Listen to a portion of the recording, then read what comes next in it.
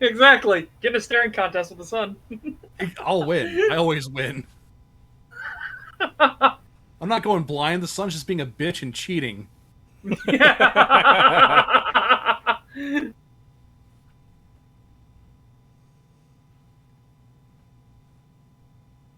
Alrighty. Cree, tell me in detail about how well Rings of Power respects and holds to the lore and stands on its own merits, too. Fucking 0%. Zero out of 10. Holy shit. Now, the worst thing about the show, obviously, is that it's shitting all over Tolkien's works. The second worst thing about it is that it comes across as, like, totally generic fantasy... fuck. Well, I mean, I guess that's fair for this, with what they've done. Knockoff fantasy. Yeah, that works. Well, yeah. Well, I accidentally said fantasy as fantasy.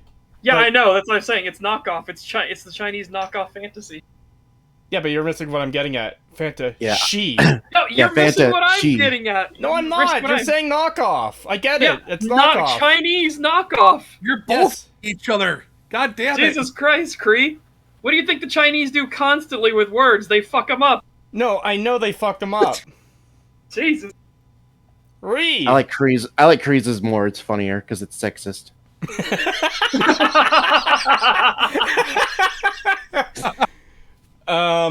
That's what Pagan goes for. Whatever puts. Yeah, women but so in is place. China, Pagan. So. Okay, but for real, who's more sexist, me or China? I mean, you haven't caused people to kill women just because they're not men, so I think China wins. Yeah, but I also haven't tried at it yet. Oh shit, you're right. You've already infiltrated the Supreme Court as their mascot. Well, now it's a contest that Kree wants to win. The gauntlet has been thrown. I must respawn. Creetosis is the Doctor Doom of the sexes. Anyways, back to what I was trying to say before I fucked it up. It does come across as generic fantasy mush that's loosely inspired by Tolkien, rather than actually being based on his works. What do you mean, what am I referring to, Margot? Holy shit! Okay, Margot. The Chinese party had a one-child rule. If you weren't born a male, guess what fucking happened to you? Yeah, they killed the female babies. That was a law. They killed them constantly. Yeah. And the ways that they would do it is they would actually drive a nail through the fucking head. Jesus. Yep. It was fucked. I don't know how anybody forgets that. What the fuck? Yeah, I don't either. That was that was like a big thing when I was in school. That was like one of the things they taught us about China when I was in school was that like, yeah, they have the one-child policy. Yeah, one-child policy, and they would kill the babies and the female babies, and yeah, it was really fucked up how they did it. That's where the phrase "nailed it" came from. Fuck! I was drinking, you asshole.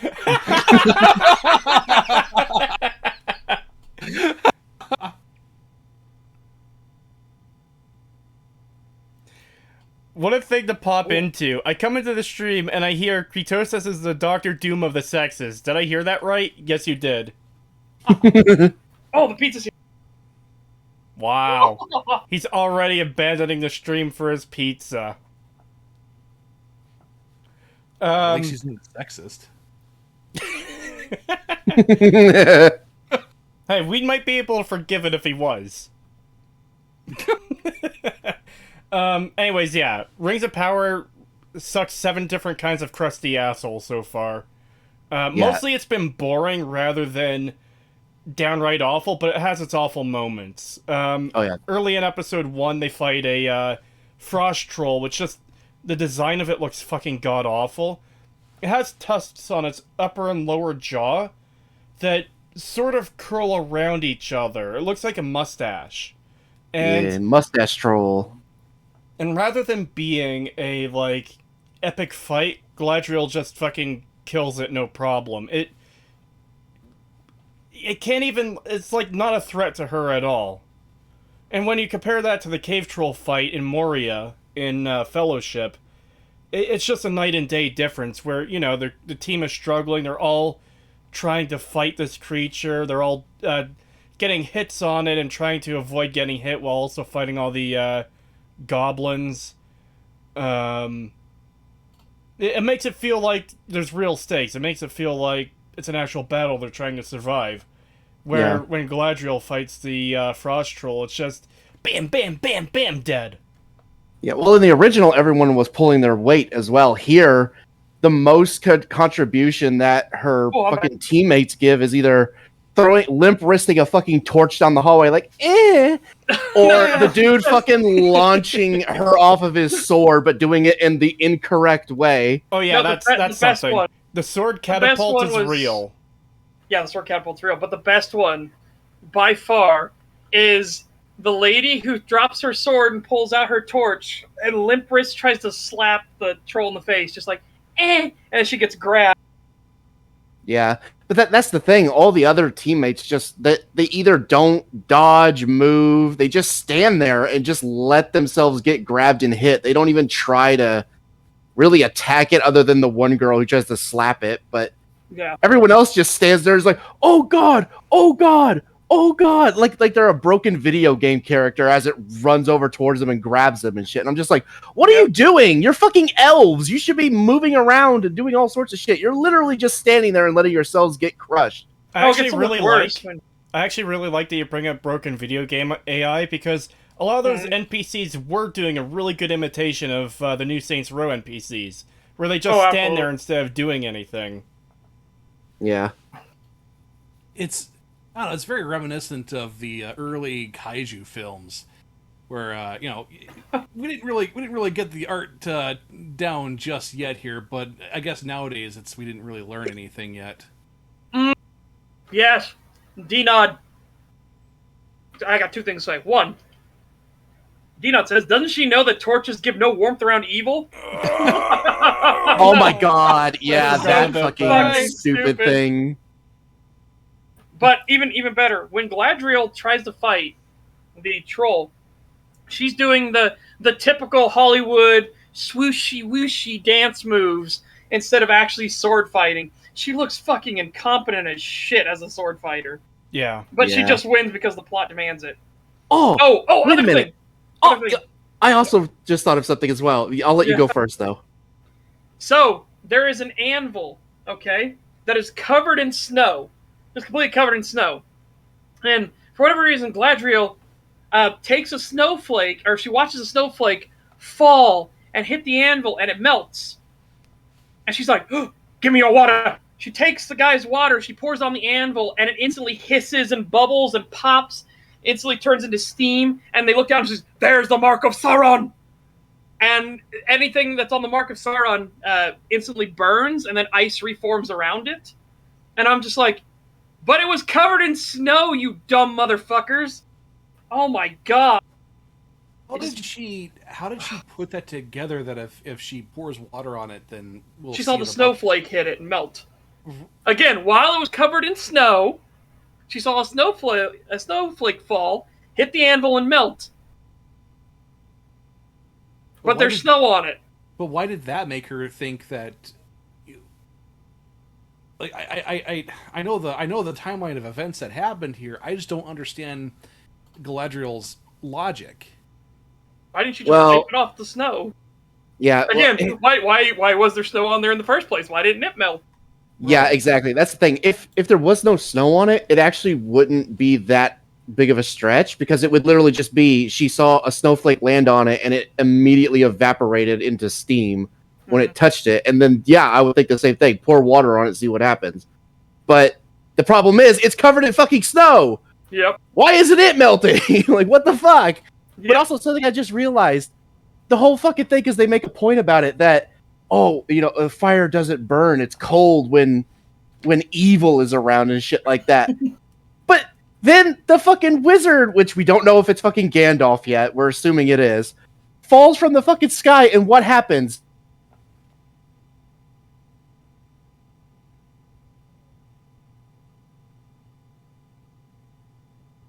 Did my internet go out? Or did everyone just go silent?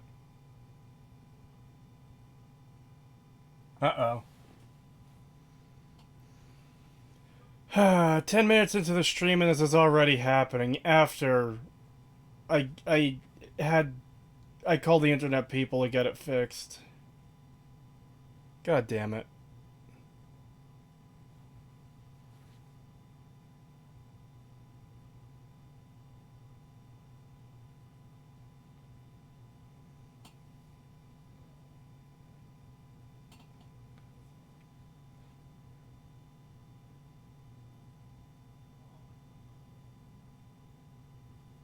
Hello?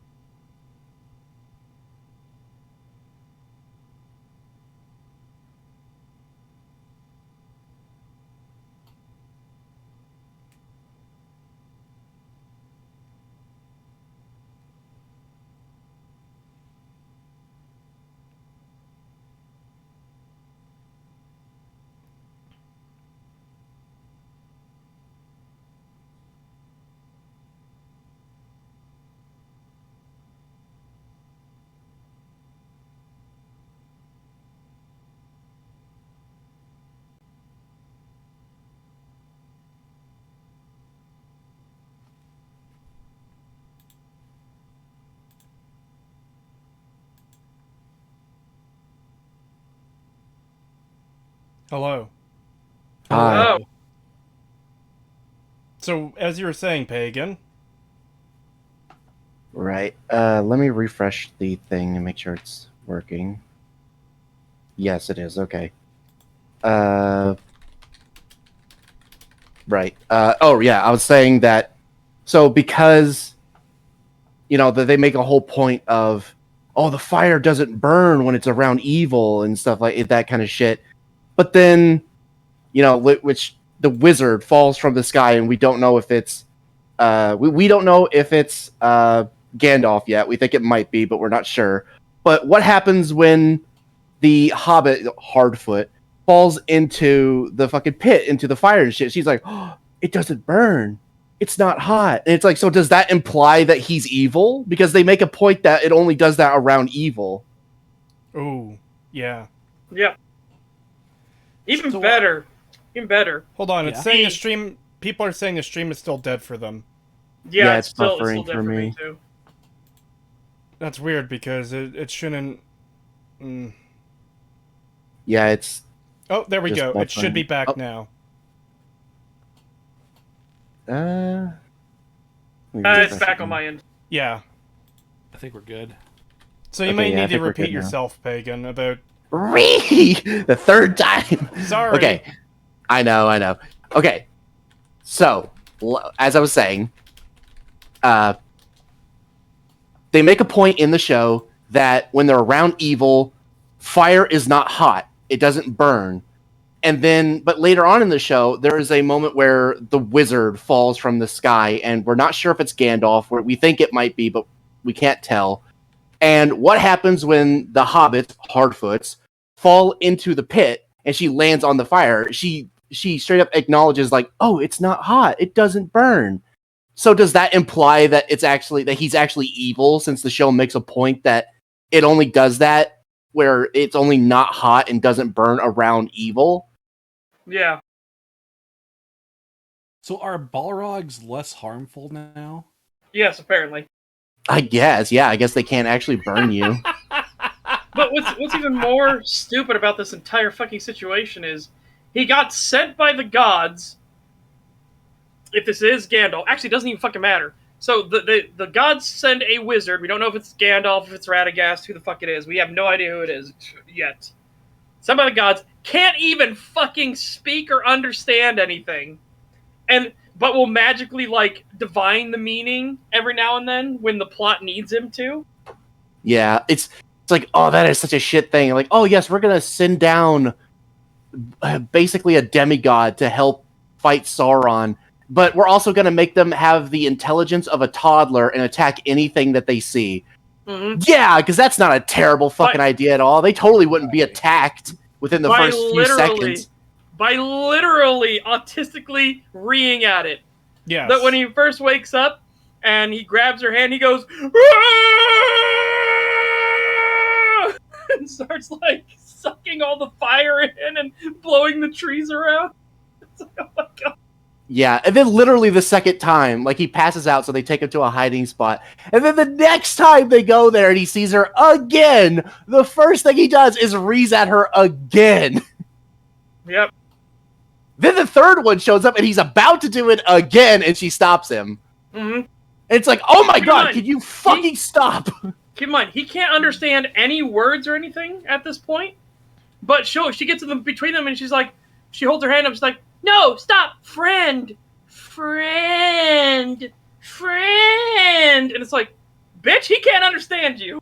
What the fuck are you doing? Yeah. The answer is, should writers didn't think it through at all. Yeah, of course it's not. Garbage. It is incredibly dog shit. Also, got to talk about these fucking not hobbits, right? Their whole thing is that the dwarves tend to their mines, the elves tend to their trees, the men tend to their fields, but we live with nature. We don't do anything. So, you just admit you don't farm or anything. You don't hunt. How do you hide? Whose farm are you stealing from? Because they talk about going to the farm to get all those berries and stuff. So who are you stealing from? So you're just dirty little fucking Irish swamp thieves. But even more than that, they have iron and metal and shit like that. So they're obviously stealing it from somebody because they can't make it. They don't have forges or anything. Well, let's look into the description of them from the wiki, for example. From the description, they were browner of skin than other hobbits, had no beards, and did not wear any footwear. They lived in holes they called smeals, a habit which they long preserved, and were on friendly terms with the dwarves who traveled through the high pass. So, I still don't know about their like miniature civilization. I could see it working though, but I don't know. No, it doesn't work because how do they get their food? How do they get their metals and everything like that? Because we've seen them in this show. We have seen they hide from everyone. There are other little people travelers, which I guess we can assume are dwarves? I don't know who, but they're literally hiding their camp like gypsies. It's fucking weird. And also, oh god, they also talk about the fact that they need to break camp soon, but they're going to continue building these weird construction projects. Right. Which is how her dad gets hurt. Yeah, just in time for ankle breaking. Yeah. Yep. The festival must continue. We must have the festival, even though we're literally about to leave the next day. What? Why would you go through the whole thing of putting all this shit? You barely have any time to even do anything with it by the time that you'd have to take it down again. Yeah. It's fucking pointless.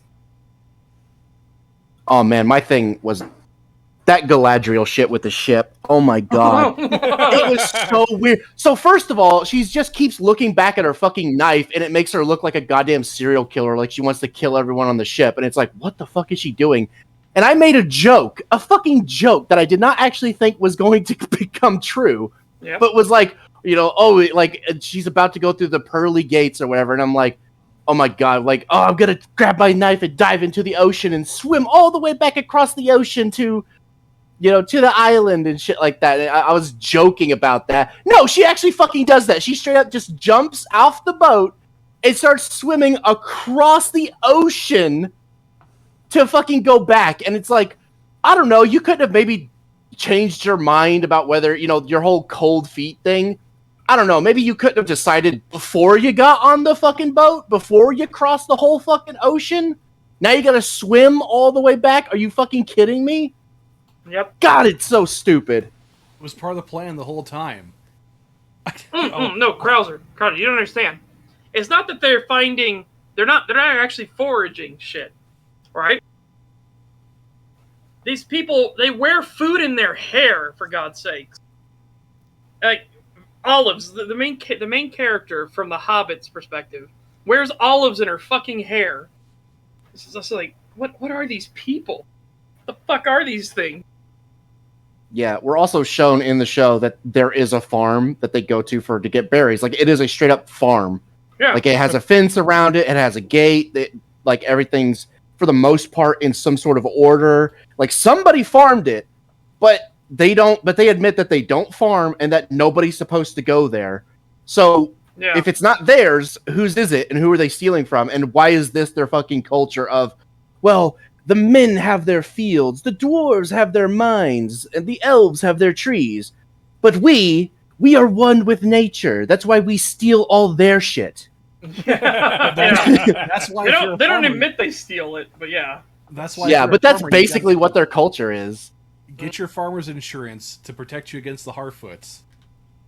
Yeah, like it literally just comes off as like, oh, so they're pests that steal everything. That's literally all they are. They're just tiny people who steal other people's stuff because they don't want to make anything of their own. Yeah. That's what it comes off as. It's just so weird. They're literally like the stereotype gypsies. I kid you fucking not.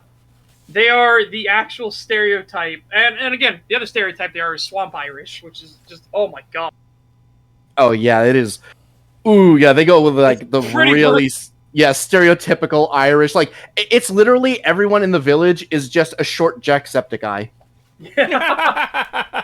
Jesus Christ. It is. Tell me I'm wrong. That's literally what it is. That's all I see. It's like, it's all just a bunch of little short Jacksepticeyes because of how stereotypical they are. They're just druids. They're just miniature druids. Oh, yeah. God, it's brutal. I did see in chat earlier before the internet went down that people are asking about the Saints Row rant. We'll save that for the end of the stream because Dirk has limited time here. Yeah. And again, keep in mind, we've had 2 episodes where nothing fucking happens.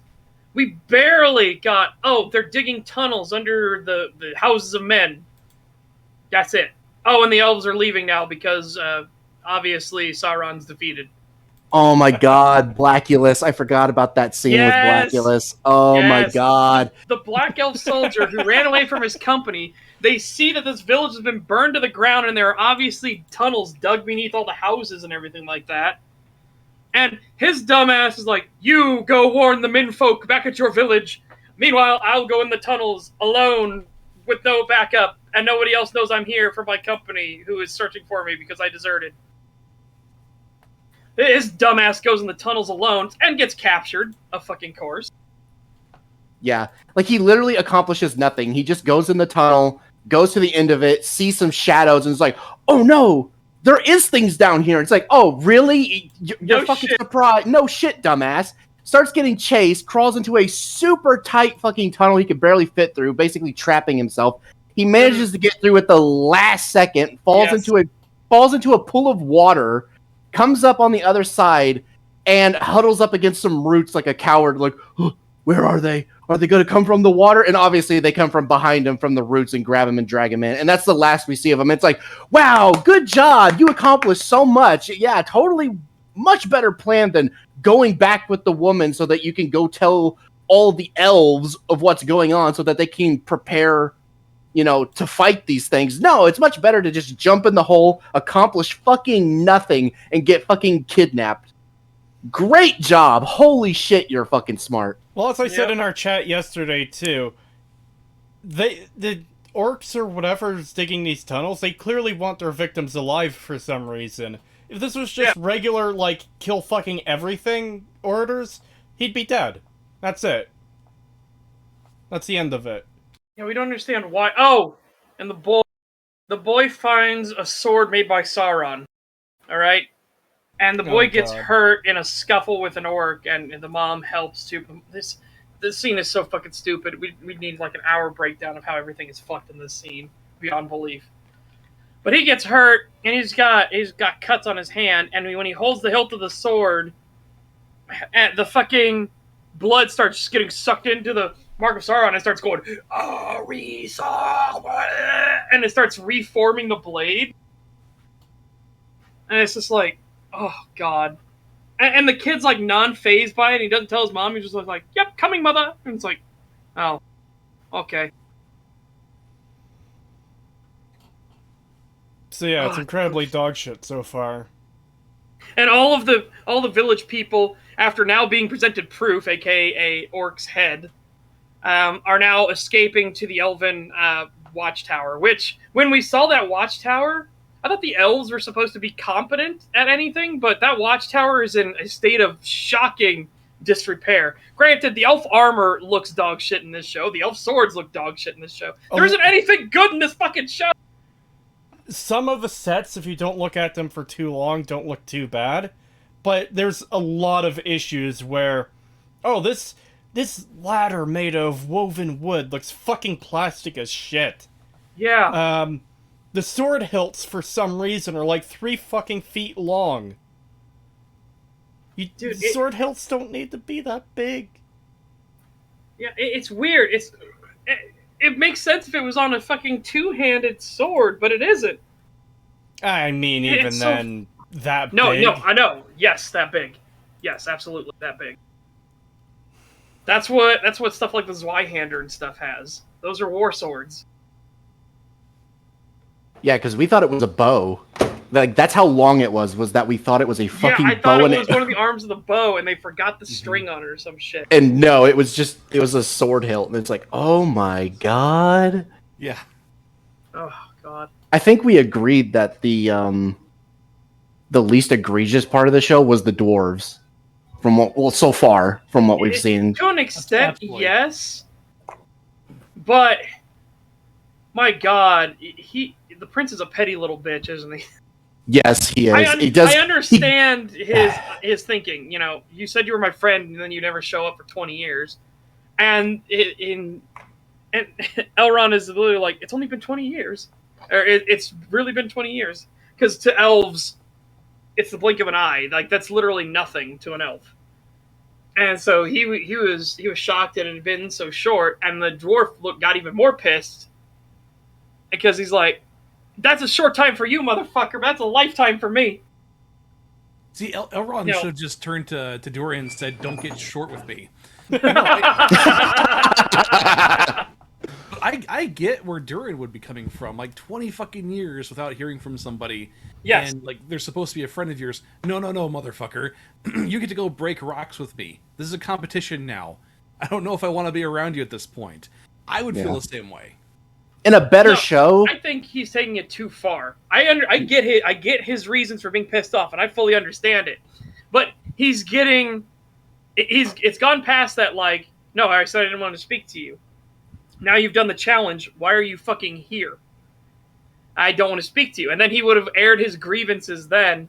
But no, he just keeps going with it, the back and forth. Fine, you'll say hello to my family, and then that's it. You're not staying for dinner. Shit like that. And it's just like, because he did kind of want things to mend, but he was standing his ground. Even like he had an emotional investment of wanting to have things mended. I'm not entirely convinced of that, because they did the contest thing, and if you lose, you get banished forever. But the other option was, before he did the challenge, it was go away. So, like, what are you supposed to take away from that? Oh, I tried talking to Durin, like, 20 years ago, and they just told me to fuck off. So, I don't know why I would go back. Mm-hmm. You know? Well, I mean, you spend 20 years with a fake dwarf with no fucking beard. yeah. Yeah. Oh, but I don't know. In a better show with better writers, I think it could have worked, but there is a little bit too much going on here where it's like, oh yeah, we're just going to escalate this to permanent banishment forever. And I'm not even going to tell you why. Yeah. He has to press him just to get him to tell him why. And it's like, Jesus Christ, you don't think that's a bit fucking much? And then he drops it right away, like at one dinner later, and he completely forgets about it, goes to the king, and is like, but he's my friend. I trust him. I know they wouldn't betray us and all this shit. It's like, you just were willing to banish this dude forever. Yeah. And now you're fucking, it's like, it flips too much. It's too inconsistent. In a better written show, this could have worked. Yeah. Mm. Also gotta love how overly exposition-y a lot of things are. Because Yep. as Durin is talking to his father, they're walking down this corridor, and all these other dwarves are bringing out the special box, and they open it from behind, and there's something glowing inside. They're pulling out, and they're talking about the elves can't know about this. And it's like, what reason do you fucking have to pull this out of the box right now besides to tell the audience, oh look, they have some magic glowing fucking stone thing that they don't want the elves to know about? Or it's supposed to be the ring. Like, it glows like the Arkenstone, but it's obviously not the Arkenstone because the Arkenstone's up the Lonely Mountain. This is not the Lonely Mountain. So, I don't know, like, what it's supposed to be. They're just kind of like, it's like, hey, this is obviously one of the Rings of Power. I'm not entirely convinced of that. No, it's probably not. But that's what it should be. Because remember, Then again, the dwarves and men are the ones that got the Rings of Power, not the elves. yeah. Then again, it's not like they fucking care about the actual lore and shit, because if that is Gandalf, like, he lands in a completely... he doesn't land in the Undying Lands. He lands next to these fucking hobbits. Come from the Undying Land. Yeah. But, yeah, it's... oh. Yeah, so it's like, it could literally be anything, because they just don't give a shit. It could even be the ring, even though it shouldn't be there. But yeah, it could literally be anything with them, because they really don't give a shit. No, when I say the Ring of Power, remember, they gave them to all the Dwarven leaders and all the leaders of men, and they were called the Rings of Power. Yeah, but... then you had the One Ring, which was to bind all the Rings of Power together. yeah, but I think the point is the rings haven't been made yet. Well, I don't know if that's true or not. Like, maybe that's what Sauron's doing now. That's why nobody's seen him. You know what I mean? Because, Sauron hasn't been seen in this show yet, guys. Well, we've seen the back of him in full armor. That's what we've seen. Well, remember, and they just too, keep referring to him as the Necromancer for now. remember, too, that he's a shapeshifter, so we might have seen him, but just don't know it yet. That's true. But I don't know if they're going to go that far with him being a shapeshifter or not. Yeah, who knows? They... No, the elves think that Sauron's been defeated because they can't find him anywhere, and they haven't seen orcs for a long, long time. Even though a human civilization just got fucking wiped out and they escaped the sea, and the elves somehow don't know about this. Yep. Yeah, I don't know how the fuck that happens. I think it's implied, because they make a big deal about, like, you know, the way that they talk about this new forge they're gonna make. I think that's gonna be what ends up being used to create the rings in this. Yeah. Because I don't know how else it would fit into the story besides that. Well, I think they're doing the forge so that they can make the sword, Aragorn's sword. Obviously not for him yet, but as a thing to, you know, give to the royal line. Because I'm pretty sure the people we've seen are Gondorians. I'm pretty sure. Idiko the Tricky just sent me that one image that's been going around of Feminem. Yeah. Yeah. Apparently, that's not Sauron. But still, I don't know. Well, thank God. Thank God. Yeah.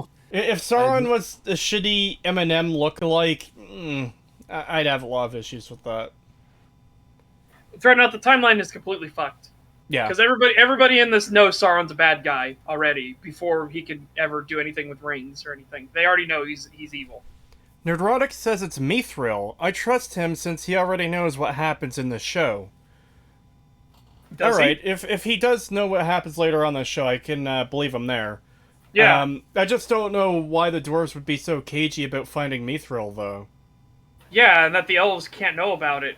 Is it because the elven armor is either really awkward plate mail or really, really shit wood armor with faces on it? That this wood armor with faces that doesn't protect, like, any of your limbs or anything like that, or your head, or not any. That's no. Which is weird, because in the flashbacks it's shown that they have, like, full sets of plate armor and shit, and it's like, why don't they still use that? And a really retarded counting up the Call of Duty scoreboard at the end by stacking the helmets. Oh, Yeah. Oh no, the Total War. We call Oh, that reminds me. We didn't have a word for death. Then why the fuck are you carrying around swords? Yeah. So they make this big song and dance about how there's no evil in the world at the start. There is no evil in the world. There's nothing. No darkness, no nothing. We thought the song of light would continue forever. Why do you have swords then? Why do you have armor then? Why do you have armies?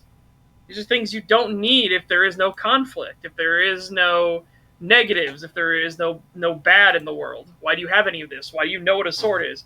We have no word for death. So nobody died building this big city. Nobody got a little overconfident and slipped and fell and hit their heads. You don't hunt anything, I guess, because what happens when you unalive the animal? You don't have a word for that, do you? Oh, that armor is called fashion. Only a harfoot wouldn't get that shit. Oh, God. Yeah. Yeah, it's like, why would you need bows if you don't hunt? That reminds Yeah, me too. Why yeah. are half the characters dressed up as fucking homeless people?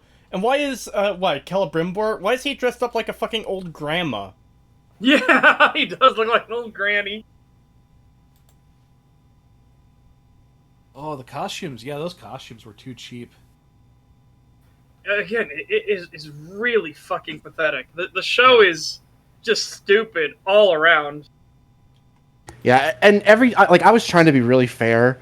I was like, surely there's something good in here. Like, I kept trying to give it points, and then something would happen, like, a little bit later, and it's like, oh, well, no, never mind. That thing I thought was kind of okay was actually shit. Never mind. Yeah. It's like, they just won't let themselves get a W. It's like, what the fuck? It's like, I was willing to give you a point there, and you fucked it up.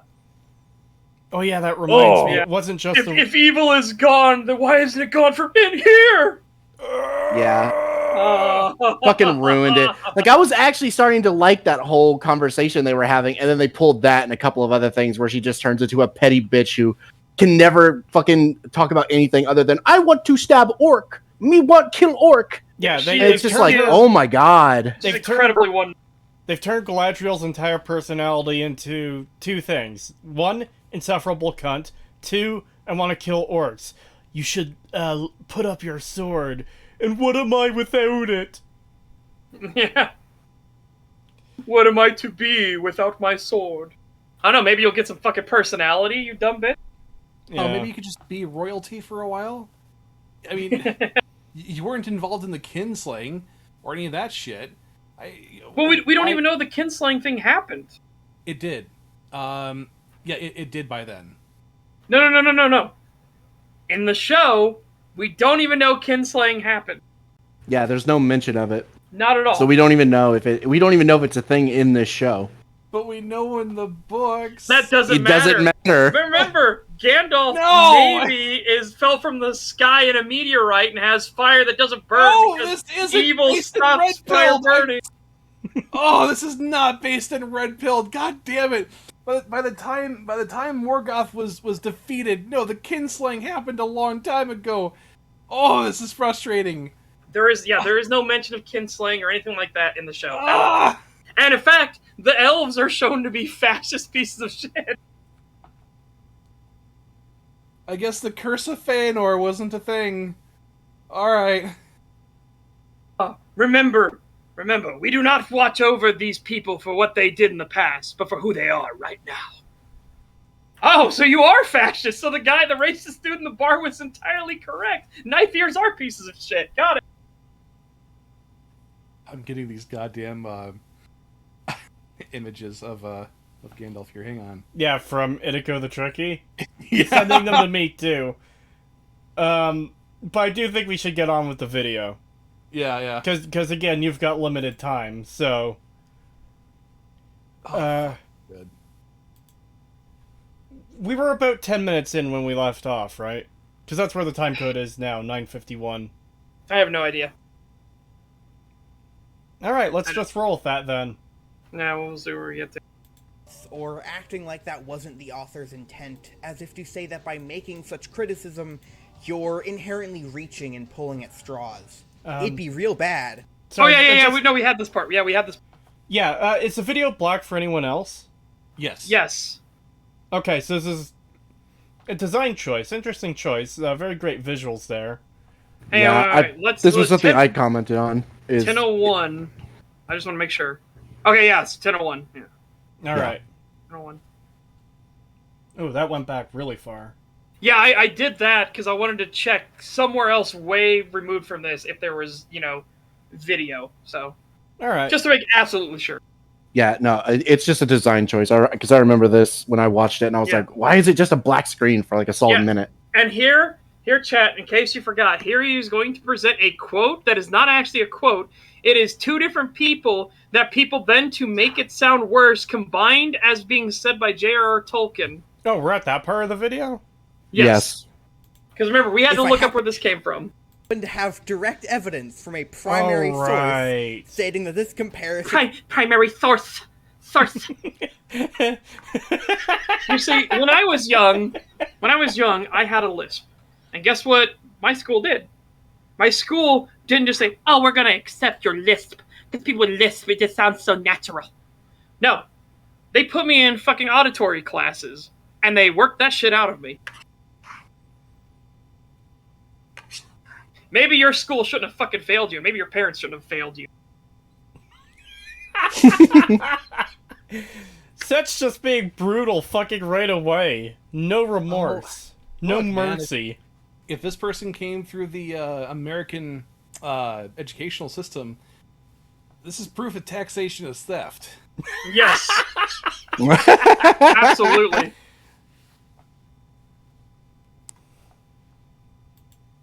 wasn't... Ahem! The dwarves of... Now. Yeah, this is the part we went through last time. By the way, this tweet, it's been deleted, as far as we know. Yeah, the Twitter account in the bottom, Wib does tweets. We did a search on this last time covering this video, and the tweet was nowhere to be found. This quote on screen is not real. Yeah, it's not a quote J.R.R. Tolkien said. This is two different people talking, and the quote has been mashed together to make him look bad. Yep. The dwarves... So the way I found it was I typed in the dwarves, of course, quite obviously. Yeah. And then I found it. And then the guy interviewing him interrupts and says, "Wouldn't you say that in many ways they remind you of the Jews?" And Tolkien gets taken aback for a moment and then has to continue. He's like, "Well, their language is Semitic for sure." Like, yeah, so this, again, he gets interrupted by the interviewer who says that, don't they remind you of Jews? But no, of course, again, because there's this weird... And remember last time we talked about there are people that are so fucking lunatic on the left that they made this whole chart of everything to the west is good and righteous, everything to the east is evil and bad. Oh, everything to the north is simplistic. Everything to the south is complicated. Gondor is to the west and south. Therefore, it is good and complicated. The Shire is to the north and west. Therefore, it is good and simple. And then everything else to the east is... And they're like, thus meaning that all Western culture is good and all Eastern culture is evil. This is the level that these fucking leftoid NPCs operate at. Let me grab that image quickly just to get it up on screen, because that is pretty fucked. Yeah. That should still be in the one where we had Sir Ben show up. Yeah. No, I know. I'm just looking through it now to find it. Yeah, here it is. Yeah, this is exceedingly fucking stupid. Yeah, keep in mind, Gondor is to the southeast. So it doesn't even fucking work in their own lunatic fucking fantasy realm. Yeah, and then this geography is racist bullshit. Yeah, Gondor is like right next to Mordor. Yep. I've never seen this image before. What the fuck? Yeah. Oh, man. It's completely fucked. Oh, it is completely fucked. I said, this is the depths that these fucking lunatics have to go to try to say that J.R.R. Tolkien was racist.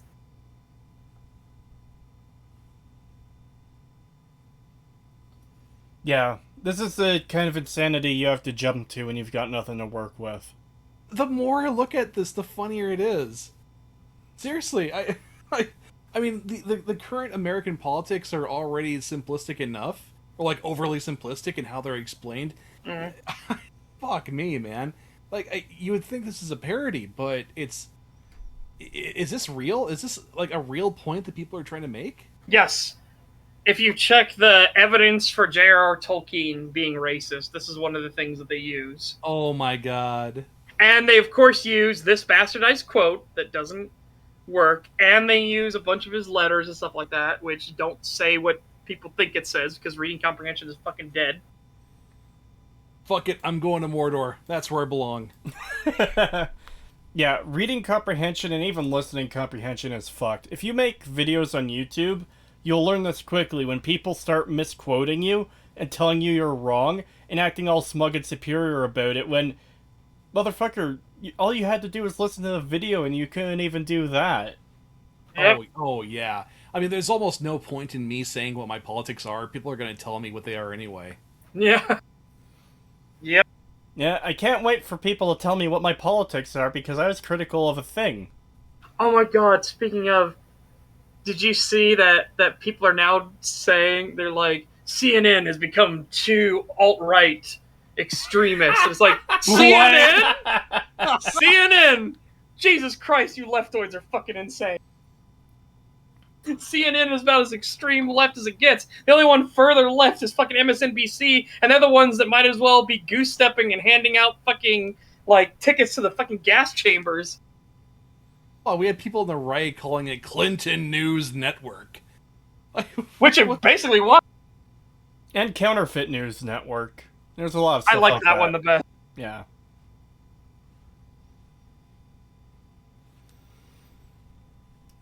Should we get back to the video? This wonderful, Sure. amazing video. Of course, obviously, wouldn't you say that in many ways they remind you of the Jews? The language of the dwarves is Semitic in caste, leaning So again, this is him. This is j.r.r. Tolkien coming back after getting taken aback by the guy interrupting him. And then coming into this. So again, keep in mind, chat, this guy says he has it from a primary source, which he took it from a tweet, and that tweet lied about the fucking quote. Well, we don't know if that tweet lied about the quote, because there are other articles and, like, pages on the internet that have the same fucked up quote. Yep. But yeah, primary source, a tweet is not a primary source when you're talking about an interview from the fucking 60s or 70s. Yeah. Especially when we have the transcript of the interview and we know that this is a lie. Like, maybe my timeline is off a little bit, but I don't think Twitter existed back then. No. Just, you know, just a thought. Yeah, and like I said, it's so fucked because we have the transcript of the interview. Yeah. And we know that this is a lie.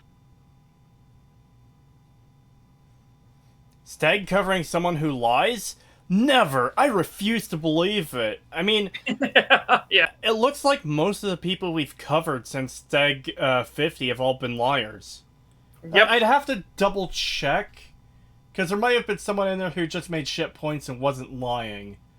But it's not a good track record so far for Season 2. Well, considering our Season 2 list is all started with everybody at Aetherthorn tier, it's pretty fucking rough. Yeah. Okay, so that one lied, that one lied. That one definitely lied. That one was apparently a troll, but whatever. That one was just a dishonest douchebag, and then we've got this guy who... Yeah, so mostly liars. Yeah. Hebrew as suits the dwarvish character. That's a quote. That's a No, quote it's from not. Tolkien. No, it isn't. Again, you would have known this if you had actually done the legwork, but I guess you're just relying on nobody else doing the legwork, too. Good job, you fucking lying piece of shit. My source is that I found it in a tweet. How do you know the person who tweeted it wasn't lying? Yeah. Or misquoting something that was itself lying. Yeah.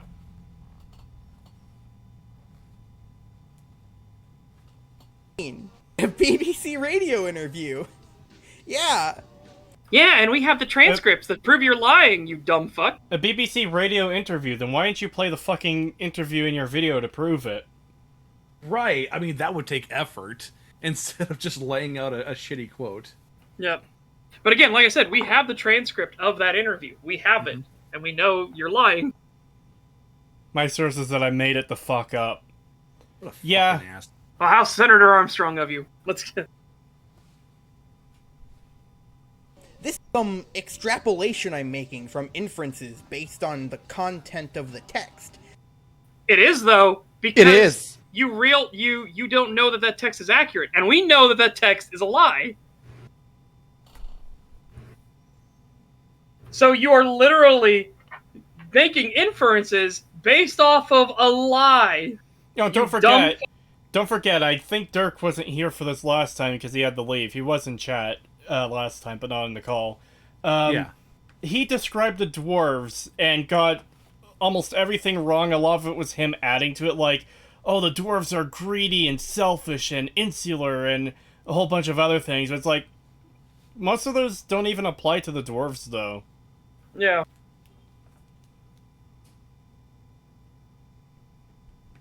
Yeah, and then got into the whole discussion about dragon sickness and how dwarves are very wary of people showing signs of dragon sickness. That's how they know that a lot of their own holds start falling.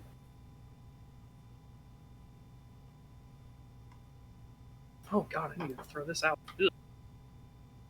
Oh, didn't I tell you how Varg Vikernes actually thought that the elves were supposed to be Jews? Oh. Hmm. Oh, I think you might have mentioned that in chat last time, but I don't remember. That was the guy who, played New Vegas and hated it or something, right?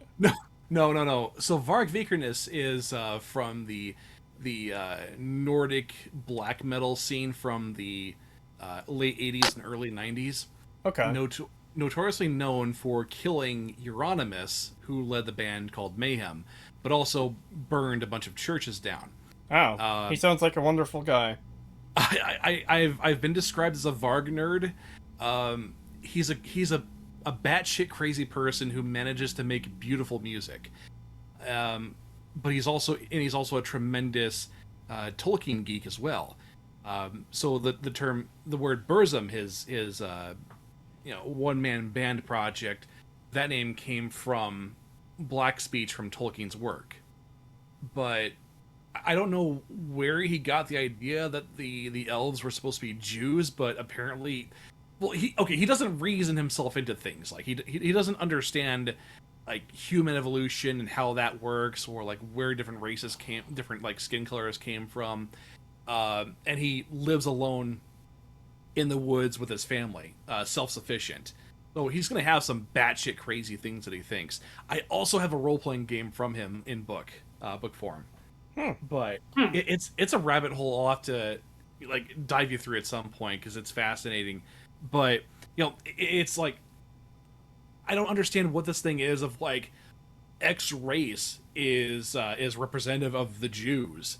I don't know why this happens. Because people are weirdos. Well, what did the interviewer think? Those dwarves do have big noses. Oh god. Honestly, that's unfortunately how it goes sometimes, though, because we get the same thing with the goblins in World of Warcraft, where they're greedy and they have big noses. That means they're Jews. Like what? No. Yeah. Ask your Jewish friend about the Arkenstone. Well, I mean, this is such a fucking... I don't want to say popular, but a common thing that these people do. They, what is it? Oh, yeah, they say Minecraft villagers are fucking Jews and shit like that, because big noses, and they sell stuff. It's emeralds and just all that shit. It's just oh my god, are you fucking serious? And they have golems. Remember, golems are a Jew thing, and only a Jew.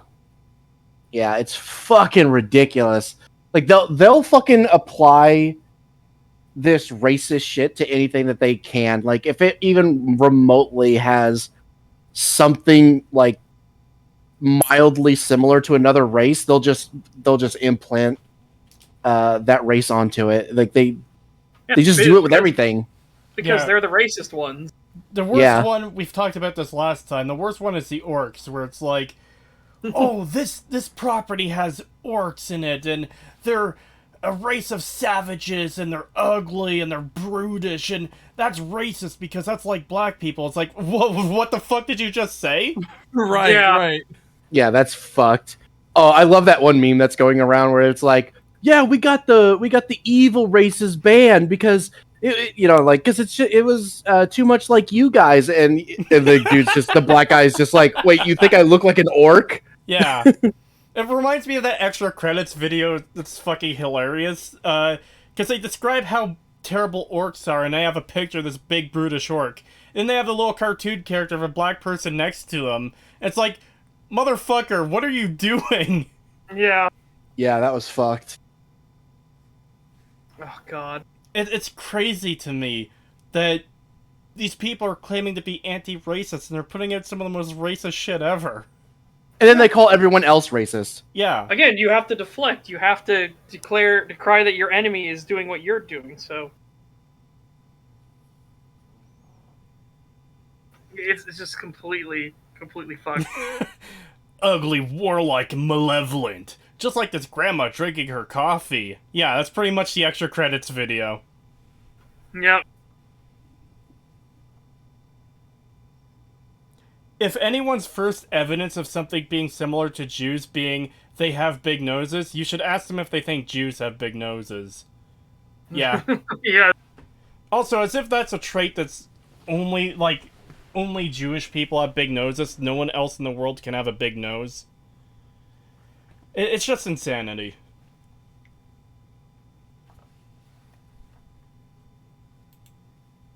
This is straight mouth of the author. No, it's not. Are direct. It isn't, and you would know that if you actually did any fucking research. But no, you're just gonna hope that your audience also doesn't do any research and just takes your word for it. Directly based on the Hebrew people, my people, and their God, Joe Nierman would fucking snap you in half and throw you in the trash where you belong. Joe Nierman is one of my favorite fucking lawyers on YouTube. Holy shit. He is so based and red pilled. It's fucking funny. And he had a one of his best things that happened was they had the Jewish holiday, which is basically opposite day, right? So you do everything that you're not. And he got so fucking plastered drunk, and he had smeared blue paint on himself to be a genie. Oh my god. Oh my god, that stream was amazing.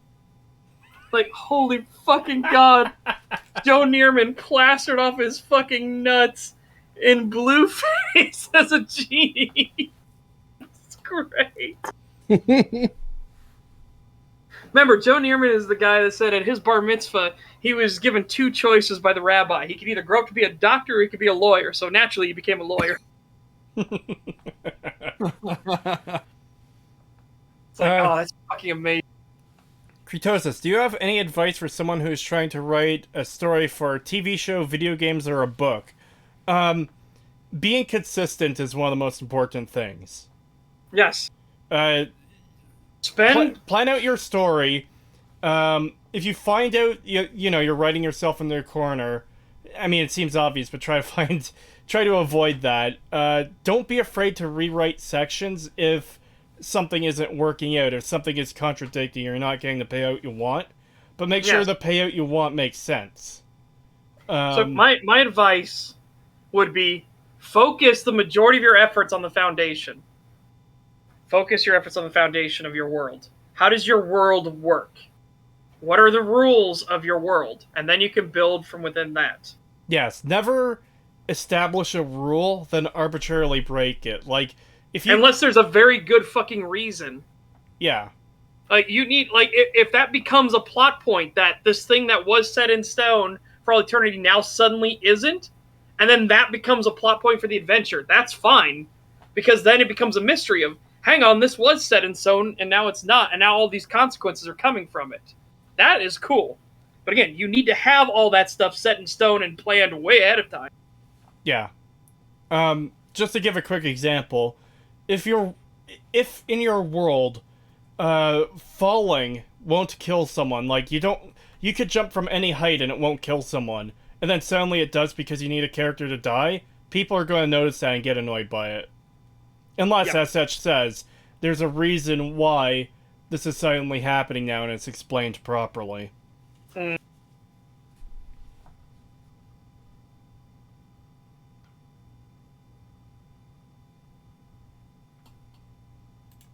Stated facts to be inferior to that of the humans. Wait. When are they ever stated to be inferior to humans? When are the dwarves Where he's pulling that from? It's from that clip inferior? he used last time where Elrond said, who will take care of Middle-earth after we leave? The dwarves? And then Gandalf says, the fate of Middle-earth lies in the humans. Yeah. That's what he's pulling it from, because... I don't know. This just seems dumb to me. It's fucking insanity. Because what do we see constantly throughout Middle-earth is that, like, yeah, humans can thrive and prosper and can adapt, but you see these beautiful, vibrant Dwarven kingdoms that are, like, way more advanced and everything. And they fall through other means. They fall to the same thing that humans do. Humans just adapt faster. Doesn't mean the dwarves are inferior. Fucking hell, how do you think the Lonely Mountain, were they inferior? The ones that fucking, like, created an empire? Elrond is also racist against humans. Yeah. I wouldn't say racist against humans. He doesn't trust in their ability to... I guess... exist in Middle-earth after they're gone. Yeah, he doesn't trust in their ability to stand against darkness. Sounds like internal racism. I mean, his grandparents involved with humans. Are directly based on the Hebrew people. No, they're my not. people. They're and not. They're stated from within. And also, it's not your people. You don't get to claim carte blanche over an entire race of people just because you share the genealogy of that race. That is incredibly fucking racist. Yeah. Because now you're saying that every single one of them fits you. You are the mold. And everyone that is divergent from that is not your people. So what if there's any Jewish people who disagree with them about this, who... That's why I want Joe Nierman. Yeah. Joe Nierman would tear this guy a new fucking ass. Dwarves are Nordic. Yeah, they seem more inspired by Vikings than Jews. Which is where we got them. The Norse talked about the dwarves within their sagas and everything. Dwarves were very common to the Viking people. Well, Yeah. to the Nordic and Scandinavian people, Vikings are a job, essentially. Yeah. They played a very important role in their mythology. Like, Yes. their mythology could not exist without dwarves. God. He is the Family Guy sketch where every Jew is Goldman.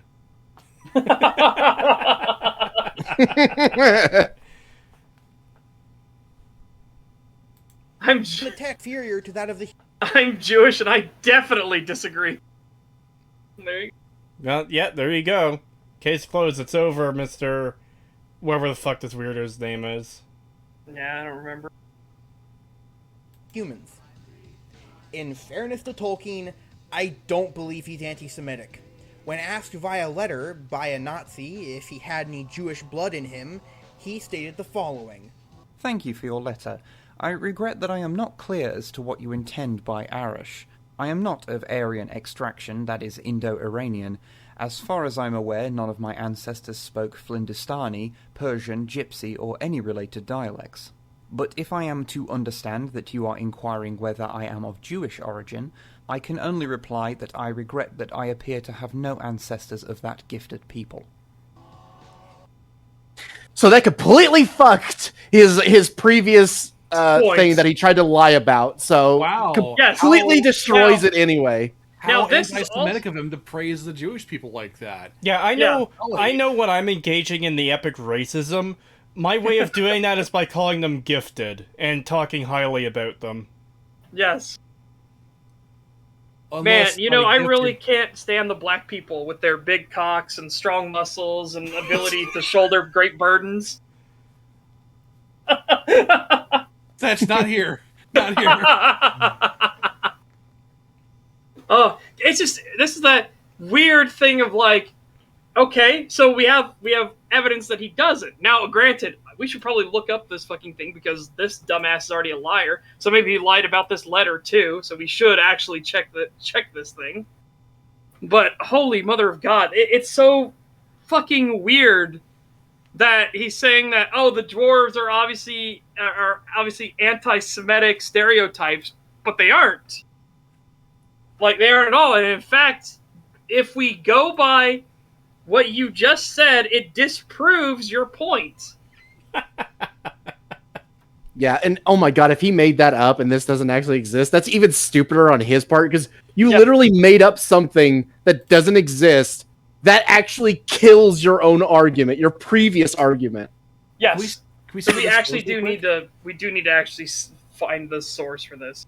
Can we see where this goes real quick? Because I'm guessing that there's like more to this Hang on. point that he's making. I just want some of these things so I can put this in so I can try to find. Yeah.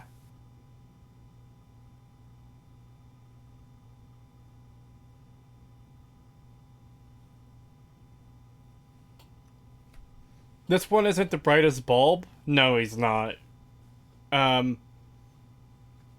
Definitely not the worst we've covered, but he's close.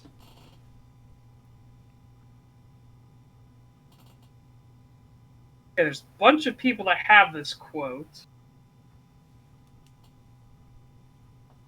Nope, the letter is both real and awesome from Threadnought in chat. I have been accustomed, nonetheless, to regard my German name with pride and continue to do so throughout the period of the late regrettable war in which I served in the English army. I cannot, however, forbear to comment that if impertinent and irrelevant inquiries of this sort are to become the rule in matters of literature, then the time is not far distant when a German name will no longer be a source of pride. Damn! Fucking ass blasted him back. Holy shit. Yeah.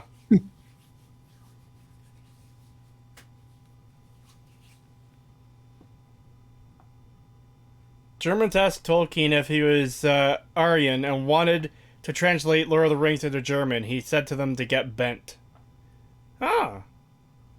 I don't think he said to them to get bent, but he was just saying that he feared, like, if this sort of inquiry, if he's Jewish or not, is one of the bars of getting published, then he fears the day when someone will rise that will make taking pride in a German name will no longer be a source of pride.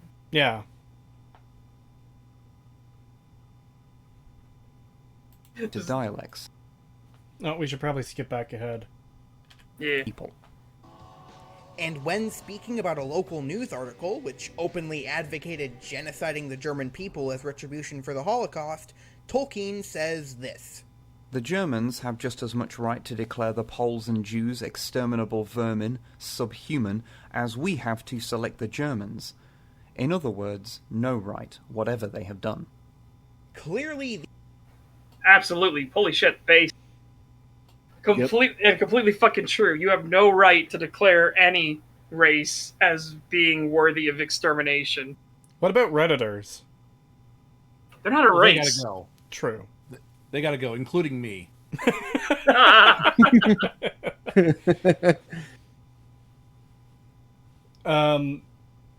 Okay, so Tolkien is super racist because the dwarves, as he admits, which he fucking didn't, are based on the Jews and they're portrayed poorly, which they're not. Like, all the dwarf characters in Lord of the Rings and The Hobbit are portrayed pretty well. Again, Yes. Gimli is easily one of the best characters in the Lord of the Rings trilogy, because you get to see his friendship with Legolas grow, and like again, I said this last time, he's so concerned over the hobbits and how they're doing. So Tolkien is super racist because of that, but also he's not racist because here's him saying good things about the Jews. Yeah, and I'm very curious as to why he even brought this stuff up when it completely destroys his own argument. Because, good God, imagine if you brought this stuff up and then tried to argue against it as like, well, actually, genocide isn't that bad. Maybe the Germans should all be killed. Like, oh my God. Yeah.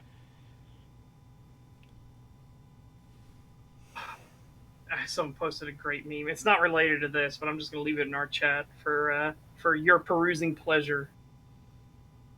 Oh,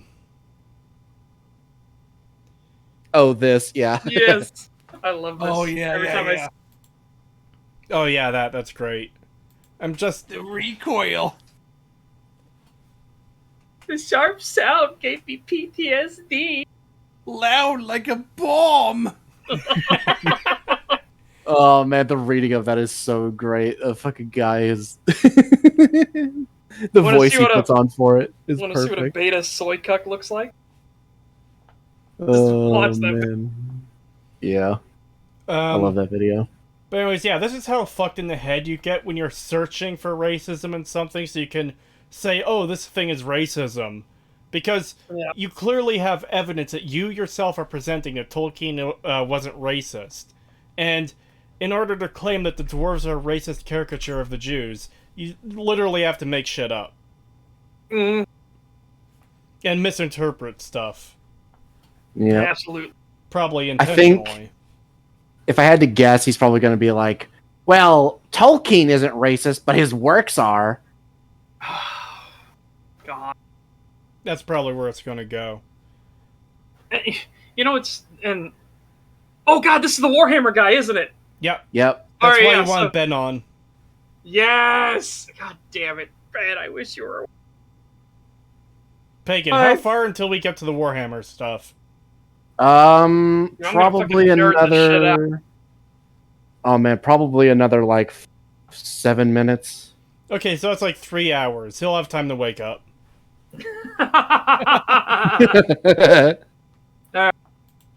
These are words from a man who harbors deep anti-Semitic sentiments, but that does not necessarily excuse his work from having intentionally used anti-Semitic stereotypes. But it fucking didn't, retard! Didn't. Oh my God, you fucking idiot.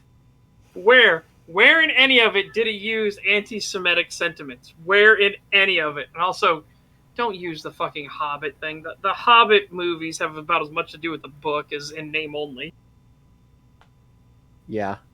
Yeah, it's not quite that bad. It does try to follow parts of it, but the battle... But there's a lot of... There's a lot of shit. There's a lot of fan fiction thrown in. Yeah. Especially the love interest, and the entire battle was something that we didn't see in the book. Yeah. That's it. No more roleplay. It's all big R. Looking at other elements of the world, like I previously mentioned, the only humans who side with Sauron are the Easterlings, who... They aren't the only humans. Not by a long shot. A ton of humans from all over sided with Sauron. But, again, the reason that the Easterlings, as a vast majority, sided with them is because they kind of wanted to get back at the fucking humans of the West. There's a lot of bad blood. They even make a point in the books that Frodo sees one of the dead Easterlings who just got killed by Faramir's group, and I can't remember who said it, but it's like, who was he? What were his dreams? What was his aspirations and, family and stuff? We don't know. We can't assume he's evil just because he's siding with the Dark Lord. Yeah. And this also comes after we've already seen other humans be led astray by Saruman, where it's like, oh yeah, the mountain clans or whatever. What? Denard kind of fucked that up. Saruman the White sided with Saruman. I mean, accurate. Aragorn sided with Aragorn is basically what you said. But anyways, Saruman deceived the Mountain Clan, saying, "Oh yeah, the people of Rohan want to kill you and your children and everything." So that's why they sided with him against Rohan at Helm's Deep. And then when they were told, "Hey," after the battle was over, and they were told, "We're not going to punish you, just leave. We have no ill will towards you," they were shocked. Yeah. Especially because it came from Saruman. Saruman's the one that told them, and, they had no reason to doubt him. Especially because Saruman the White was incredibly well respected.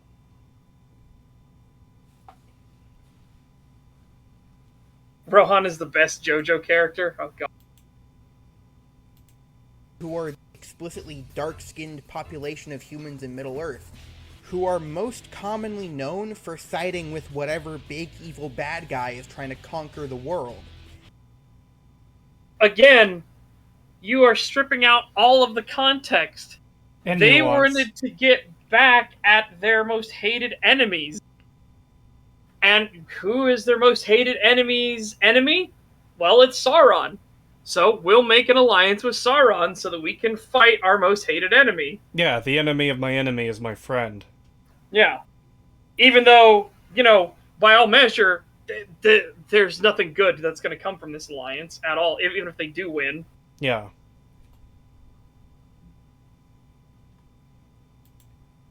With Morgoth during the First Age and Sauron during the Third.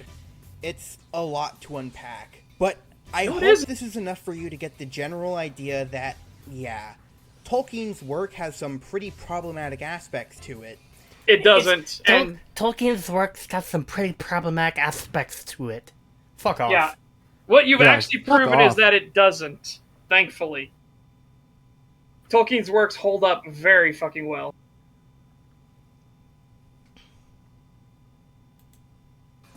This wouldn't really matter at all if I couldn't also demonstrate that those problematic aspects also carried into other works of fiction inspired by Tolkien. Okay. Oh, so that's what this is all about. It's not that Tolkien holds fantasy back because too many people base their works on Tolkien's works, or are inspired by his works. So they have elves being the mystical forest creatures, dwarves living in mountains and everything. No, Tolkien holds fantasy back because everyone who's inspired by him also makes their works racist. Fuck off. Yeah, piss off. Holy shit, this got way worse than I fucking imagined. I always knew that Todd Howard was a racist.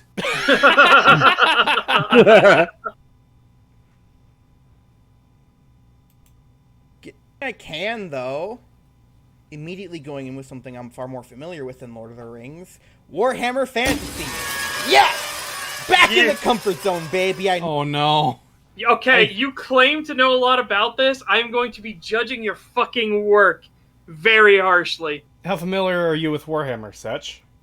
It is. Warhammer Fantasy in particular is my favorite setting of all time. I love it so fucking much. My character is dressed as a witch hunter. Oh. Which comes from Warhammer Fantasy, from the Empire of Man. I know nothing about Warhammer except for, like, blood for the blood god, skulls for the skull throne. I have three fantasy armies. I have the Empire of Man, I have the Lizardmen, and I have a couple Chaos Marauders from the north. Of course you have just the like the fucking northern Lizardmen. tribe. Well, duh. They were my main army. Duh. You guys can't see it right now, but I'm rubbing my hands together and being like, "Oh yes," because this is the part I've been waiting for. I can't wait for Warhammer Fantasy to come back. I mean, I do love Age of Sigmar.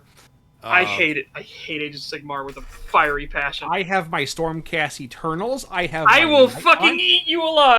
I don't care. I've got my orcs and I've got my Night Haunt that I made extra spooky.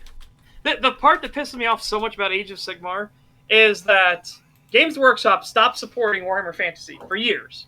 Years and years, they let it languish. Well, nobody's really interested in Warhammer Fantasy anymore, so we're just going to do the End Times. The End Times is some of the worst written trash I have ever fucking seen. everybody has to act counter to how they acted.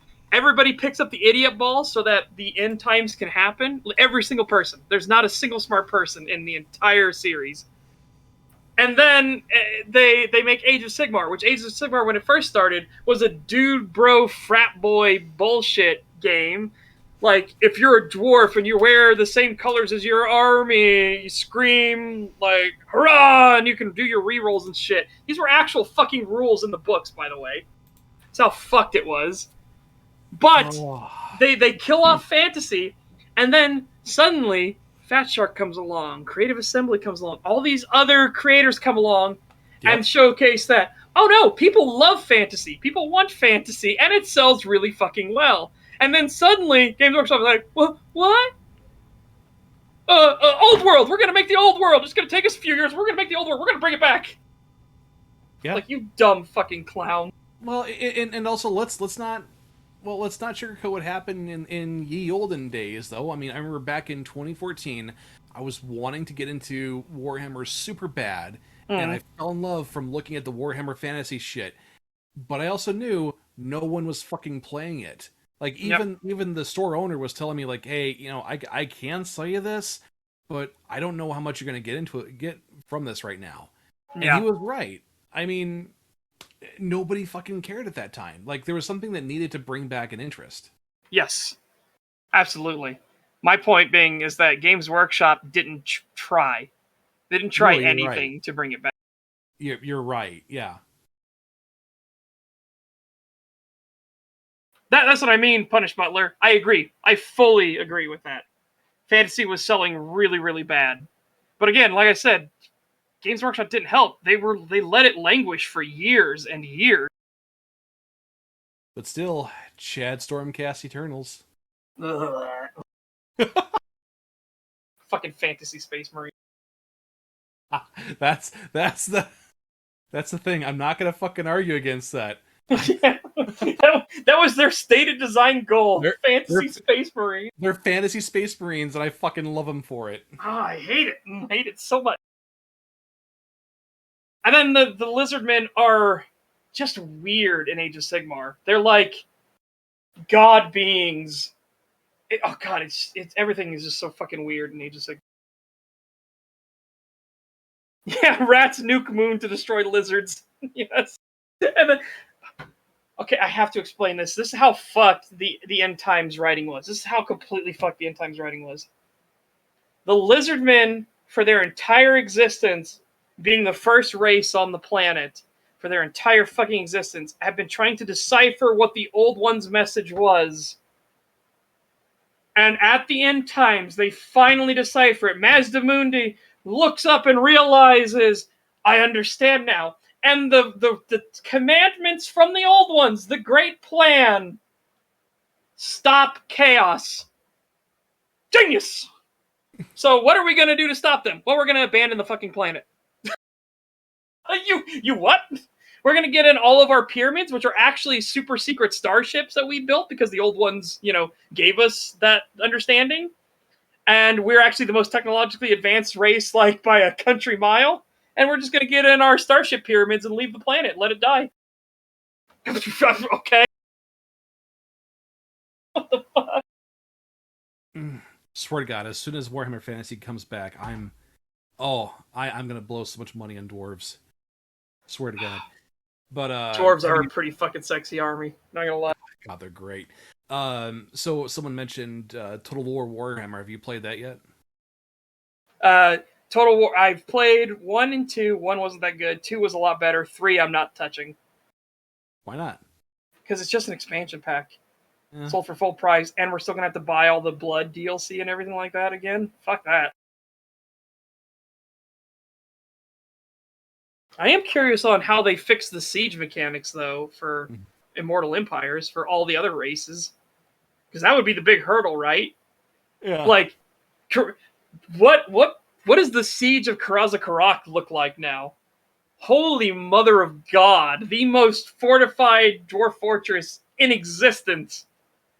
How many walls you could have to work through for that? Is it going to be like Are you gonna have to go through 15 fucking walls and across multiple different, like, infinite chasms and everything that they have for their defenses? Or you have to go through the Great Gate that's defended by, like, entire battalions of thunderers and shit? Like, what the how is this gonna work? I don't know, but my ogres will go through whatever walls they need to eat their victims.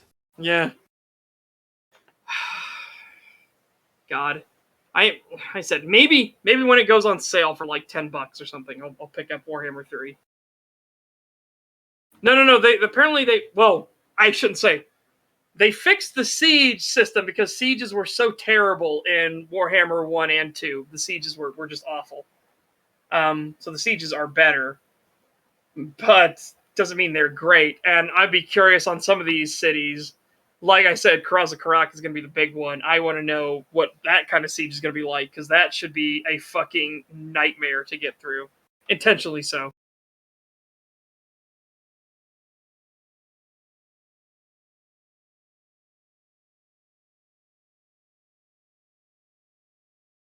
Quality varies. Not surprised.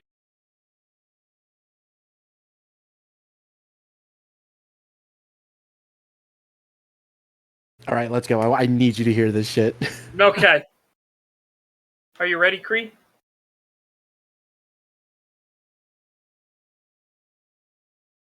God damn it, I saw this in our chat.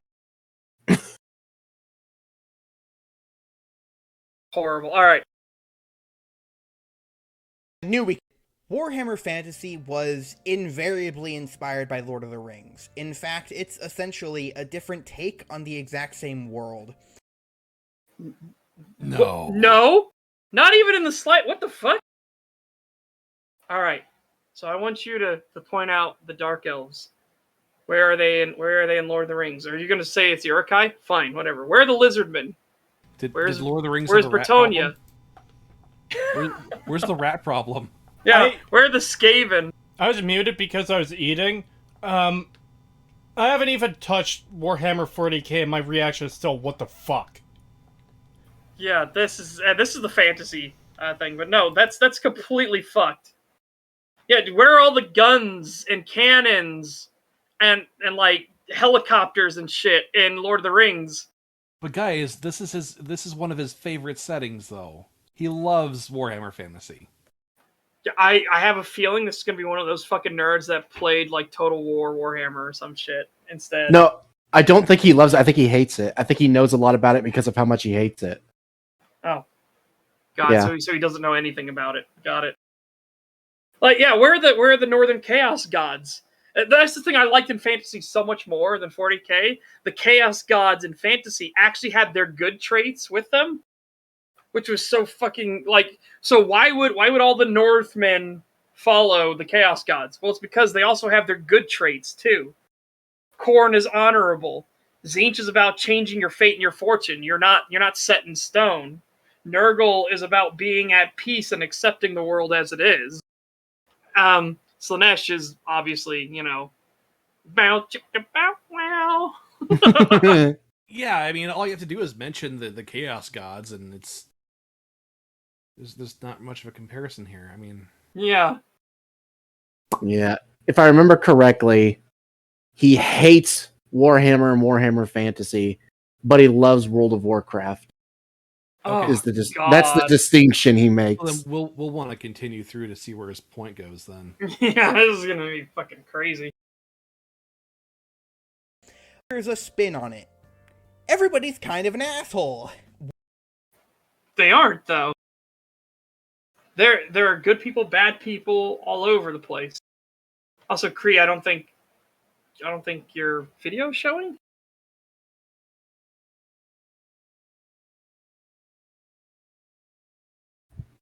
Yeah, I don't think the video is showing, Kree. Yeah, no, it's not. Oh, it is now. Yeah. Yeah, no. Again, Warhammer Fantasy is all about nuance. Warhammer 40k is much more grim, dark. Everybody's kind of an asshole. That's kind of the point of Warhammer 40k. It is really grim. Warhammer Fantasy, though, no. Everybody's different. Everybody has their likes, their foibles, and everything. It's all over the place. So is he conflating the two then? he might be. Again, in the like, for example, in the Empire, you have festivals and marriages and these great feasts and parades and people having fun and merriment and helping each other. You have entire religions dedicated to healing the sick and caring for the infirm. And like, my God, it is such a wide range of people and substance, and people act normal. They act like real people. That's what makes the setting so fascinating. These are like what would happen if you were a real person and you were plunked into this world where literal demons and chaos gods actually existed.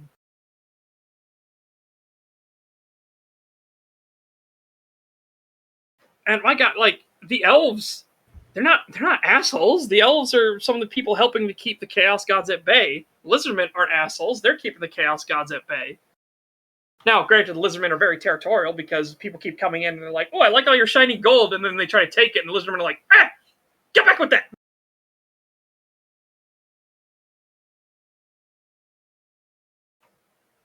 But yeah, no, this is just so fucked on so many levels.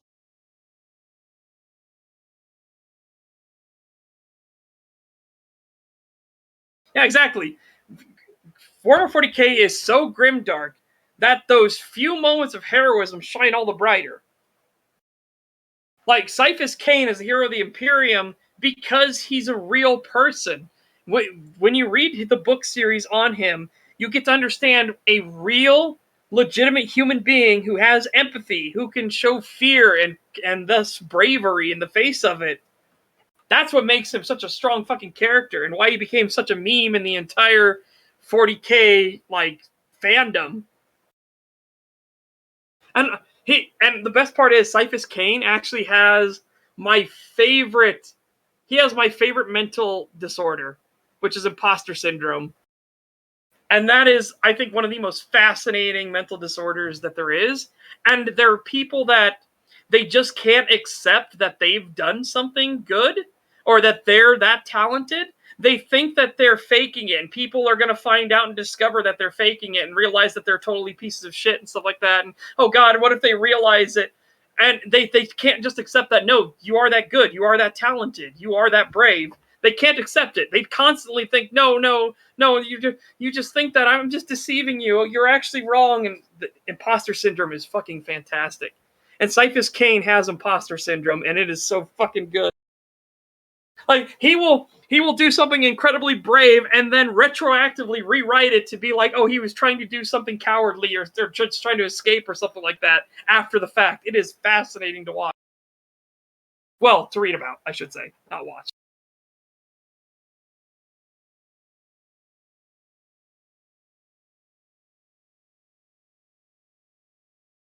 Yeah, so there you go, chat. There's your brief introduction on what imposter syndrome is. And a detailed explanation about how this guy's a fucking idiot. Yes.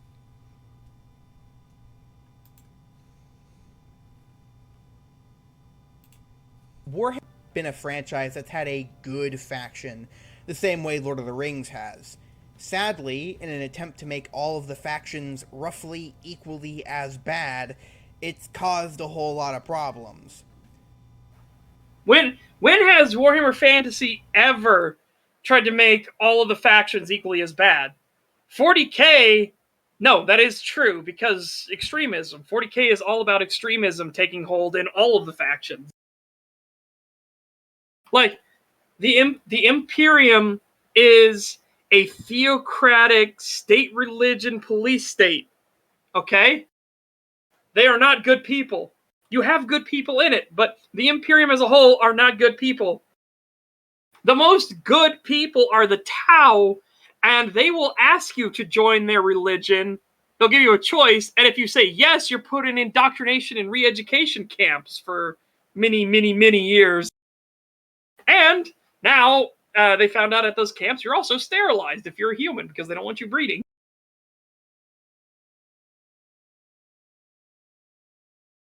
Again, that's 40k, okay? In fantasy, that has never been the case. Bretonnia are still good guys. The Empire of Man is still good guys. The dwarves are still good guys. The elves are still good guys. The lizardmen are still good guys. That has not changed ever.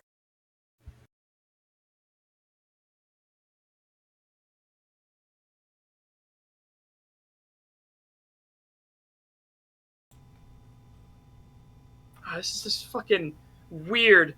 So I guess I need to ask, when did they ever make Warhammer Fantasy?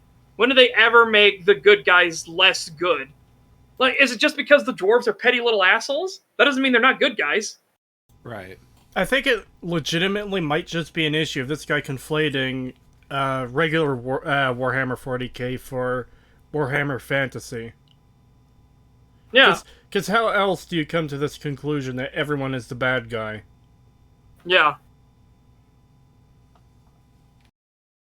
It's just fucking weird. It's the Tomb Kings aren't even bad guys. They have an evil bad guy who was their original emperor and leader, but he was overthrown by the Tomb Kings. Petty little assholes. Well, that goes straight in the book. Yeah. Oh no, the Book of Grudges is growing ever longer. Oh god, I absolutely love the I love the Book of Grudges. It is so fucking fascinating. Dwarves are just fascinating. They are some of the best, most upstanding, noble sorts. But if you do one thing wrong, that's going in the Book of Grudges. It is a great idea. I love it. Dude, my favorite thing is that Grudge Bear, his throne that he carries into battle it's a palatine that's carried by a bunch of dwarves into battle, and on the throne before it sits a giant book, the literal Book of Grudges, and he flips through the pages and says what your crimes are. Oh, it's That's so great. good. They are so petty. That's great.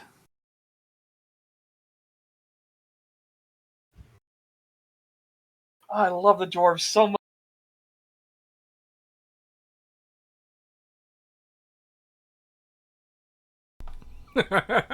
Gonna need a stepladder to lift the cover on it soon. Yeah. Yeah, it's huge. The Book of Grudges is enormous. And I love that. So there are aspects that Total War Warhammer gets right about it, and I love playing from the Dwarven perspective because you get a lot of the one clan has enacted a grudge against another clan, and now you have to deal with the dwarves being petty against each other. It's so fucking good.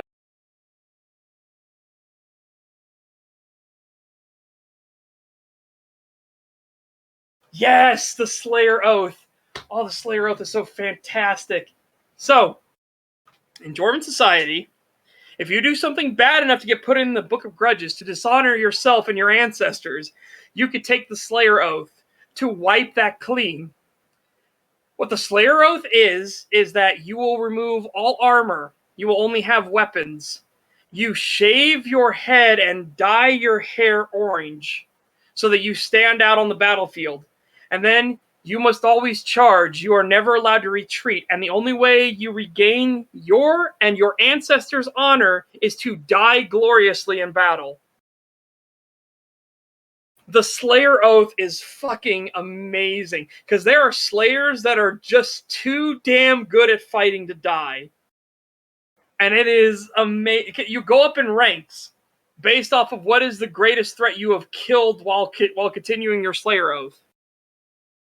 So you have like Orc Slayer, Troll Slayer, Giant Slayer, Dragon Slayer. And yeah, the series that made them the most famous is the Gotrek and Felix series. Gotrek is a Slayer who is so good at fighting, he just won't fucking die, even though he really wants to.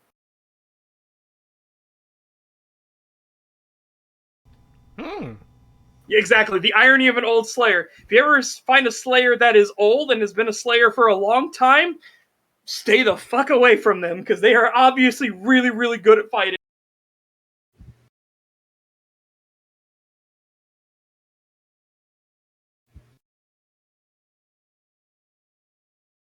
Should we continue?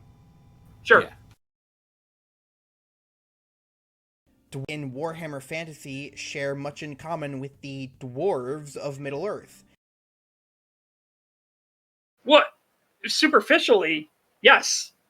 They live in mountains, or they like mountainsides because they're very defensible. They like to mine, they're really good and proficient at it, but the dwarves in Warhammer Fantasy are expert engineers and runesmiths and alchemists. Their magics are incredibly strong. And the fact that it doesn't actually use the same flow of magic that everyone else uses. The runes are fascinating because it doesn't use the same currents of magic, which, makes them very, very hardy against magic. But even more than that, the dwarves in Warhammer Fantasy have fucking guns and trains, like literal battle trains, fortified armored trains with artillery and shit on it that they drive around. They have tanks and helicopters, and bombers. The dwarves are insanely technologically advanced. Granted, then they think they're technologically advanced, and they go up against the lizardmen, who literally have starships and god magic. Oh, we cut his arm off. We cut the lizardman's arm off. Wait, why is he picking up that prosthetic? Why is it acting so much better? Why is it glowing? And then it shoots out a literal death beam that slices a mountain in half. It's oh.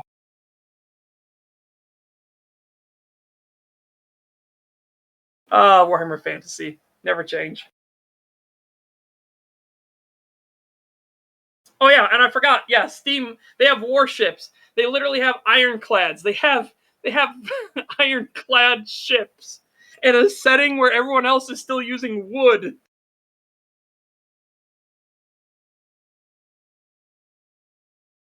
No, the Empire doesn't have laser cannons. The Empire does have cannons. They do have steam tanks. They have repeating rifles and stuff like that. This is because of their partnership with the dwarves. So the engineers at Nuln have teamed up with the dwarves. So there's the engineering college in Nuln, and that's what's kind of created these repeating firearms, repeating cannons, the cannons, the steam tanks, all that stuff that the Empire uses.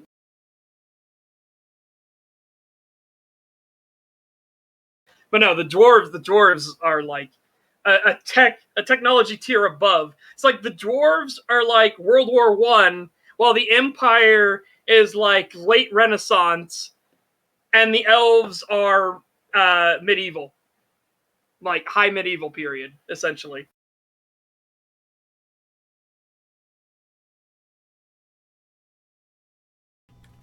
So now this weirdo is going to talk about how Warhammer dwarves are racist because Tolkien dwarves are racist because Tolkien isn't racist. Yeah, we'll see how this goes. Yeah. Yeah, fine. Okay, yeah. Scoopmeister saying Empire does, however, have luminarcs, which are sort of like lasers, but it's beams of light magic. Yeah. So they're different winds. You have the winds of magic. There are 8 different colleges of magic, 8 different schools of magic, and one of them is light magic. So fair enough. If that's what you mean by laser cannons, sure.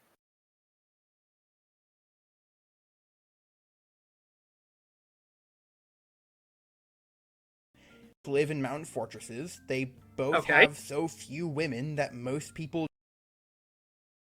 But wait, no.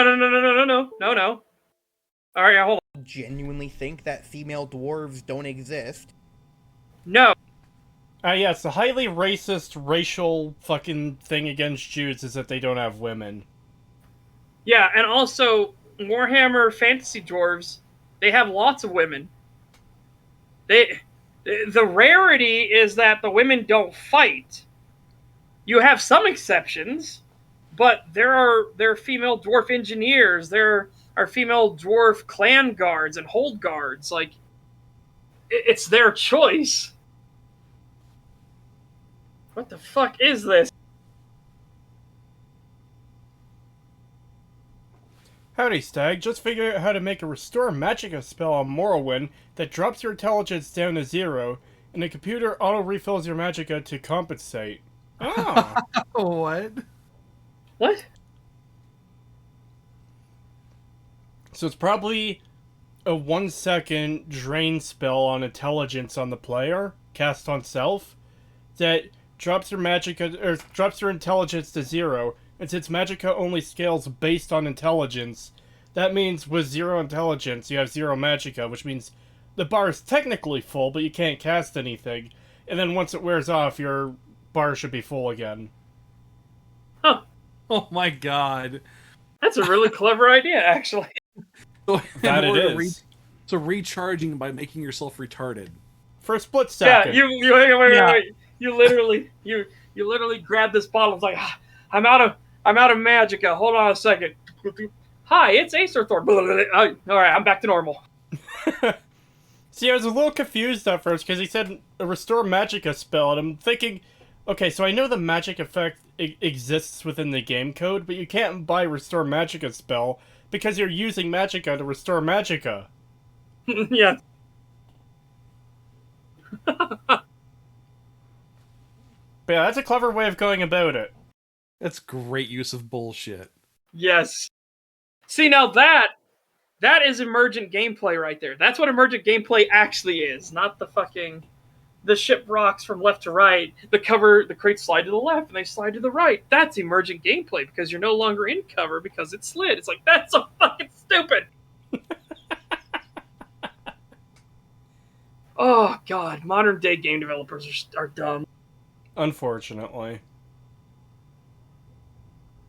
All right. They're both incredibly anti-Semitic. A lot of it How? is common ground. So let me just How? reconcile the stereotypes real quick. Well, An let's obsession hear 'em. with gold and generally being rather vain or greedy. Huge Because- noses. Because Jews are the only people in the world who have ever been obsessed with gold and gems. Yes. Like, greed is a trait exclusive to Jews, right? Big noses Yep. are a trait exclusive to Jews, right? Well, no, How and notice fucking that this stupid are picture. you? Notice in this picture that nose is actually pretty like normal sized. That's in this- pretty in this normal current dwarf. size, yeah. Like, Jesus fucking Christ. Or there's never been any other group of people in history of time that have had big noses and been obsessed with gold. Nobody ever. No one else. Just Jews. Keep in mind, this is what he thinks Jews are. This is Yes. him saying that this is Yeah. what Jews are. No one else has said this. Only him. He hasn't referenced anyone else who thinks this way in any regards to any of this stuff. Only he is the one that says that this stuff is like this because this is how Jews are. And it's like, fuck off, you racist piece of shit. My people die from potato famines. This is just how the Irish are. Oh god. Pagan. That's fucking amazing. Uh-oh. Oh, that is amazing on so many levels.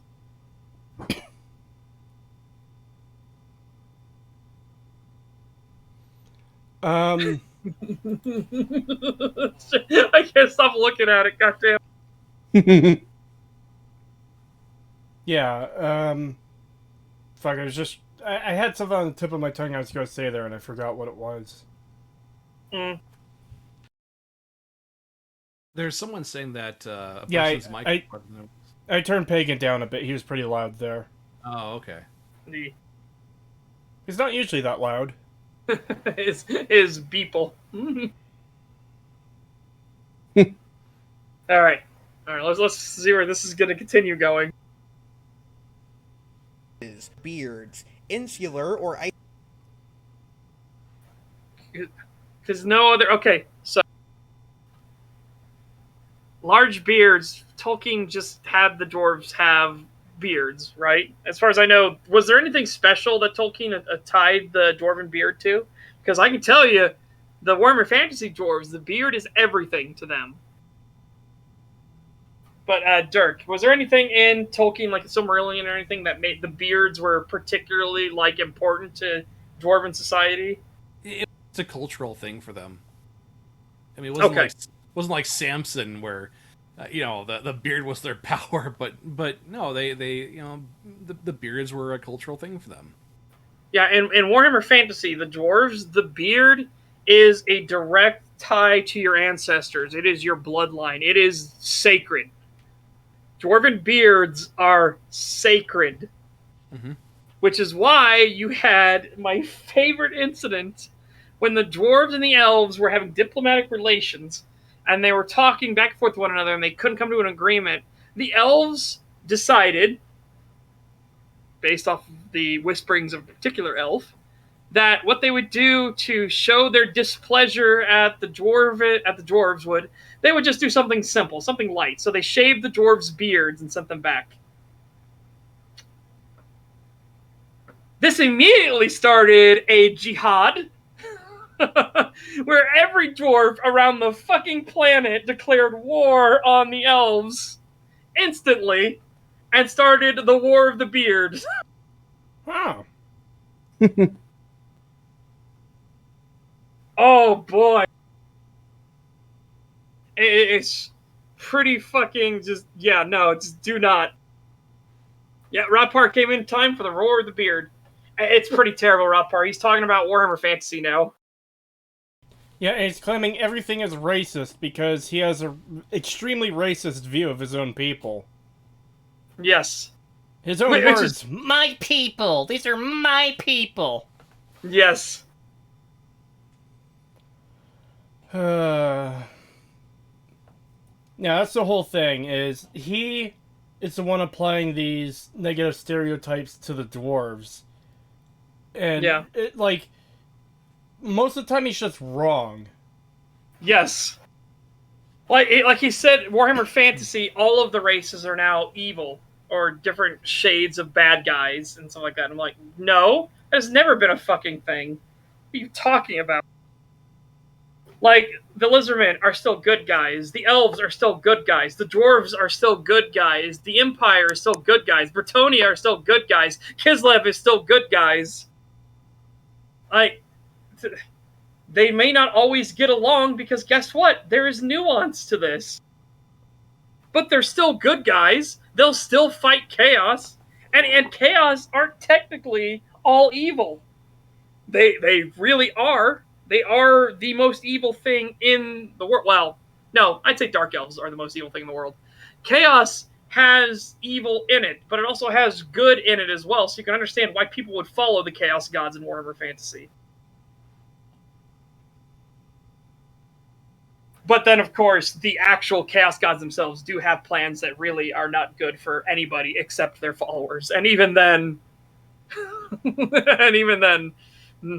their followers usually are horrifically disfigured, but they see it as blessings, not as you no longer have an arm. Instead, you have 3 tentacles.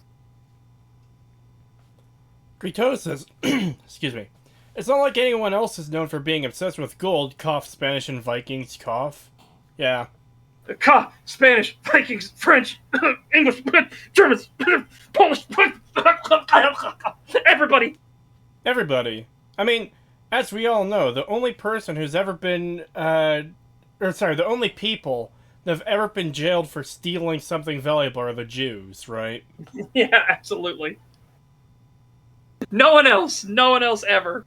Greed is a trait exclusive to them. Well, according to this guy's logic, yes. Yeah, because it's all he's got is, oh, people say Jews are greedy? Well, I'm saying the dwarves are greedy. That means they're racist. It's so fucking stupid. I agree with this. Well, that's what happens when you make yourself a professional victim and need to feel oppressed every second of every day to excuse your own shitty behavior in life. Yeah, I agree. Dwarves are distinguished from other races by their long beards. Well, remember, long beards, literally long beard, if you actually get the title long beard, you are elevated in society, in Dwarven society, in Warhammer Fantasy. The beard is everything to the dwarves in Warhammer Fantasy. Like I said, it is a direct sign of your ancestry. It is a direct sign of how your worth as a male dwarf. It's their dick. Think of it that way. Creetosis, this guy calls dwarves Jewish, even though they were created about 1,000 years before Nords would ever know about the Jews. Yeah.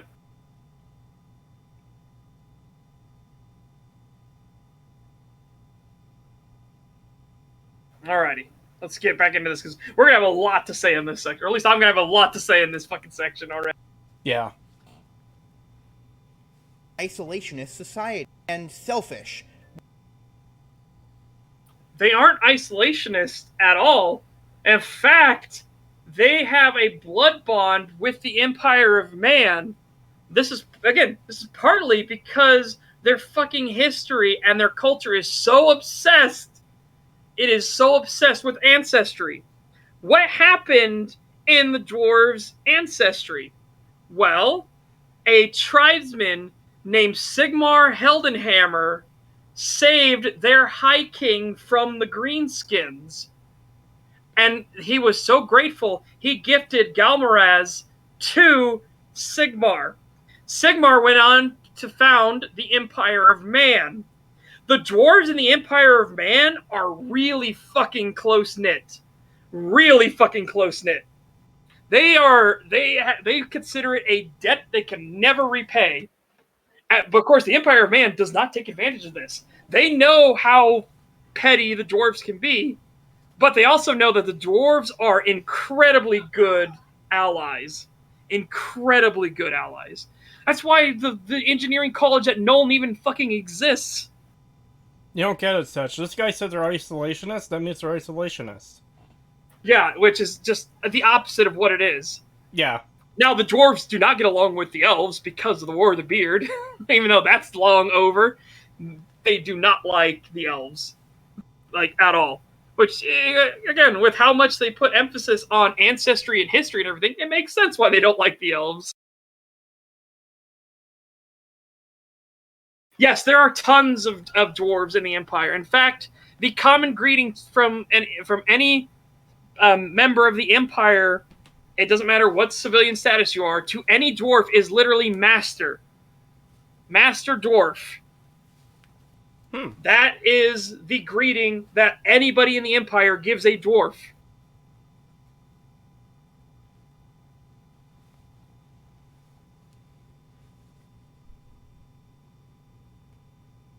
It's so fucking. This is so frustrating. They are anything but isolationist.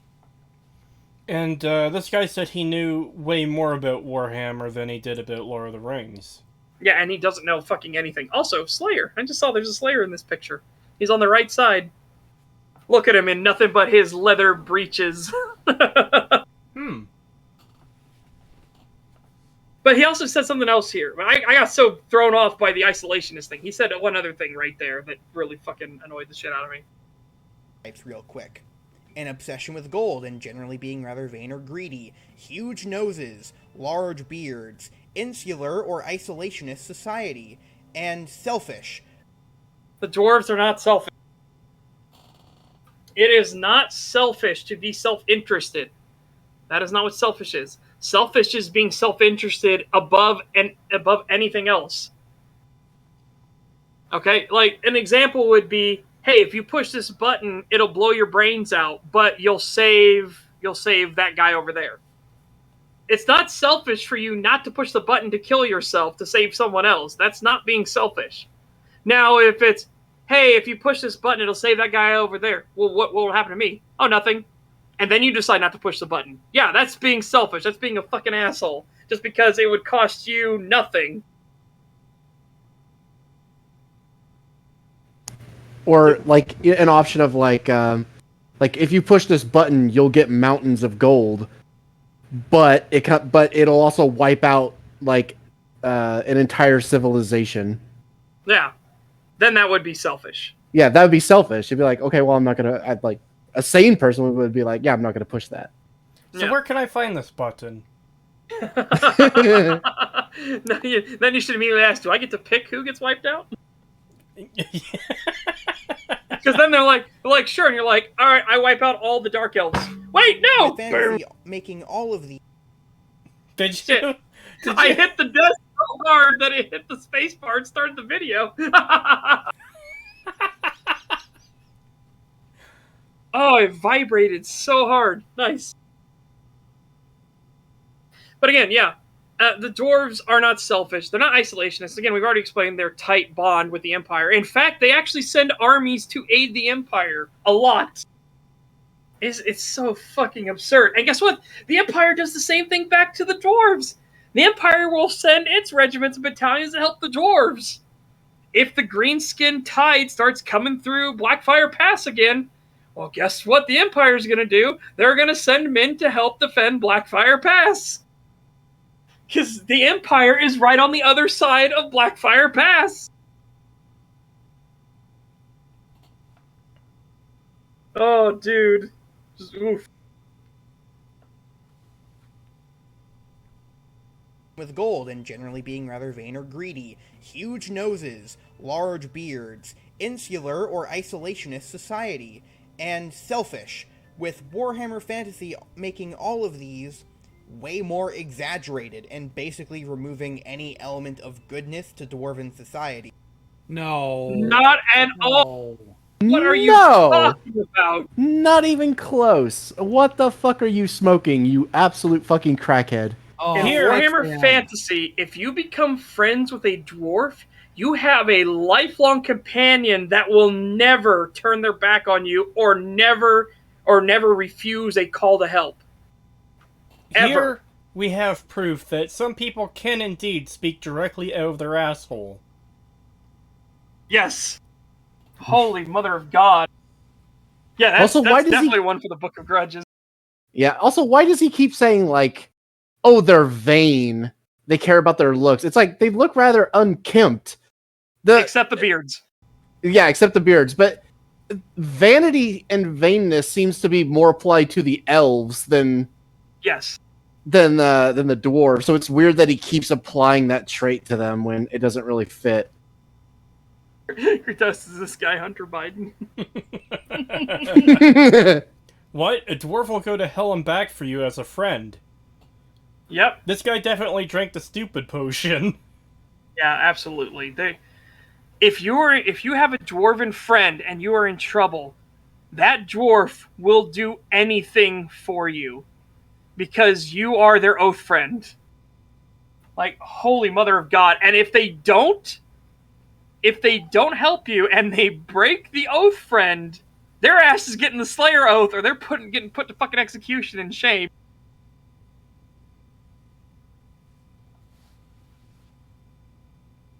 Your dwarf friend will probably come running to save your grandkids.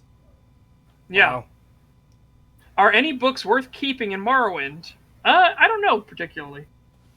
Not really. There's the skill books, obviously, but once you read them, then you get the skill boost from it, and that's it. You don't need it anymore. There are a couple books that are used for quests that can be hard to find, but I can't remember them off the top of my head. Actually, there is one book that you should always have on you in Morrowind, and that's ABCs for Barbarians.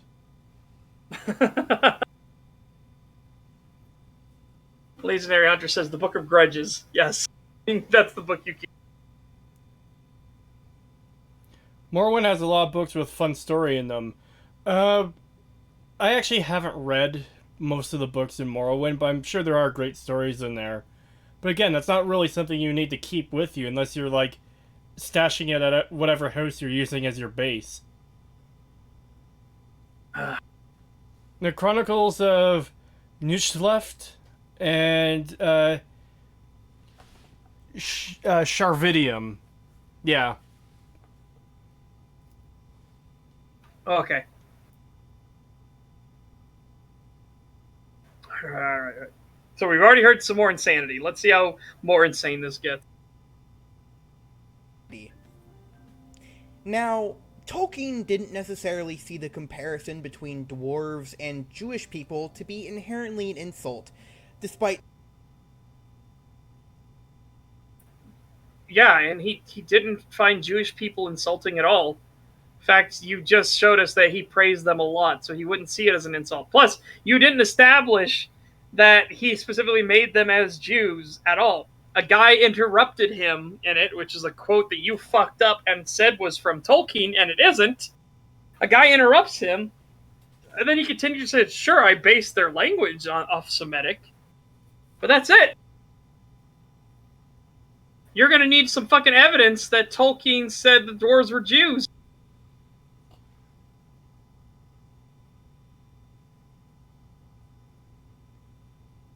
Oh god. A lot of flawed aspects, the dwarves are generally portrayed as a noble people. Tolkien seemed to have thought very highly, in fact, of the resilience of the Hebrew people, and that reflects.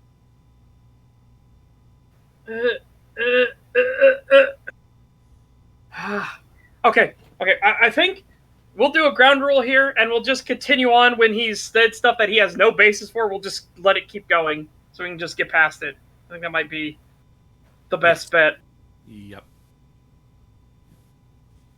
Reflects in how he represents his dwarves. The dwarfs of Warhammer Fantasy are given no such treatment.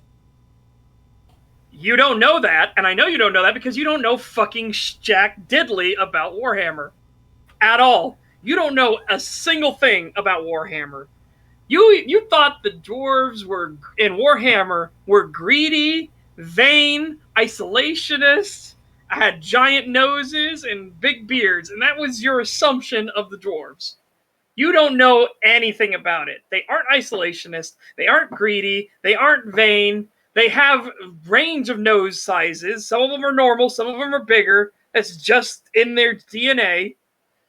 And, like, motherfucker, the beard is more than, it's not just a cultural thing. It is sacred to them. That is part of their fucking religion.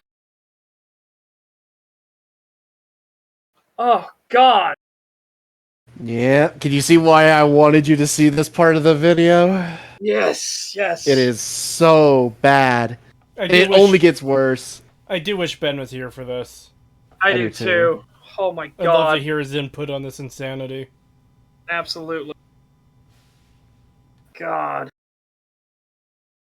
Their anti-Semitic components are dialed all the way up to 11. Like what? Dwarfs within Like Warhammer what? Fantasy are incredibly grudgeful and spiteful. Yes. Are you saying that that's a Jewish trait? Are you saying, boy. Are you saying that Jews are incredibly spiteful and grudgeful? Is that what you're saying? Am I hearing this right?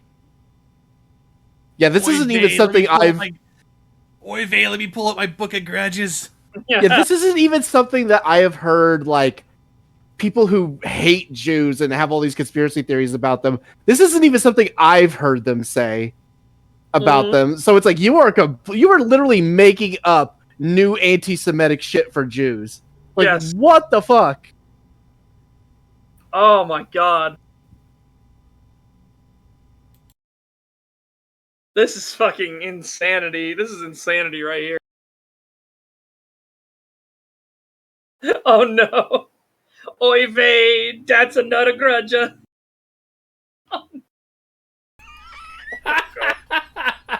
Oh.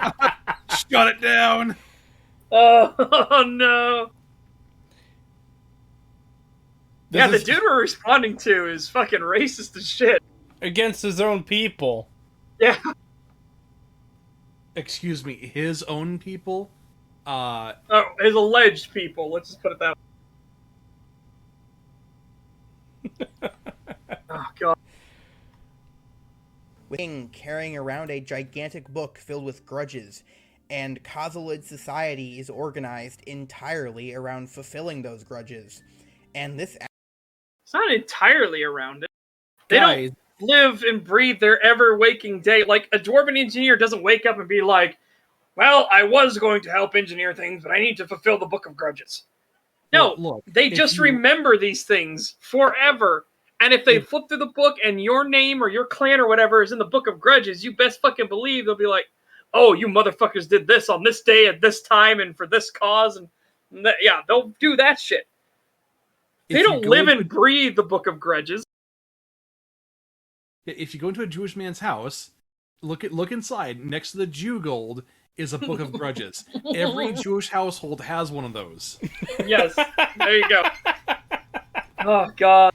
Yeah, this is insane. What the fuck? Why is he even bringing this point up? Like, this has nothing to do with, like, Jewish stereotypes or anything. He's just inventing this on the spot.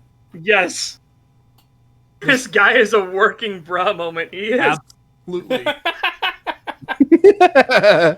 Oh god. This guy's Next to the voice. pot of gold. This guy's voice is annoying the shit out of me. He is so deep in his own ass. Yeah. Yep. I think he's definitely the most racist person we've covered so far. Absolutely. Jim Sterling would probably be a close second, but even Jim didn't get this bad. Yeah. Around fulfilling those grudges. And this aspect so perfectly brings out the anti-Semitic tropes. What are you talking about? So What? to this guy, Jews are incredibly spiteful and petty, and will spend their entire lives trying to fill out their book of grudges and hate. He is German anti-Jew propaganda given life. It very much He seems is! like it at this point. He really is. Oh my god. I thought the most... Huggable Hipster was pretty racist too. That is fair. Also just an idiot outright. Yeah. I thought the most racist was Movie Blob. If you count racism towards white people, sure. Yeah. Yeah. Yeah. Well, I mean, which you should. It's still being racist. So yeah. Yep. I guess Movie Blob would jump up to the top. I don't know. This guy might give Movie Blob a run for his money. He's getting there. I want to hear him describe black people. Well, oh my god! here's if the this scary guy part. compares the orcs to them, I'm gonna Oh! laugh my ass off. I just remembered something. I'm not going to spoil it, but it does have to do with he does complain. No, let me speak. God damn you! No, don't even. No, give us you his. shut your mouth and you listen. No, Heard much from Pagan. We haven't heard much from him. no, because he's gonna give us stuff, and then I'm gonna be able to put it together, and I'm gonna blurt it out. Yeah, you would be able to figure it out because we know how of your this goes. fucking. We know this song and dance. Yeah, your autistic knowledge of Warhammer would give it away. So Exactly. Do not discount the tizzle. Mexicans are lizard people.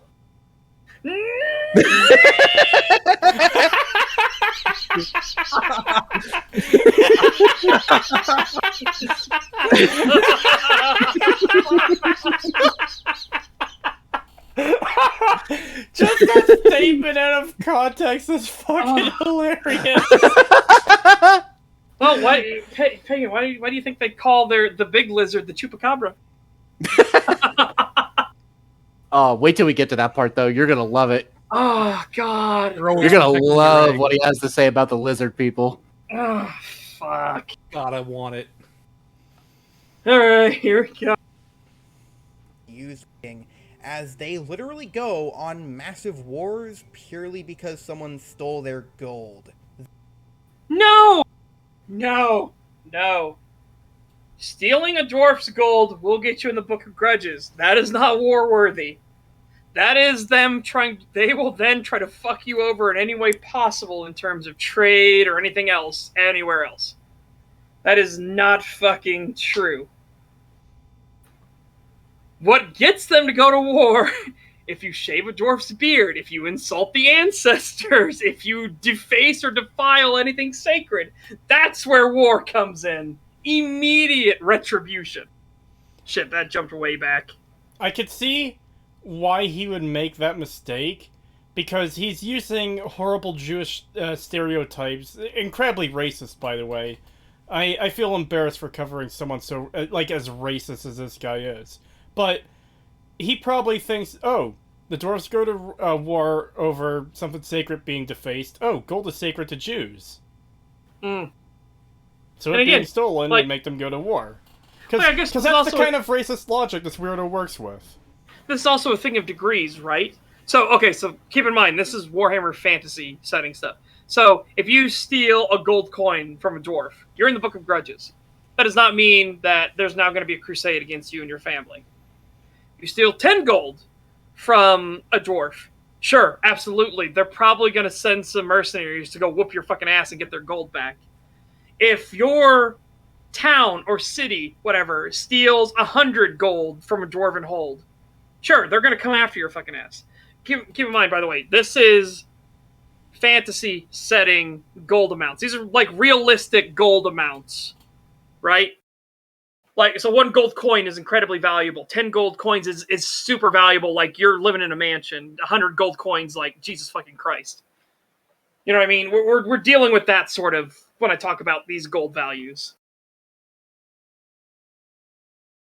So, yeah, it'd be the equivalent of, like, you stole $100 from a dwarf.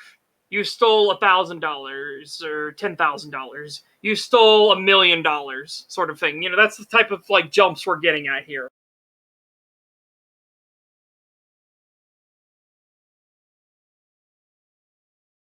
If someone stole $5 from me, I'm gonna book of revenge his ass.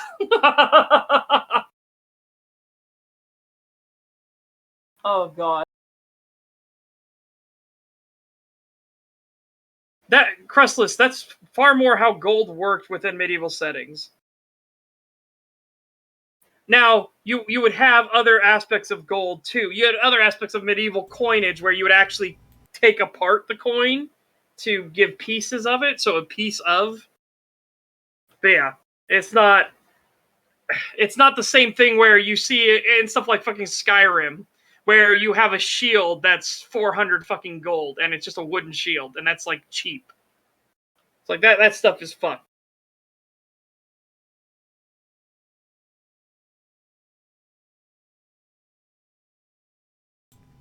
Are we good to continue? Sure. Tropes used within their writing, as they literally go on massive wars purely because someone stole their gold. Their greed and their vanity and their spitefulness are their only motivating factors, with the exception of the Slayers. No, they don't. No, it isn't. Jesus fuck mother in Christ. Okay. We've already explained this. Again, Sigmar held in hammer and everything like that. They view that as a life debt that they can never repay because Sigmar literally saved the High King from being executed in vile, horrific manner by the orcs. Now, the Greenskins weren't going to execute him like you would traditionally think, but, you know, orcs are just going to do all kinds of horrifying things. Why is Skyrim a universal example for anything illogical, lol? Because most of Skyrim is illogical. Because Skyrim is illogical. It's completely illogical. When you've got something that provides so many great examples of being terrible, you use it often. That's why I referred to many a True Nerd's Fallout 3 defense video, because that thing is a piece of fucking garbage. Yep. Oh, actually, you want to know a good example of this? Hang on. In the same exact game, Red Dead Redemption 2 single player versus Red Dead Redemption 2 online. Online uses the ludicrous modern day type of money value on things. So weapons cost thousands upon thousands of dollars. Whereas in the single player, it's like, hey, for this gun, $12.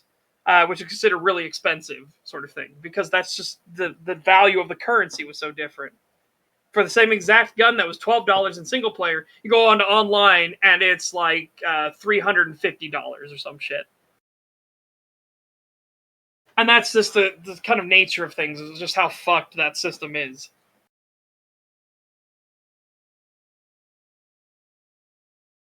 Right, Skyrim is biblical. It can't be illogical.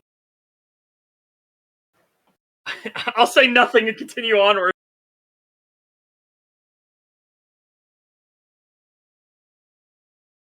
Dwarves committed some great sin and have devoted themselves completely to dying in battle as a form of penance.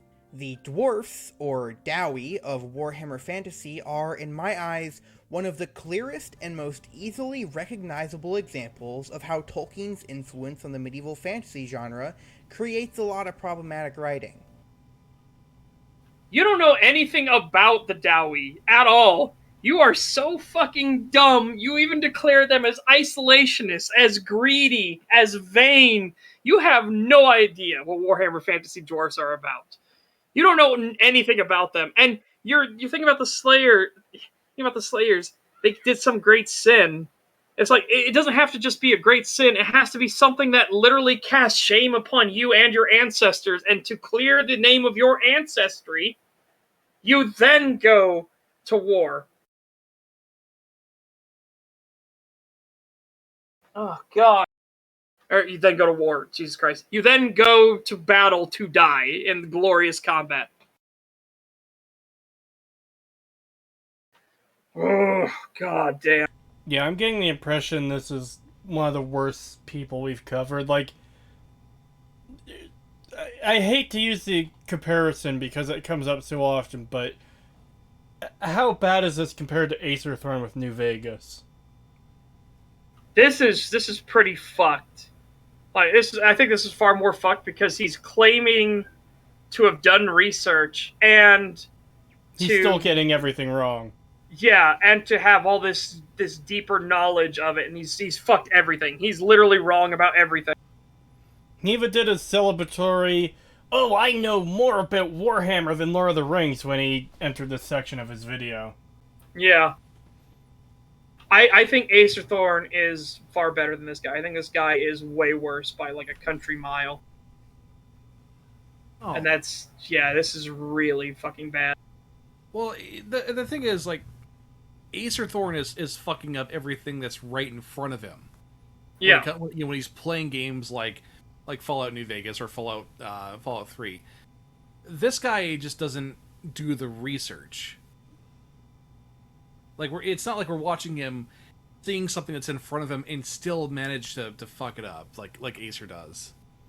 Well, no, this is the worst part, because he said he knows Warhammer better. Yeah. Yeah. He even claims that he's doing research and going out of his way to find information that proves his points.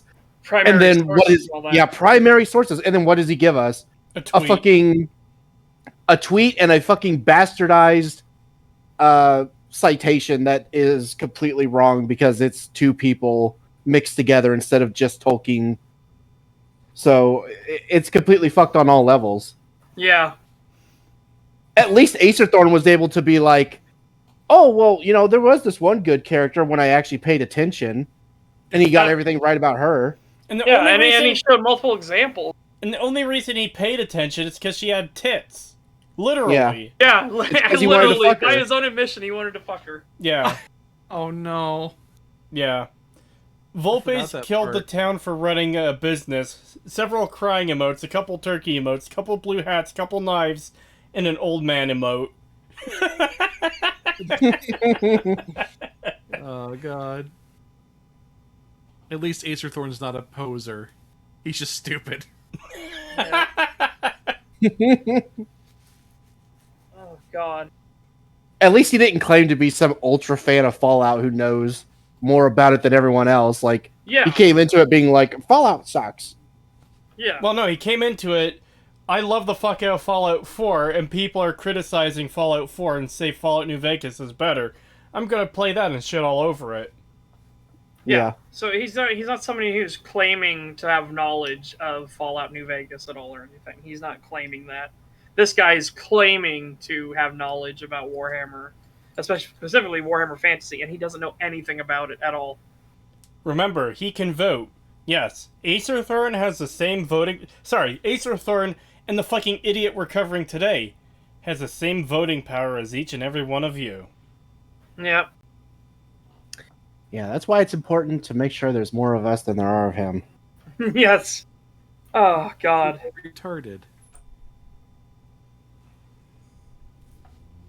Did he say he was a Skyrim expert? Who? Acer Thorn. Yeah. I don't know if Acer Thorn said he was a Skyrim expert or not. I don't know. Okay. It's possible he might have at some point. He might have in his Skyrim, video. But, yeah, I don't know. I never watched the Skyrim video, so... It should be obvious when you take a fictional race based upon stereotypes of actual ethnic culture. Which nobody did. So you're already zero here, so nobody made a fictional race based off of stereotypes at all. So, hold on. But what if you sit down to make your fantasy thing, and you make a race, and you give it positive traits, and you give it negative traits, and you're literally not basing it on any real people. You set out to make something entirely unique, not inspired by real-world cultures. And then someone else comes and says, oh, well, this shares a trait with this race. That makes it racist. That's fucked. Again, Yeah, nobody at Games Workshop made the dwarves to be Jews. It is you espousing all these negative traits, which the dwarves in Warhammer Fantasy don't even have, as being obvious signs of being Jewish, because this little piece of shit we're responding to is a racist fucker. Well, not just that they don't have the traits. He did get the Book of Grudges thing somewhat right, but that's not even a Jewish stereotype. Yeah. So he's wrong on both fronts. He's making shit up. He's applying Jewish stereotypes to the dwarves that aren't accurate to the dwarves of the setting, but then he's taking the traits of the dwarves in the setting that aren't accurate to Jewish stereotypes and claiming they are. Yep. Fuck. I'm not even a fan of Warhammer, and this is pissing me off. Ooh, for learning more about the dwarves, Go Trek and Felix is kind of your go-to for Warhammer Fantasy books. If you want just good Warhammer Fantasy books in general, my favorite one of all time is definitely Matthias Thulman, Witch Hunter, Witch Finder, Witch Killer. Fantastic omnibus. I literally have it sitting right here beside me. But then blanket Written by C.L. Werner. Change anything else about. Sorry, I wasn't expecting you to continue there. Yeah, it is written by C.L. Werner, and it is... Let's see... 761 pages long. Fantastic book, though. Obvious when you take a fictional race based upon stereotypes of actual ethnic cultures, Which no one did but here. then portray them as blanketly evil and don't change anything else about them. Such.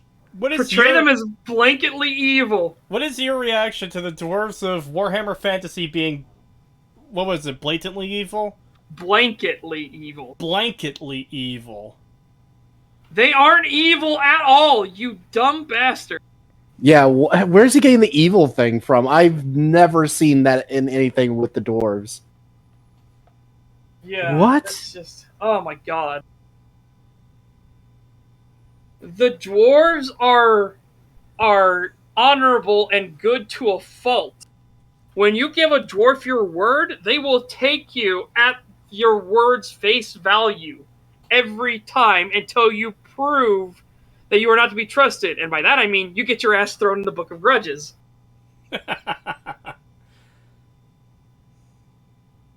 Blanketly evil. My fucking god.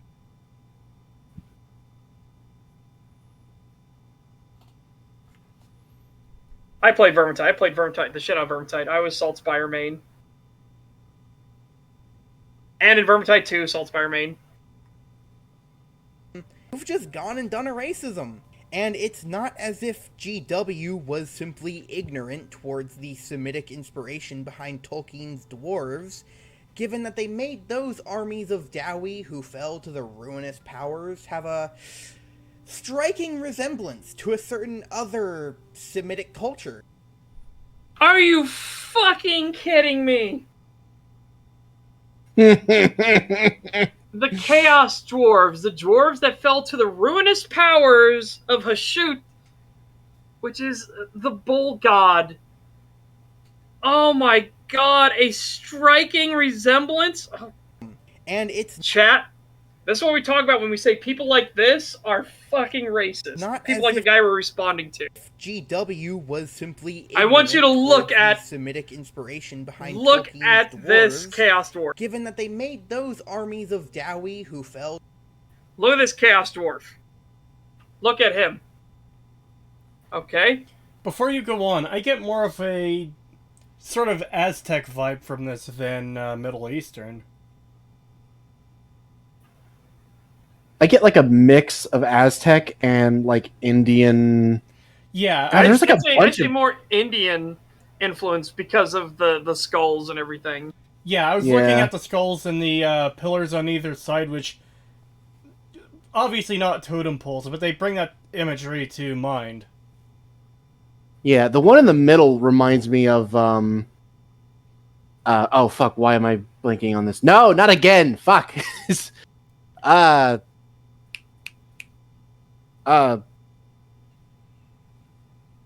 Fuck! The guy from Berserk. Shit. Why can't I think of his name all of a sudden? I hate when that happens. Fucking hell. Hold on. I have to look it up because I've already forgotten somehow, and I can't for the life of me remember. Oh, here's a comment from MAS in chat. I am from the Middle East, and I'm pretty sure we don't look like that. Yep. This is my point. This is why I'm having people look at this for so long. Look at this, remember it, and then look exactly what he compares it to immediately afterwards.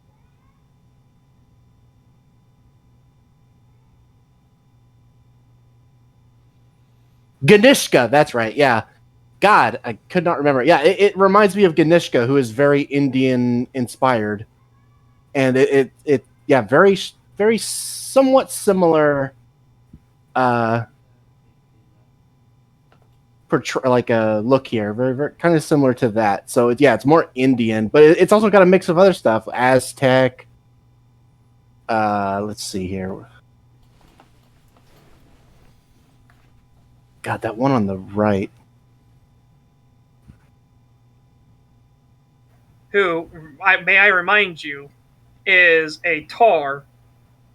Yeah, that's what I was looking at. It's like, God, yeah, there's so many different influences here. Like, it could be any number of things. So he says that this is obviously and clearly no confusing to be compared to have a striking resemblance to a certain other Semitic culture that you. Yeah, Jesus fucking Christ, this guy is racist as shit. It's like that meme. Corporate wants you to tell the difference between these two images. They're the same image. I don't see any difference at all. Yeah, except for fucking everything. Yeah. Jesus Christ. Oh, dude. This is the shit I'm talking about when I say that these people that decry racism everywhere are the ones that are so fucking racist, it's unbelievable. Even if he copy-pasted or inspired something from the Middle East, why not? It's great to have different cultures. Yeah. Yeah. They don't even look the same and I'm colorblind? Yeah. They look nothing alike. You might be familiar with. However, in complete fairness to Tolkien, the problematic aspects of Warhammer Fantasy do not all stem from Tolkienian inspiration. What's the point? What the fuck are you talking about? Wait.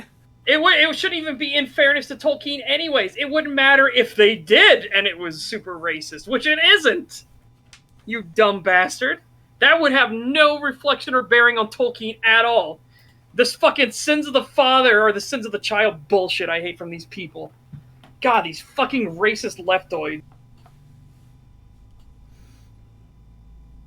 Racism count 69. See, I don't know if that's an actual count or not. Can I line just one more time? Do what? Can I listen to that line just one more time? Yep. Sure. Resemblance to a certain other Semitic culture that you might be familiar with. However, in complete fairness to Tolkien, the problematic aspects of Warhammer Fantasy do not all stem from Tolkienian inspiration. But what's the point? There isn't any. Point in bringing up Warhammer Fantasy. There isn't any. There isn't any at all. No, he just wanted to shit on it because he hates it so much. Yeah. Because this guy is so racist that he wants to espouse his racism to everyone else and pretend to virtue signal against racism. That's all this guy wants to do. You notice how he did a sliding fade from one image to the other there, as if they're supposed to be, like, very similar looking and they're nothing alike? Yeah. This is just fucking absurd. We've reached that point of the video, though. It's time for the lizardmen. So this is a lizardman fortification with their giant laser towers and everything like that. These are the ones that actually have, like, incredible advanced technology compared to everyone else. They just don't use it. No, Warhammer Fantasy was, if not the originator, one of the first majorly successful medieval fantasy properties to do that thing, you know?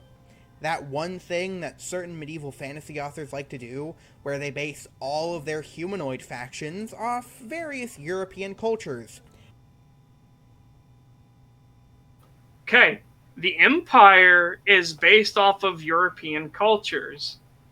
Bretonia is obviously based off the French. Araby is obviously based off the Arabs. Kislev is obviously based off the I want to say the Russovites and a little bit of a Kurdish influence. Like, yes, that's the Empire of Man. What are the elves based off of? What are the lizardmen based off of? What are the Skaven based off of? Creetosis. As we all know, the Aztecs were known for their laser gun towers and being cold-blooded. And riding dinosaurs. Don't forget the riding dinosaurs part. Why the fuck are there lizards riding other lizards? I hate this setting now. No, it's because the dinosaurs just exist. The lizardmen are the only ones that have sapience. They're still lizards! You think that matters? I would take a dinosaur as a mount. I don't give a fuck about You're Are not you a telling lizard, me- you're a human! No, Cree, are you gonna tell me that if you had the chance and you knew that you weren't gonna be killed by it, you would not take the chance to ride a gorilla? No! I hate monkeys! What? No war gorillas for you. No, I would ride a gorilla. Hell Absolutely. yes, I would ride a gorilla. Never. I literally point at the gorilla and I point to my enemy and say, Harambe, kill. Rest in peace, Harambe. We hardly knew ye.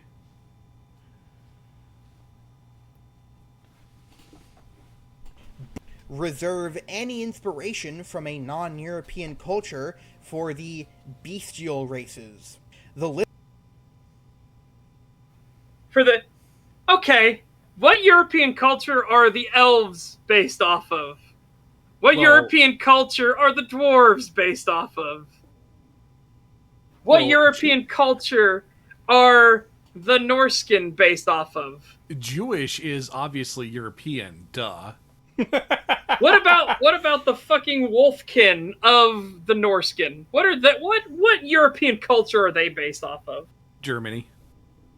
Oh, God. No, Germany would be eagles. It'd be eagle people. Yeah. 'Cause remember that was Germany's whole thing, the eagle. The Reichseagle.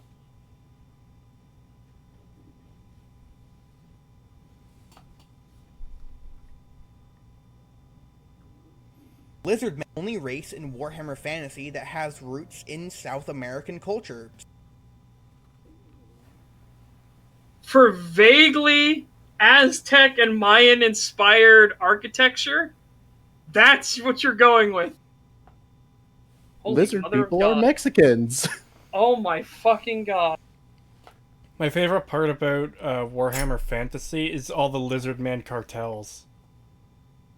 Oh, yeah. Leaping border lizards. Oh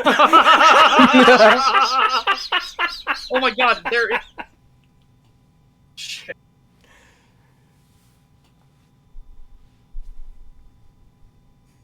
They're defending the What's wall. his fucking name?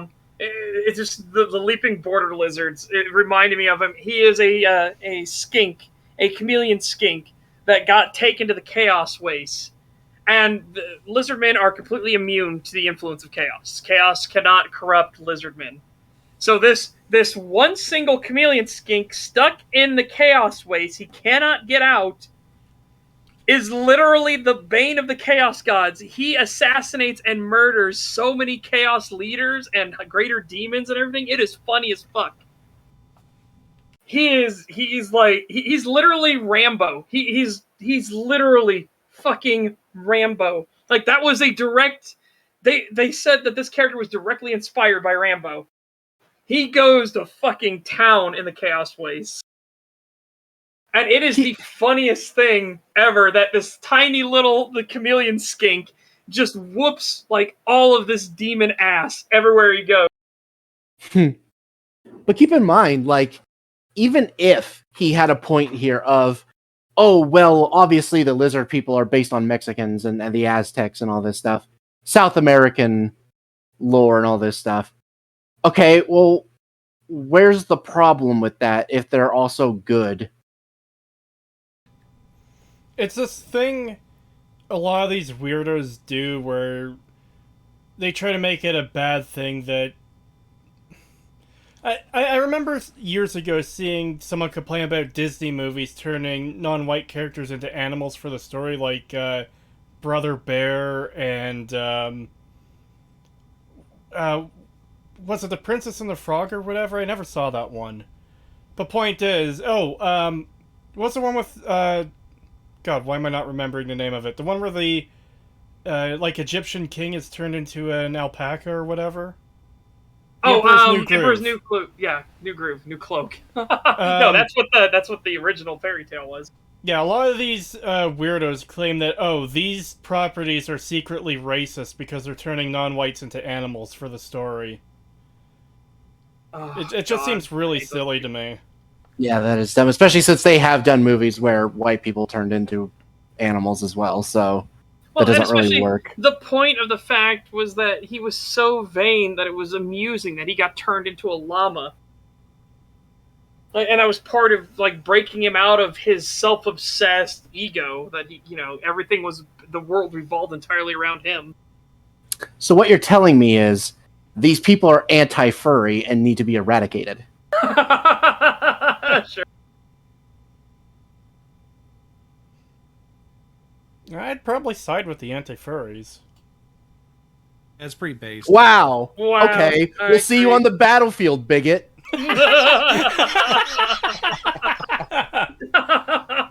Get fucked, degenerate. Alright. I only like Sonic the Hedgehog. I don't want to fuck him. Threadnot just posted a good comment in chat. Robin Hood and May Marian as foxes, and the other characters. Yeah, that's a European story. And they're all animals. Yep. The lizard men are the only race in Warhammer Fantasy that has roots in South American culture, specifically the Mayans. And they're, No, more specifically the Aztec. The very ruthless, bloodthirsty Aztec. Setch, do you think this motherfucker knows the difference? Probably not. But, oh my good lord, the lower master of Sotek, oh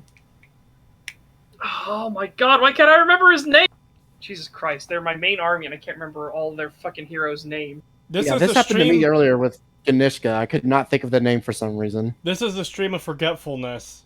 We're dealing with so much sheer unfiltered stupidity from this video that's making us forget everything we're trying to bring up. God, I'm trying to remember his fucking name. Beauty and the Beast. Beast is a literal monster. Yep. I keep going to go to Tohanawan, but I don't think it's Tohanawan. I think it's close. Everywhere at the end of STAG. No, we don't have dementia. You're under effect of gamer dementia. Oh no. Oh, it is Tohanawan. I was right. Okay. I don't know why. I knew the name, and I kept thinking, that can't be right. That can't be right. No, it is Tohanawan. I was right. Yeah, Tohanawan. He literally leads the faithful of Sotek. Sotek is a giant snake god. Guess what they do with the people they capture? They pull them up to an altar, they cut their fucking heart out, and while it's beating, they bleed them across the steps. I wonder what culture that sounds like.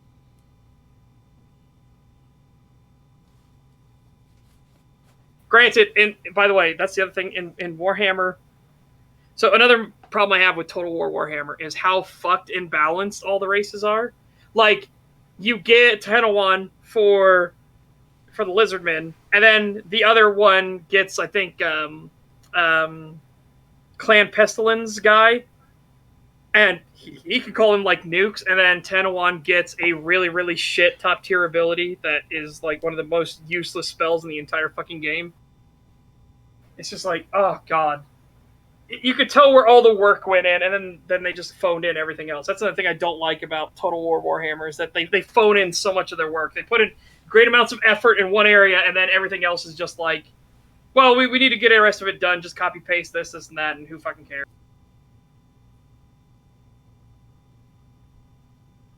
Creetosis, his words have a drain intellect effect. That they do. It seemingly does. Seriously, guys, I'll stop watching if you keep covering such videos every time. That's the point of the show, though. We laugh at stupid people making stupid arguments. Yeah, we just didn't realize it was going to be this fucking stupid. Yeah, this is a special level of stupidity. Well, I knew, but that's why I wanted to do it. Oh, well, there you go. Yeah, rattling guns are brokenly OP. It's just fun. Granted, the lizardmen do get the dread Saurian later, but meh. It's great. It is the biggest and most powerful unit in the game, but it's a single fucking unit, and it costs a shit ton. So, meh. Army of sociopathic lizard people. They're not sociopaths! I love how we can only play the video like half a second at a time because he says something that drives such fucking insane immediately. Yeah. Well, just listen to what he said. Oh, well, they're a portrayal of South American culture. They're sociopathic. Cold-blooded, sociopathic lizards. And I'm like, they're not fucking sociopathic, you idiot. And Neither are South Americans. Yeah, and now we have to get back to things. So you think all South Americans are cold-blooded and sociopathic. I'd also like to point out that South Americans aren't lizards either. Yeah. An important distinction to make. They're not Mark Zuckerberg. For shit like this. Oh man, it's tempting, but portion the video into minutes and go through it word by word. We almost have to with shit like this. We would have to do that for a more like a response video. Yeah. Yeah. Doesn't very not very fitting for South Americans, but now if Mark Zuckerberg was his own race, then it would apply. Miniature Nerd is Jesus tier in comparison. Almost. I'll be right back. Oh my god. Oh, Dirk. What's That's up? incredible. Oh, yeah. The dinosaur. So let me read this green text to you, chat. Happened earlier today. Be me. Watching porn. Get bored and decide to watch cam girls instead. Have an account already with tokens and shit. Click on hot girl with big titties. After watching for a while, I get an idea. Type in chat, what's your favorite dinosaur? Message pops up on her stream, and she thinks about it. Tries describing a stegosaurus before remembering what it's called. She starts happily talking about how she used to go to the park with her dad as a kid and pretend to search for dinosaur bones in the sand. She looks sad after she finishes the story. She seems deep in thought. She gets up and ends the stream. My autism wanted to know what dinosaur online strippers liked, and instead I sent a cam girl into depression over her poor current relationship with her father. I'm surprised you haven't seen that one before, Such. I haven't seen that one before, no. Wow. By the way, I found some fodder for you guys' show here. Hang on. Uh-oh. Uh-oh. I'll grab this comment while you do that. Just baffling how people will say shit. Just like straight up lie through their teeth. Yeah, people will do that a lot. We see it countless times on our own show. Watching EFAP, we've seen them deal with that shit constantly. Yes.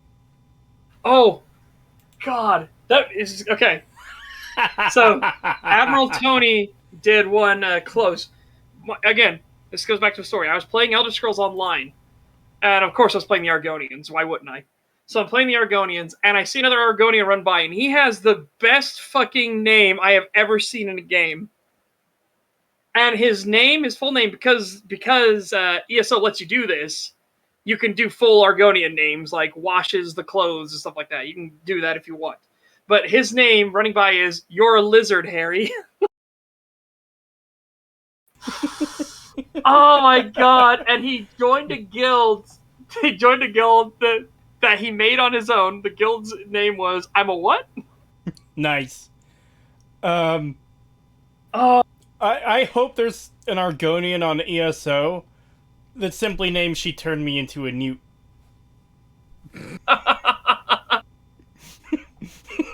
Oh my god. I think you can do it. Hold on.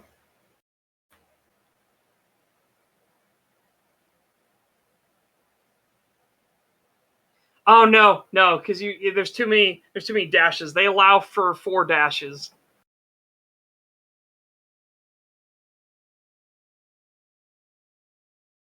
I am back. Welcome back. Oh god, yeah, I saw that. Fucking Wizards of the Coast apologize. People posted that in my Discord already. Wizards of the Coast apologizing because they made a race that were slaves, and then the slaves revolted and threw off their oppressors and became strong. So Wizards of the Coast had to apologize for making this race. Yeah, I guess only black people were slaves. I mean, Yep. all right. Yeah, which isn't true in any reality ever. But fair enough. Whatever. Who cares? These Yeah. leftoids are crazy. The Irish were always treated so well. They were never made slaves. So were the Jews. So were the other Africans to other Africans. No, it's just always it was only black people. Never anyone else. You could have spaces in your name, absolutely. Oh. But if you were gonna go for Argonian and you kind of wanted to do that, like part of the joke being you're an Argonian, she turned me into a newt. I guess you could go turned into a newt as your name. Oh, she turned me into a newt too long? Yeah, because there'd be too many dashes you'd need.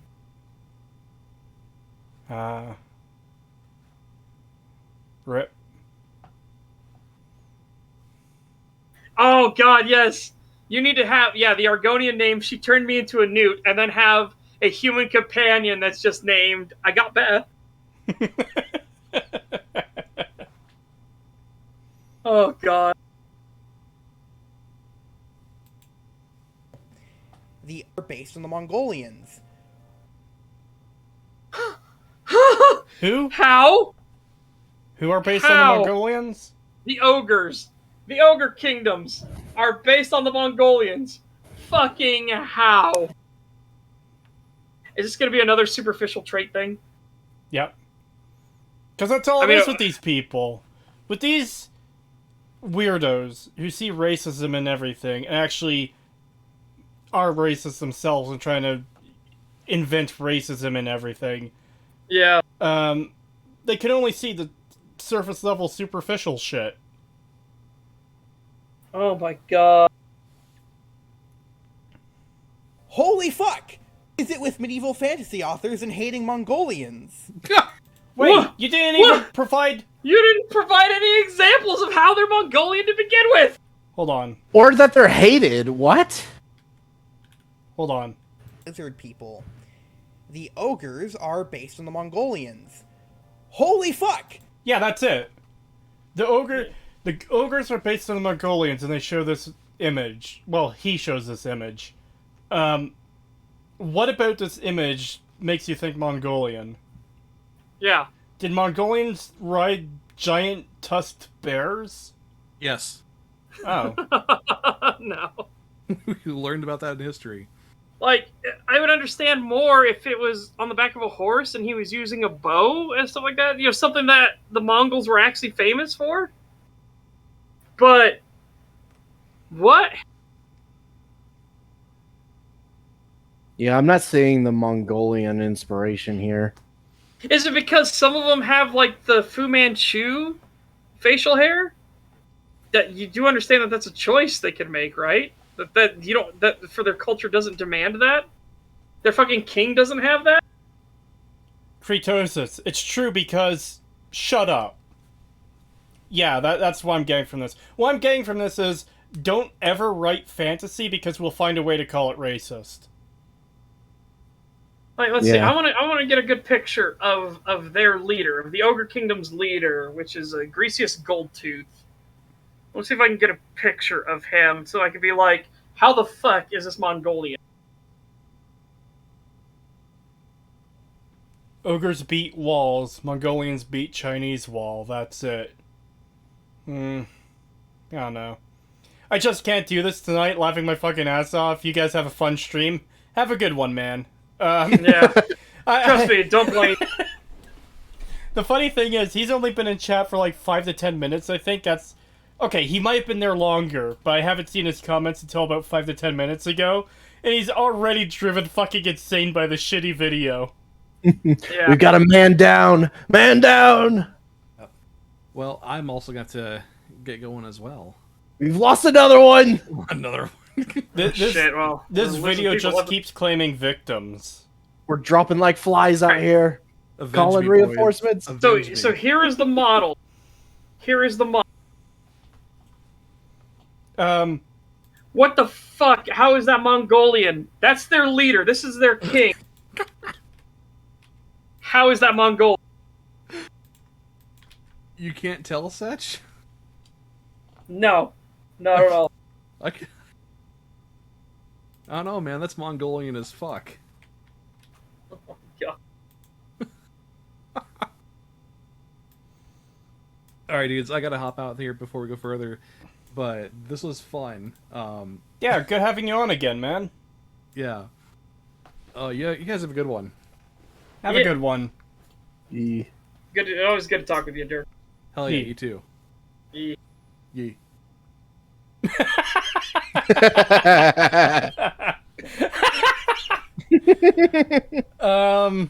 Yeah, go. Since he didn't have time to shill his channel, that's Dirk of Arrogant Media. Go check him out.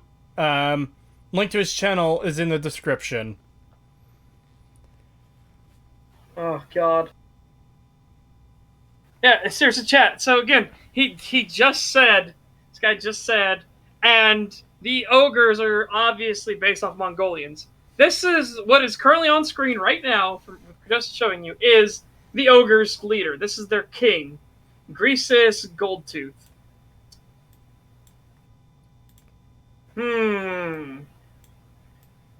I don't know.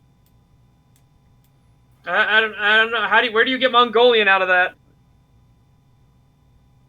Are Mongolians known for wearing like tons of gems and jewels and wielding giant fuck off clubs? And being incredibly morbidly obese at all times. And wearing what looks like European-inspired crowns. Yeah. Yeah. Spitting image of Genghis Khan. Well, actually, why don't we get an image of Genghis Khan to put up? Yeah, sure. Hold on, this will take me just a second to find one.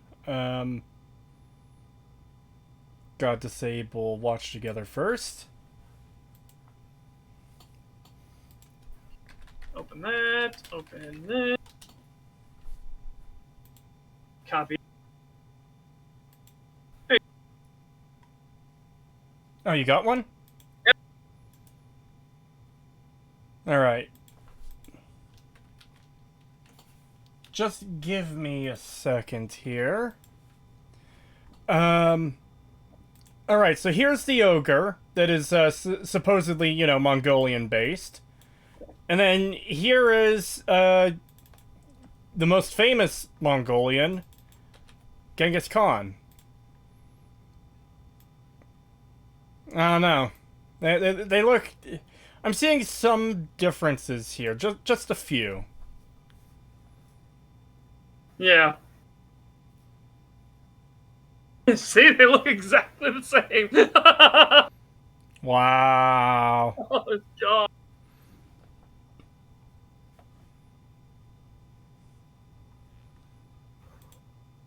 Yeah, this is pretty fucked. He doesn't even bring up any examples of how they're similar. It's just... And the ogres are based on Mongolians. Holy fuck, fantasy writers hate Mongolians. Yeah, maybe he'll get into it after saying that, but I'm not positive. Well, his entire thing for the Lizardmen are... Actually, he didn't even bring up the architecture. He just said they're cold-blooded sociopaths. Yeah, Which, which is clearly South American cultures. It's like, what? What? Yeah, that's the only thing he brings up. Oh, God. With medieval fantasy authors and hating Mongolians. least lovely Mongol types aside, clearly Warhammer Fantasy has problematic elements of it completely No, it removed from doesn't. Tolkien. No, it doesn't! So he didn't even justify that. He just said, look at this fat ogre warrior. He's a Mongolian and moved on.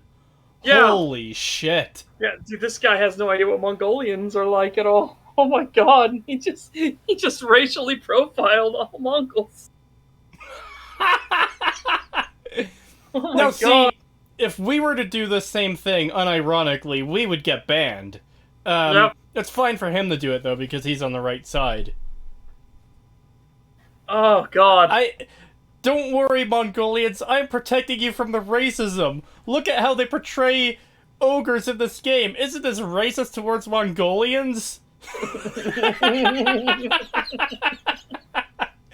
Oh, fuck off. So far he's racially profiled Jews, South Americans, and Mongols. Where will it end?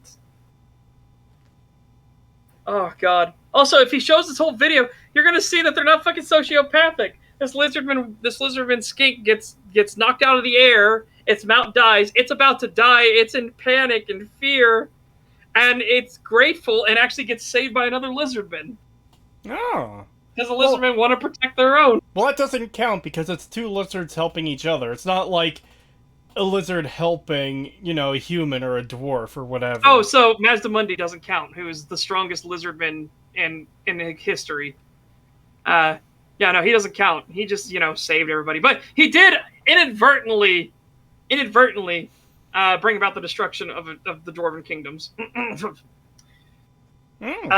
Mazdamundi is so powerful that when he saw that the planet was slightly out of alignment and not spinning the way it should, he shifted the entire planet, and it caused a lot of problems in the Dwarven kingdoms. Let's put it that way. Oh. I imagine He didn't do it intentionally, mind you. I imagine moving an entire planet would cause some problems. Yeah. How many? He did it with his fucking mind, by the way. How many books of grudges did that earn his name into? None, because, they didn't realize it. They didn't realize he did it. Okay, but if they did know, how many dwarves would add into their book of grudges? Oh, that's a genocide coming. But Mazdamundi is so fucking powerful, he literally holds the moon in orbit. Oh. Yeah, because it's the Warpstone moon is trying to crash into the planet. He is really fucking powerful. Let's just put it that way. Ludicrously powerful. But nevertheless, it is clear, at least to me, that Tolkien at least had a part to play in a lot of the toxic elements that went into Warhammer Fantasy.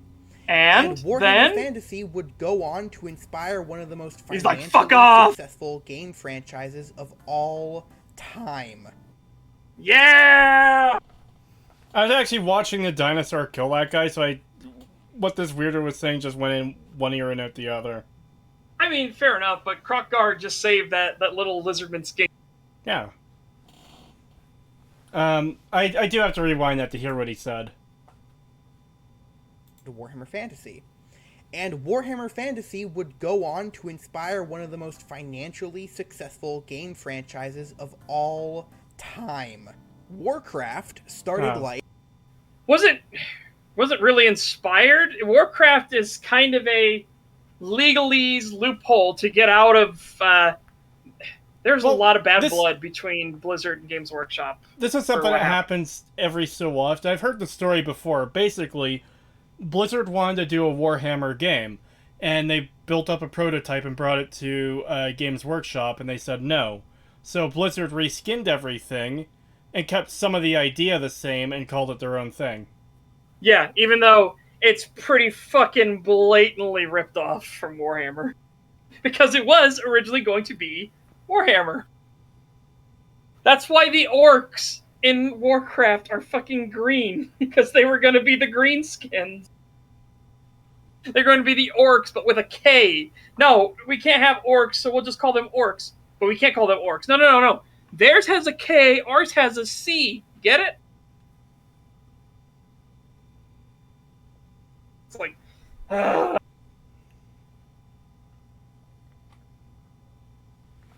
That's why I just don't like that it was inspired by it. No, it's because it was going to be Warhammer, but then the bad blood happened, and then legally distinct Warhammer is what it became, and then it spun off into its own thing. But again, Warcraft 2 wasn't even that. People think, well, what about Warcraft 2? You have ships and pirate orcs. It's like, you have pirate orcs in Warhammer as well. It's like, that's not special.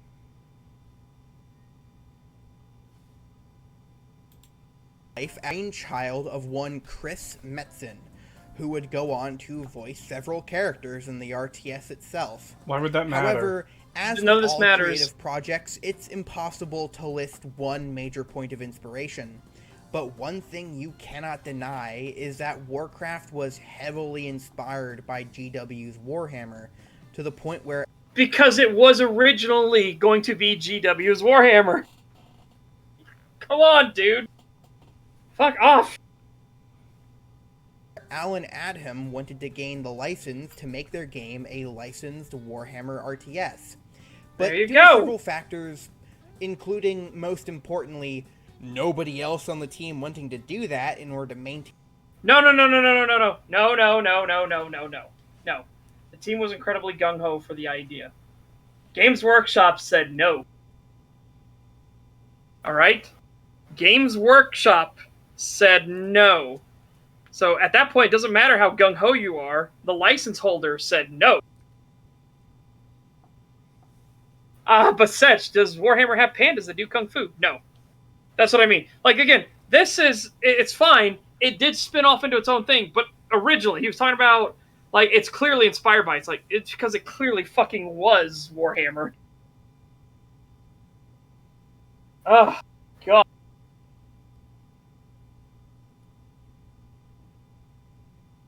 creative control over their game's story and lore, this never worked out. Nonetheless, the old world had an impact on Warcraft to the point where neither series is able to be experienced completely detached from the other. What? You Okay. can experience Warcraft entirely detached from Warhammer Online and not know anything, or Warhammer Online, not know anything about Warhammer at all, Warhammer Fantasy. Hey, You can there's experience Warhammer Fantasy and not know anything about World of Warcraft. there's someone in this call right now who has only experienced one of these two properties. And let me tell you, it's not Warhammer. Yeah. That's fucking ludicrous. I remember playing Warcraft 2 as a kid, and I loved the fuck out of it. I remember playing Warcraft 3 as a slightly older kid and loving the fuck out of it. I remember playing World of Warcraft as a kid and up through high school to just a few years ago before it got really, really bad. I used to love the fuck out of the Warcraft setting until they kind of went to shit over the last several years and a couple bad expansions. I have never played a Warhammer game. I have never read a Warhammer book. I've never... The only things of Warhammer I've seen are more recently, like, as far as videos go, and that's, like, fan-made stuff. It's a video Pagan and Setch showed me a couple weeks ago. It was that, The Stardy. yeah. There was that video of the Space Marines killing a bunch of furries. What? You haven't seen Oh, that No, one, yeah. that's a different one. Yeah, no, that's the Black Templars launching the crusade against the furry. that? Yeah. But, like, that's what I'm getting at, is that's my experience with Warhammer so far. And that came after I pretty much stopped playing Warcraft because it got so shit. And also not having the time to really play it anymore. But I have... Look, Shadowlands is almost over. Their next expansion pack is coming out in a few months. I tried playing Shadowlands. I honestly tried. I would boot the game up, I would try to play it numerous times, and within minutes I was bored out of my goddamn mind and couldn't bring myself to play it anymore.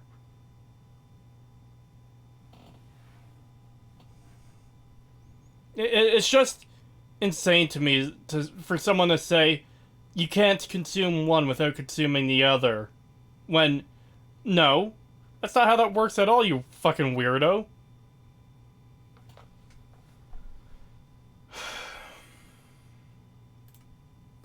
myriad ways that you can draw comparisons between the two games, and in the interest of keeping this video, roughly finite in length, I'm going to keep this brief and... Every video is finite in length. If you make a video that is 27 years fucking long, that is still finite.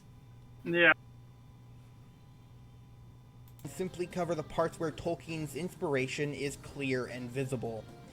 Which means we won't be talking about dwarves for once. No, other than living in a series of mountain fortresses, which by the release of Warcraft 1 in 1984 was simply considered a given aspect of dwarves in any medieval fantasy setting.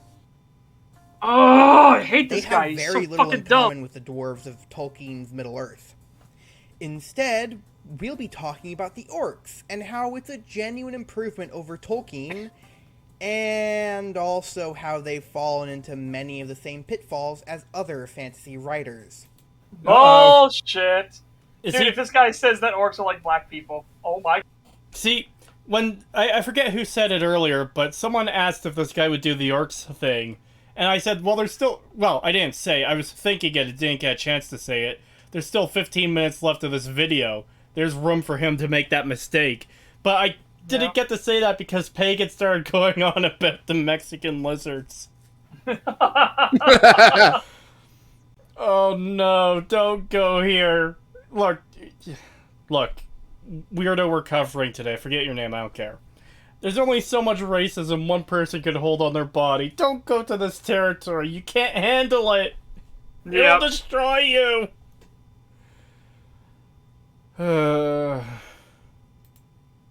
Improvement the orcs in WoW have over the orcs in Tolkien is that Warcraft orcs are, and you won't believe me when I say this, actually people. I know, fucking... As opposed to any other fantasy race in any other fantasy...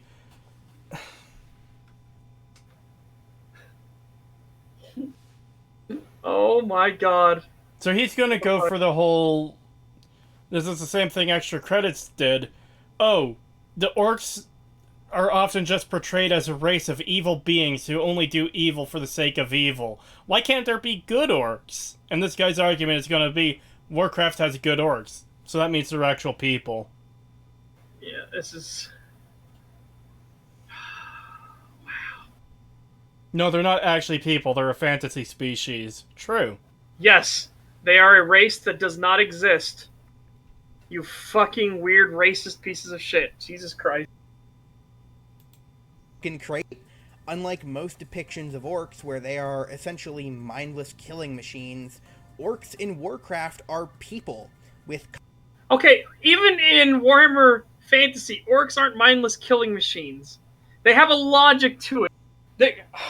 Orcs in Warhammer Fantasy are some of the funniest races. Because if you play orcs in Warhammer Fantasy, you're in for a good time. You're either going to lose or you're going to win, and it's going to be spectacular and a total clusterfuck either way. They are some of the funniest meme bullshits you will ever experience. They have two gods.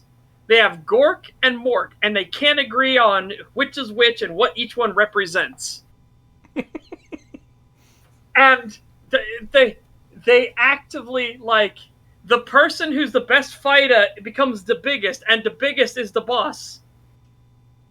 But even better than that, like, we're talking about a race in Warhammer Fantasy that are so stupid that everything just works for them because they're dumb. Everything. And they call being intelligent big thinking. Because you're thinking big. It's so... Oh my god. No, that's 40k. Paint it red and it'll go faster. Because red ones go faster. All orcs believe the color red goes faster than any other color. Therefore, anything painted red will actually go faster. Purple is the sneakiest color. Have you ever seen a purple orc? Exactly. It's the sneakiest. So they believe anything that's in purple is stealthy. I'd also like to point out that the orcs in Tolkien aren't mindless. If you actually read the fucking books, you'll see them Yeah. talking back and forth, and they have different opinions on how they should do things, or, you know. There's that Tower of Orcs in Return of the King that fight each other once they've captured Frodo. And, hey, one side completely fucking kills off the other. Man, that totally seems like the actions of a mindless army to me. Yep. Oh, it's just fucking insanity. Dude, and it's again, like I said, the Warhammer Fantasy orcs are just fantastic. They fall for stupid traps. They build stupid traps because they think they're clever. They have they saw that other races have trebuchets and walls and stuff like that. And they're like, well, how do we get over walls? So instead of making a trebuchet to knock the walls down, instead they made a thing called a gitlaba. They stick an orc onto it and they fire the orc at the wall. I knew it was going to go there. Now, granted, sometimes the orcs make it over the wall, which is what they want, or they make it to the top of the wall. But they just keep doing it, and they just keep lining it up, and they just keep firing them over and over and over again. Gitlabas are fucking hilarious. What do the people inside the walls think when the orcs start launching themselves and killing themselves to try and get in? They're probably just thinking, oh, those wascally orcs. Trust me, Warhammer Online even has, in both of its cinematics, it has a Gitlaba for good reason. So in Warhammer Online, there's just this fantastic one of where an elf is fighting in the back alleys of Altdorf against a marauder, a Norskin marauder. And you just see in the distance, you just hear, whoop, and it hits one of the roofs and goes, oh! And then slides off the roof like a splat pancake. Just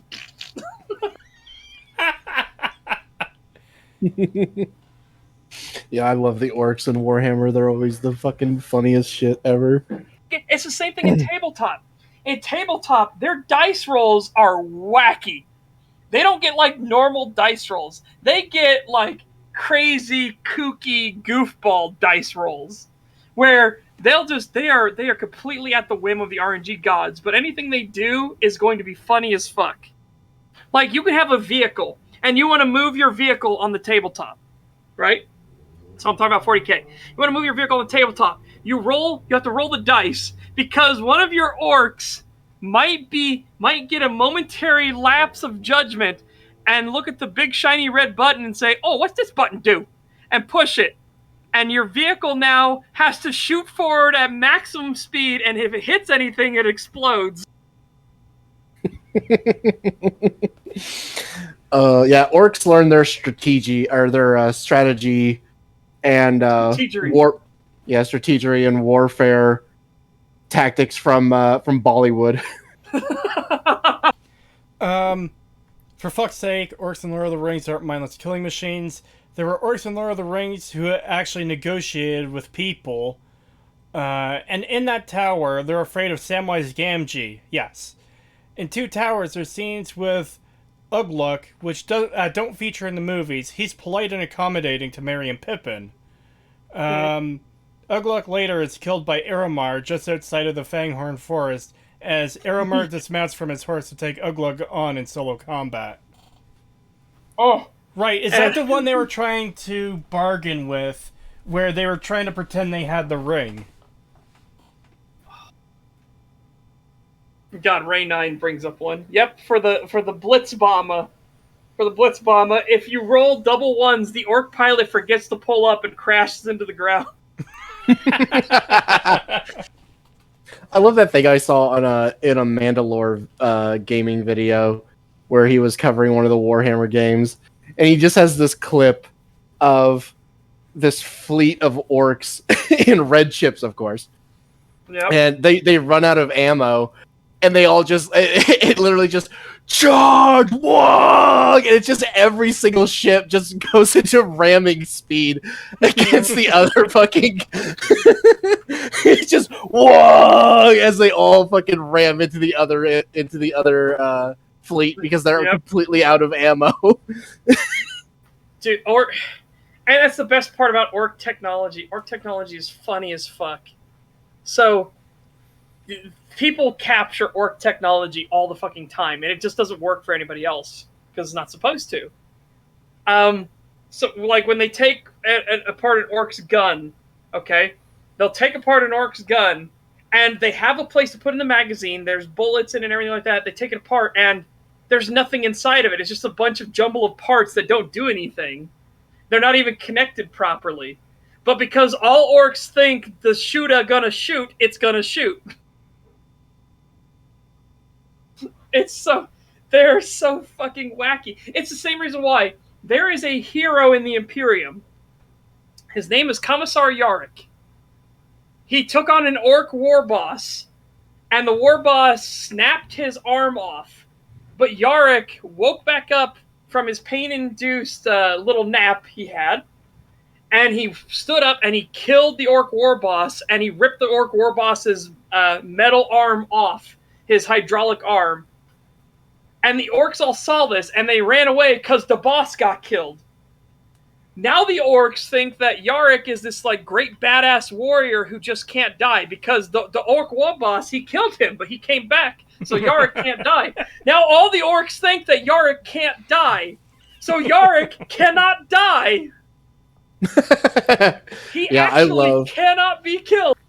I love how their logic works. It's so funny. I love that meme of, look, oil float on top of water. If we put oil on other orcs, they fly in rain.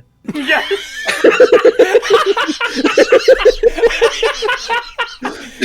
I'm sorry, but I literally just imagined orcs T-posing through the sky during a rainstorm. That's basically what the meme is. Oh, it's fucking good. Great. It's literally just like an orc putting oil in a glass of water and showing another orc, look, oil float. If we put oil on orc fly in rain. Yeah. And then the next scene, it's literally just an orc flying through the air in rain. So what you're telling me is the Warhammer Fantasy orcs are literally just the troll logic memes from like 10 years ago. Basically. No, not Warhammer Fantasy. Warhammer 40k are absolutely, because that's their whole thing, is Warhammer 40k orcs are so psychic that they have a group consciousness, and if everyone in the group believes that something will work, it will work. That's how funny it is. That's how their starships work and everything. That's how their drop pods, which are literally just asteroids, they hollow out and they stick a bunch of orcs in, and then they drop it to a planet. That's how they survive and land. They think it works, therefore it will, because the group collective thinks it works. Warhammer Fantasy orcs, they don't have it to that level of extreme, but they do have a lot of, like, it works because everybody believes it does, but not to that same extreme, right? Okay. Like, they have a shield, they could pick up, like, a door that's old and rotted and everything like that, but if everybody in the group believes that this door, because it survived an explosion or some bullshit, you're like this must be the strongest and the toughest door. So therefore, it suddenly becomes incredibly durable.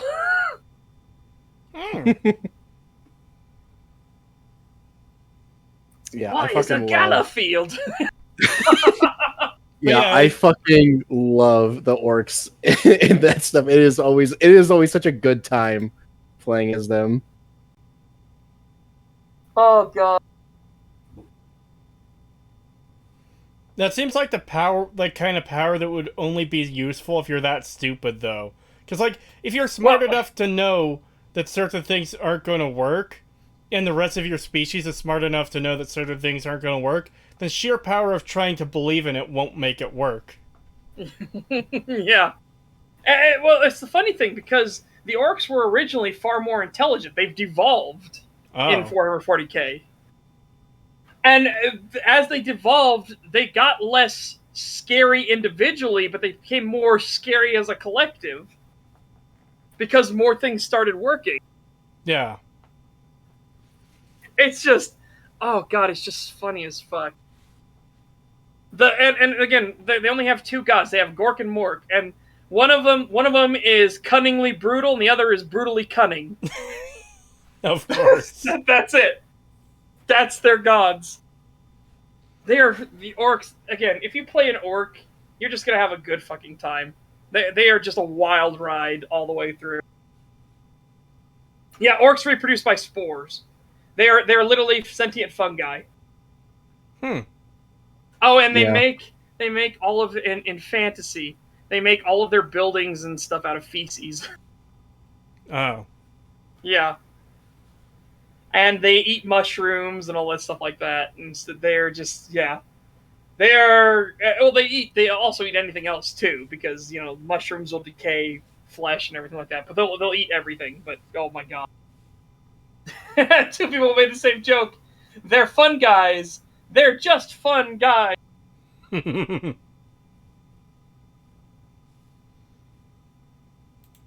Compilations and cultures, and instead of being this marauding band of mindless warmongers, their goals in invading, Which again, they aren't in Warhammer Fantasy either.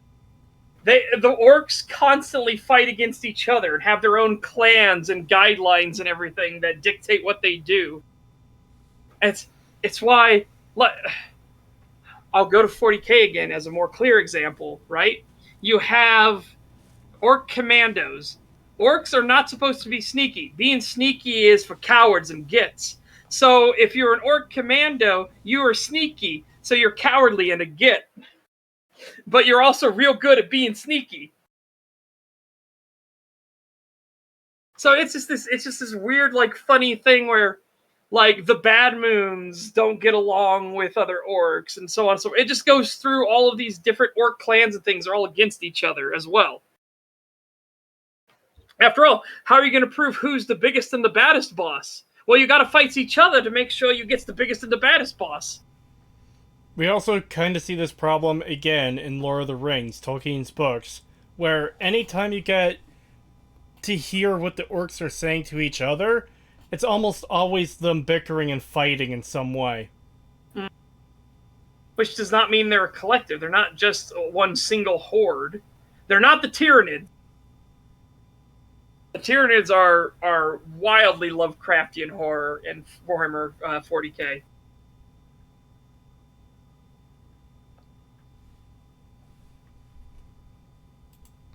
as multifaceted and born out of desperation from their own world of Draenor slowly dying.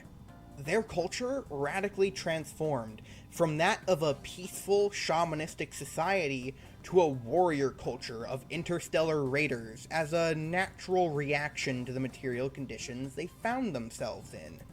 That is leaving a lot of shit out. You're missing the part where they drank the demon blood and were controlled by the demons to fucking genocide the Draenei and invade Azeroth. Yeah. They didn't just, like... He's making it sound like they were peaceful and shamanistic until they had to deal with something that turned them into warriors. Like, sure, that's one way of putting it. You're leaving the key details out, that they made themselves the warriors. Rodpar is pointing out, that's the movie, asswipe. So I forgot the Warhammer had Warcraft had a movie. I forgot about that shit.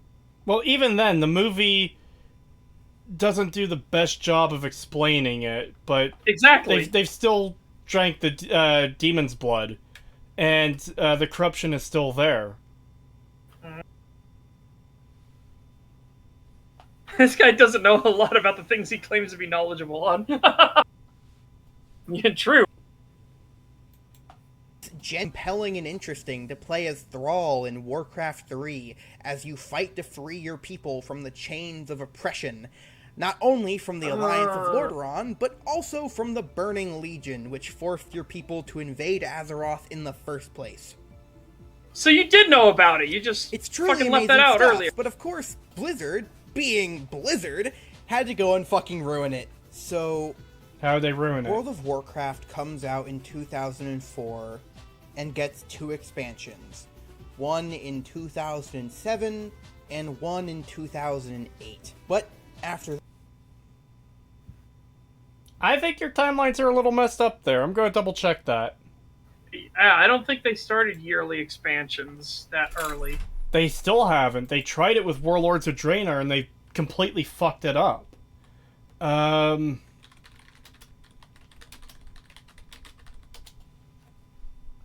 January 16th, 2007. Oh, they did it with Burning Crusade and Wrath of the Lich King. Wow, they actually managed to get one yearly. To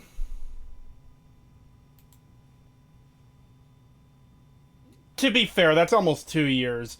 Burning Crusade was January 16th, 2007. Wrath of the Lich King was November 13th, 2008. So you're like Yeah, fair enough. 2 months short of being 2 years. Yeah, fair enough. For that, next expansion of World of Warcraft wouldn't come out for another 2 years until, in 2010, Cataclysm releases. Now, Cataclysm is basically WoW 2. It changed so much about the game that if you asked most fans, they'd probably say they view pre- and post-Cataclysm World of Warcraft as entirely separate games.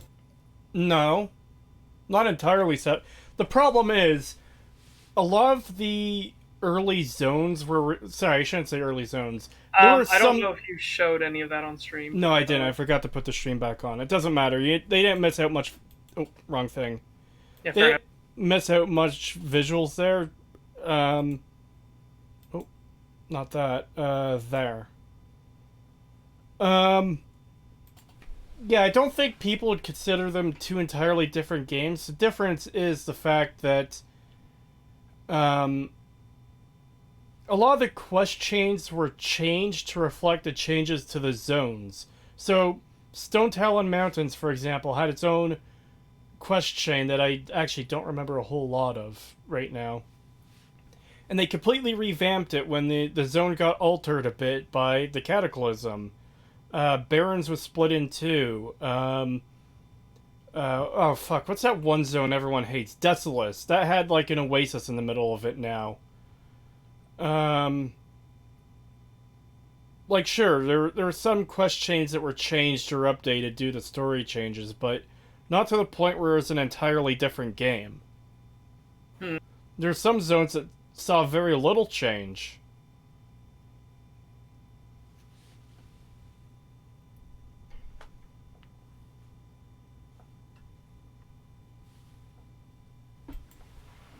Even has legacy servers for a vanilla version of the game called World of Warcraft Classic. Part of what it... Which they only did because they got screamed at and BTFO'd because they took down a private server that was playing original World of Warcraft, and that private server was becoming incredibly popular. Yeah. Teneris was flooded? No, Teneris wasn't flooded. Some parts of it got a little more water to it, but the entire zone didn't get flooded. Thousand Needles got flooded. Yeah. Yeah, take care, Raynai. Yeah, have a good one. Now let's continue. And the part we're concerned about is that the faction leader of the Horde was changed from Thrall to Garrosh Hellscream. Now, Garrosh is... well, he's a fascist. Oh boy. I'm not even a fan of Garrosh because I think he's an idiot as a character, but a fascist? I don't know. As we found out, people don't know what fascism is these. See, there's some parts of Cataclysm where Garrosh seems kind of based. Because I mentioned the Stone Talon Mountain zone. During a quest line there, an orc general wants to bomb this like druidic haven, and Garrosh shows up. He's like, "What the fuck are you doing?" and kills them for it. Because these are a bunch of peaceful people. It's like, okay. So, Garrosh, who's been portrayed in Burning Crusade as a whiny bitch, and in Wrath of the Lich King as, like, a complete asshole who can't rein in his temper. He only cares about fighting the Alliance. He seemed kind of based in early Cataclysm. And then later on, he gets a mana bomb and bombs Theramore so hard that it destroys that location in every version of reality. Yep. Which, yeah. Agree. Hmm? I posted something that got posted in my Discord. Uh-oh. Yeah, I've seen that before. Garrosh and Kata, a brutal but inexperienced war chief. Garrosh and Mr. Pandaria, cartoon villain. Yeah, they turned him into a complete joke. And it's very annoying. Antifa are ironically fascists. Yeah, completely. Antifa are actually fascists. And that'll blows their mind if you ever try to like explain to them what fascism actually is, and they realize it's them. Well, some of them realize it's them. Others are so far in the Kool-Aid they have no idea.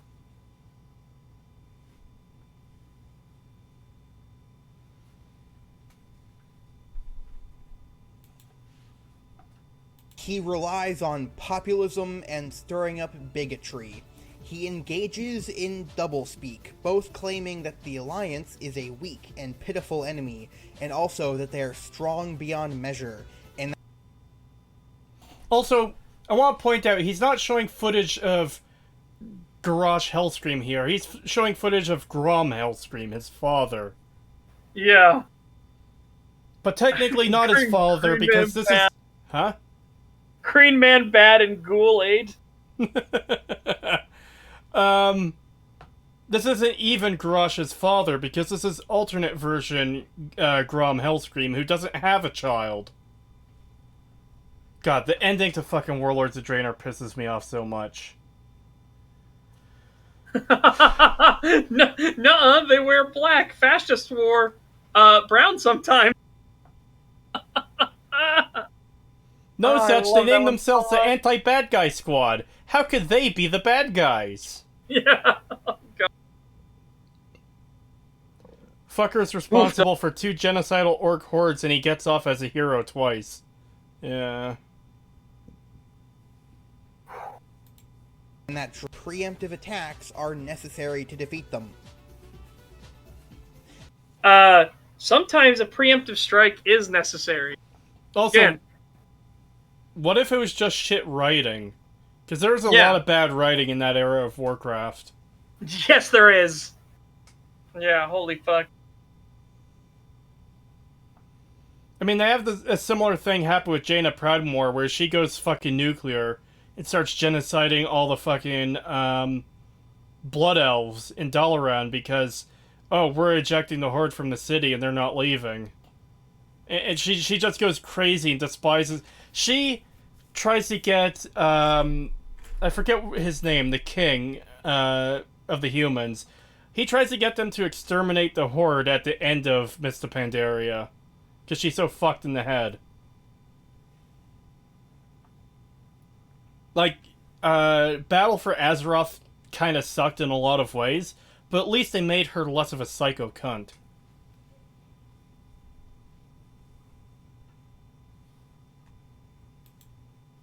Conflict of Mists of Pandaria is literally just him nearly dooming the entire planet in order to gain more power, and ends with a revolution forming within the Horde to besiege Orgrimmar and dethrone Garrosh.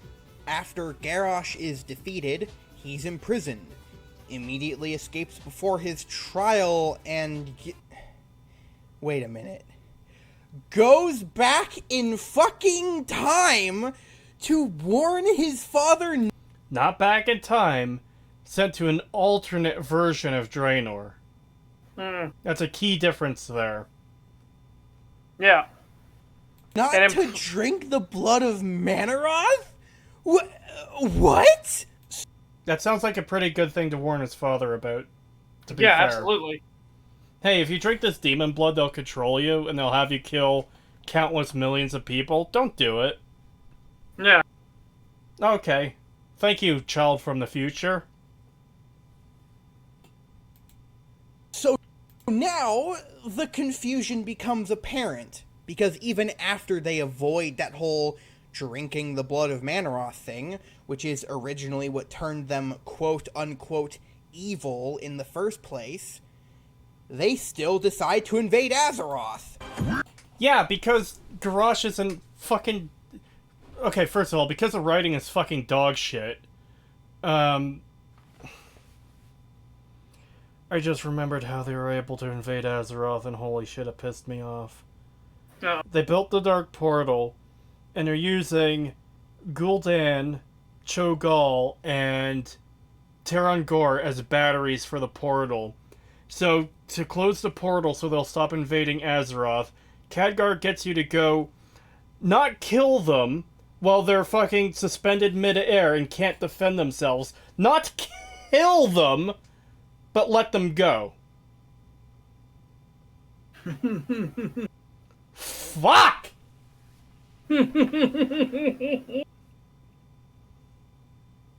Yes. The hate flew through me, and now it is flowing through Creed. I'm actually really fucking pissed now. I had completely forgotten about that massive shit tier writing. I was happy not remembering that. And now it's back. Fuck! Dark Portal. And it will continue. Yeah. So fucking bad! Like, even Khadgar says, oh, that's a problem, we'll have to deal with that later. Like, why didn't you just kill them while they were fucking defenseless? They're floating in the air. Just, put a hand on their shoulder, pull out your dagger, and push it through their fucking eyeball! Ugh!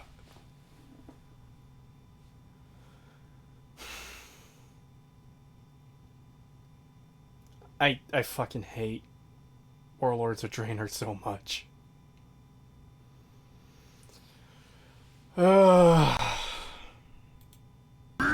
Happy slaves!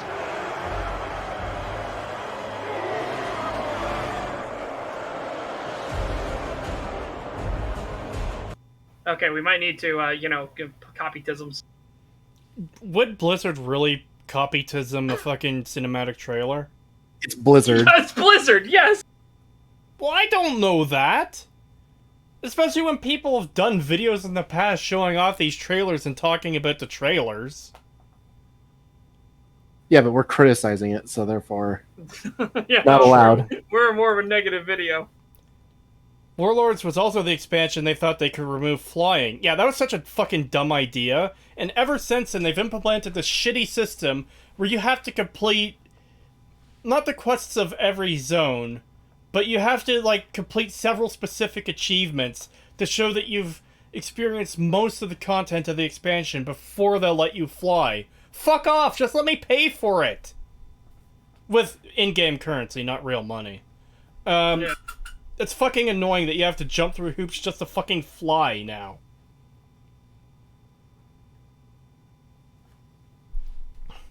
Oh yeah, the alternate timeline Gul'dan goes to our timeline and suddenly Legion Invasion. Yes, the expansion after...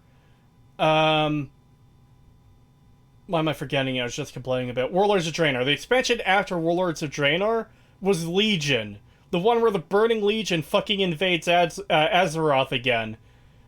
Because of the Gul'dan that you refused to kill at the start of the expansion. It is so fucking annoying. I hate it.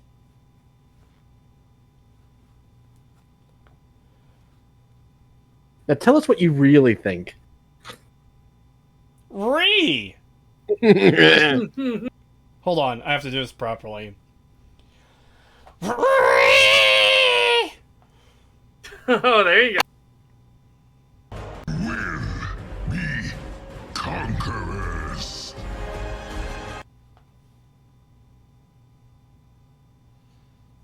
God, see, Warlords of Draenor had so much potential too, because it was a chance for us to see Outland before it became Outland, back when it was like a full fucking planet. And they botched everything. They make a big deal about all the orc war chiefs. One of them dies in a fucking dungeon. Another one, Kargath Bladefist, is the first boss of the first raid of the fucking expansion, and he's dead. Like, these are supposed to be more interesting and important characters than that. Doomhammer shows up fucking twice and dies like a bitch. God, I didn't know this video would open these old wounds. This is pissing me off so much. I did warn you that that Warcraft was coming up. I knew Warcraft was coming up. I didn't think... For some reason, it didn't pop into my head that it would be Warlords of Draenor. I thought he'd be going, oh, well, the goblins in Warcraft are Jewish stereotypes, too, because that's what people often go to. Or, the trolls are Jamaican stereotypes. Why? Because they say chew on that? Because they're, like, sort of tribalistic, and they, have vaguely Jamaican accents. Oh. It's dumb.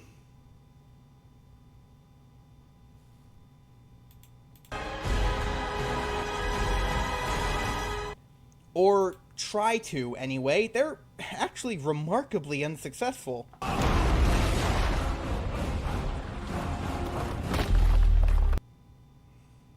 Yeah, just in case. We also don't need to see this much of the cinematic footage.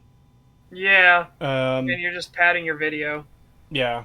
The reason they did the whole "we will be conquerors" thing is because Garrosh is coming back to them and fucking lying to them about what Azeroth is. Yeah. Fuck, did the other stags get taken down? No. All the episodes after episode 50 are being re-uploaded to the side channel, Creetosis Streams, so the main channel isn't cluttered with stream videos. Yep. Because that does kind of affect my normal library of videos. But also, remember, this is how Tolkien holds fantasy back, everybody. And we are so far in the fucking weeds right now. Yeah. In fact, their whole plan to invade Azeroth bit gets foiled within the first, 30 minutes of the expansion's leveling campaign, and then we just spend the rest of the expansion fucking colonizing alternate universe Draenor. And wait, hold on! You said back in time earlier. You didn't acknowledge the alternate Yeah, you dumb fuck. So which is it? Is it an alternate universe or is it back in time, you idiot?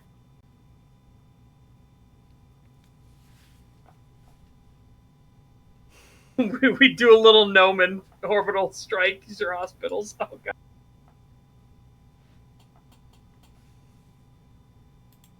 And we're the heroes here?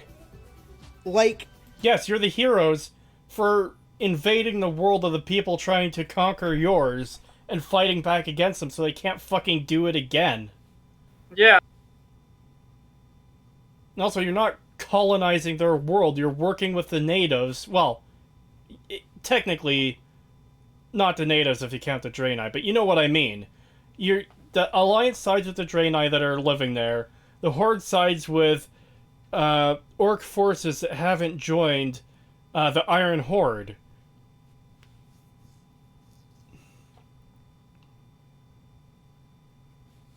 God, this video is so fucking dog shit. It is. The worst part about it is did it's we making me defend an expansion I fucking despise. Yep. Did we immediately stop the Iron Horde from invading Azeroth? We then followed them back into their homeland to slaughter them by the fucking millions. I don't think we kill millions of orcs in... no, you don't kill millions. And also, so what you're saying is, us going into Nazi Germany was wrong. Pretty much. Because here's the thing, the reason... This retard is actually saying that, no, once we push them back to their territory, it should have been over. We shouldn't have invaded them. Dumb motherfucker. Yeah, part of the problem is they want to take down the Iron Horde so they don't build the fucking portal again.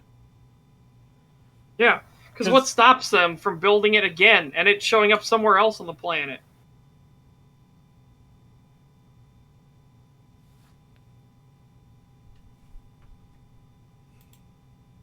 Did a colonialism! Shut the fuck up. Damn it! So...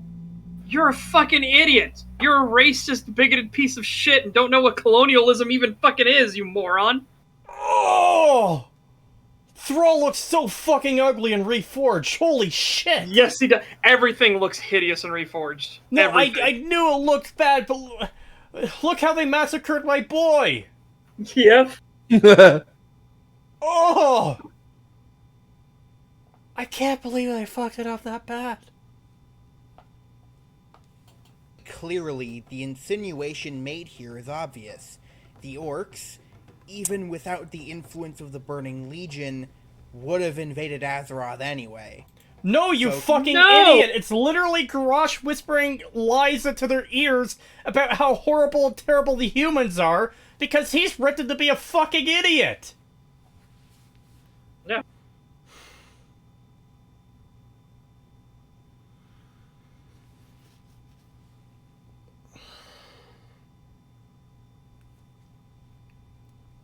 This is extremely annoying.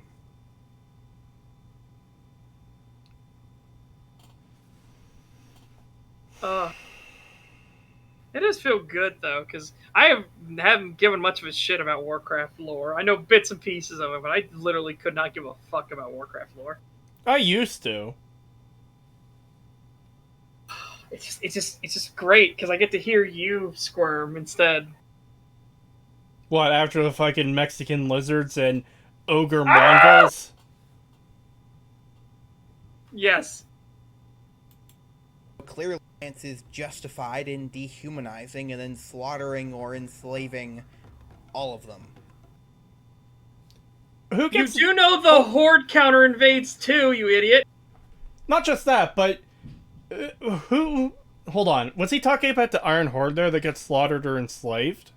Yes. Who the fuck from the Iron Horde gets enslaved by the people invading from Azeroth? Sorry, counter-invading from Azeroth. The Yeah. only Iron Horde who get enslaved are the ones who go with, Kilrog and drink the demon's blood. That's not being enslaved... That's not being enslaved by the invading force, you fucking idiot! Yep.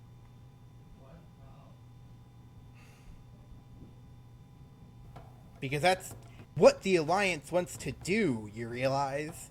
No, it isn't, you dumb bastard. I don't actually know, because I've never played the Alliance side, but everything I've seen of the Alliance, the proper Alliance in World of Warcraft, is they're against that kind of thing. They just kind of want the Horde to fuck off. Alright. Legionary says, post Warlords of Draenor, the Lightforged Draenei started to enslave all the orcs. Yes, that does happen. But those are Lightforged Draenei who are fucking native to Drain... Well, not native. They're the Draenei who left Argus. I had to remember the name of it for a minute there. Who left Argus because of the Burning Legion and fled to Draenor. And they stayed back and got...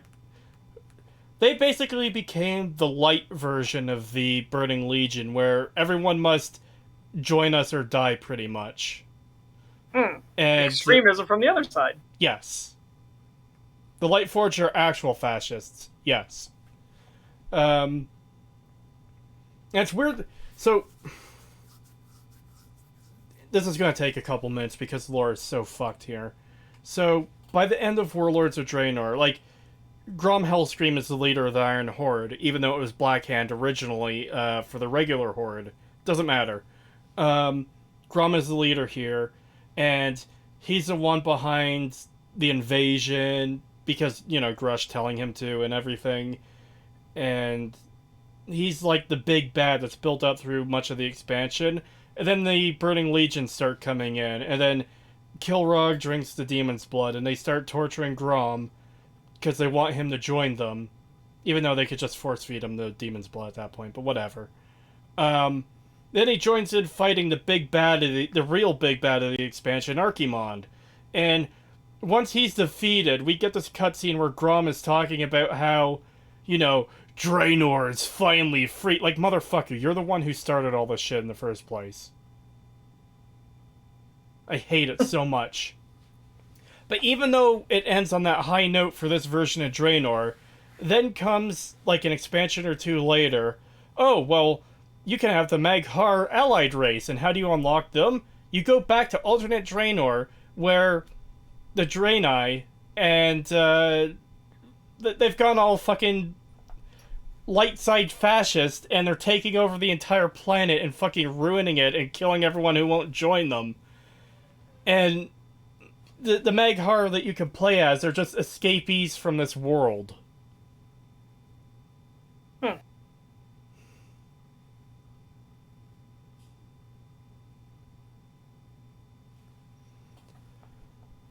Yeah, that sounds like shit. Yeah, it is. It's very annoying.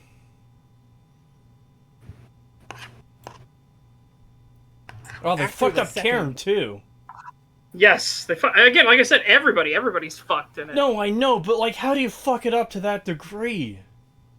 Not having any talent or capabilities. Or the Dark Portal, which let orcs travel freely between Draenor and Azeroth, got destroyed, and the orc race was nearly entirely wiped out by the Alliance. Those that did... Is he still talking about Warlords of Draenor? I don't know. All of them. Because that's what the Alliance wants to do, you realize? After the Second War, the Dark Portal, which let orcs travel freely between Draenor and Azeroth, got destroyed, and the orc race was nearly entirely wiped out by the Alliance. Those that did survive were sold into chattel slavery.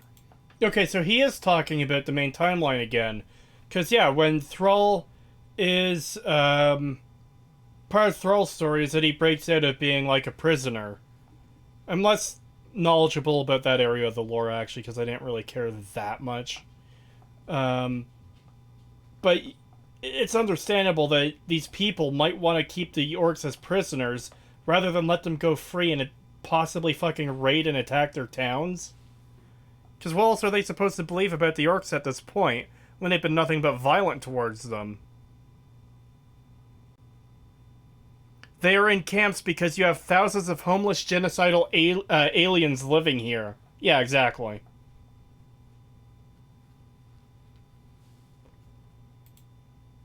Blizzard seems to be undecided about whether or not the orcs are just inherently bad, evil people or not, and just sort of flip-flop as they please. And that's really fucked up. So, good job misinterpreting fucking everything about Blizzard's lore and the story they're trying to tell. Especially trying, because they fucked it up a lot more recently, but, like, there's parts of the lore there that aren't that bad and you're still getting it wrong.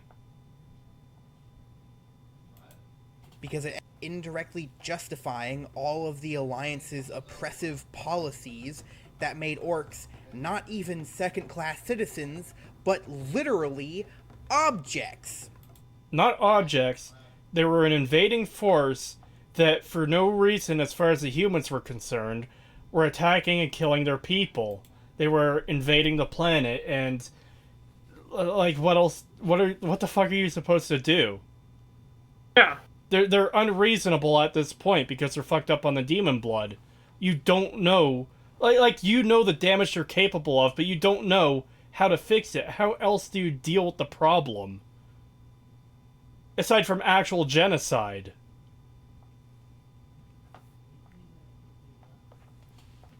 And of course, the story, they even go their way to show characters within the world that do have prejudice against the different races.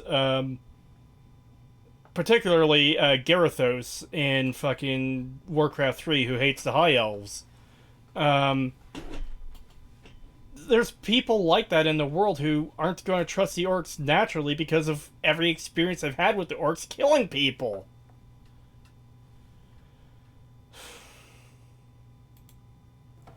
Please, you can't just have one faction have literal genocidal intent, while the other faction is a group of indigenous populations all based on historically oppressed native people.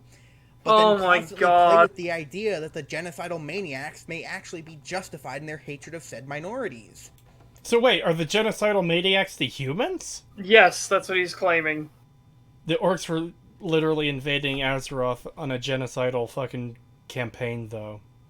Yeah, again, this dumb bastard thinks that just because, in his mind, he hasn't said it yet, but he's implied it heavily, the orcs are black people, that they're not allowed to be the violent aggressors and not allowed to make the Empire, the humans, sorry, people from Azeroth, justified in fighting them.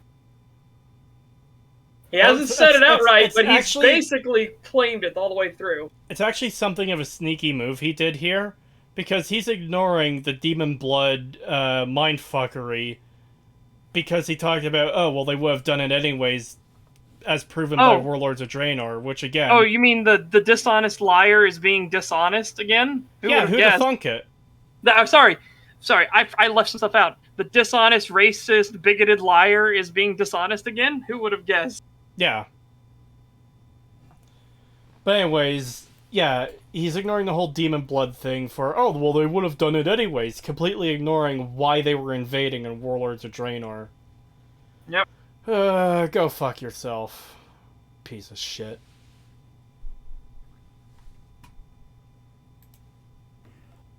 Warcraft really does take a lot of inspiration from Warhammer, huh? Do I think this is... Not anymore, it doesn't. No, not at all. It started off that way, but not anymore. They've diverged so far that it's something completely different.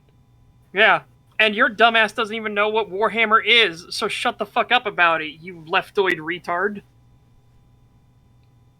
Why does Karen Bloodhoof look like he has braces? Because this is fucking Reforged. Of all the games you could have gotten footage from, why the fuck would you use Reforged? I have no idea. I mean, Reforged is hideous. Is intentional? No. Probably not. I don't think Blizzard is legit trying to make us consider the positives of genocide. Which is why you fought back and invaded the genocidal race! Oh! Yeah, wow. But you don't get it. They may have been genocidal, but you colonized their planet, so that's bad. Yeah, fucking exactly. This is your brain on MSNBC right here.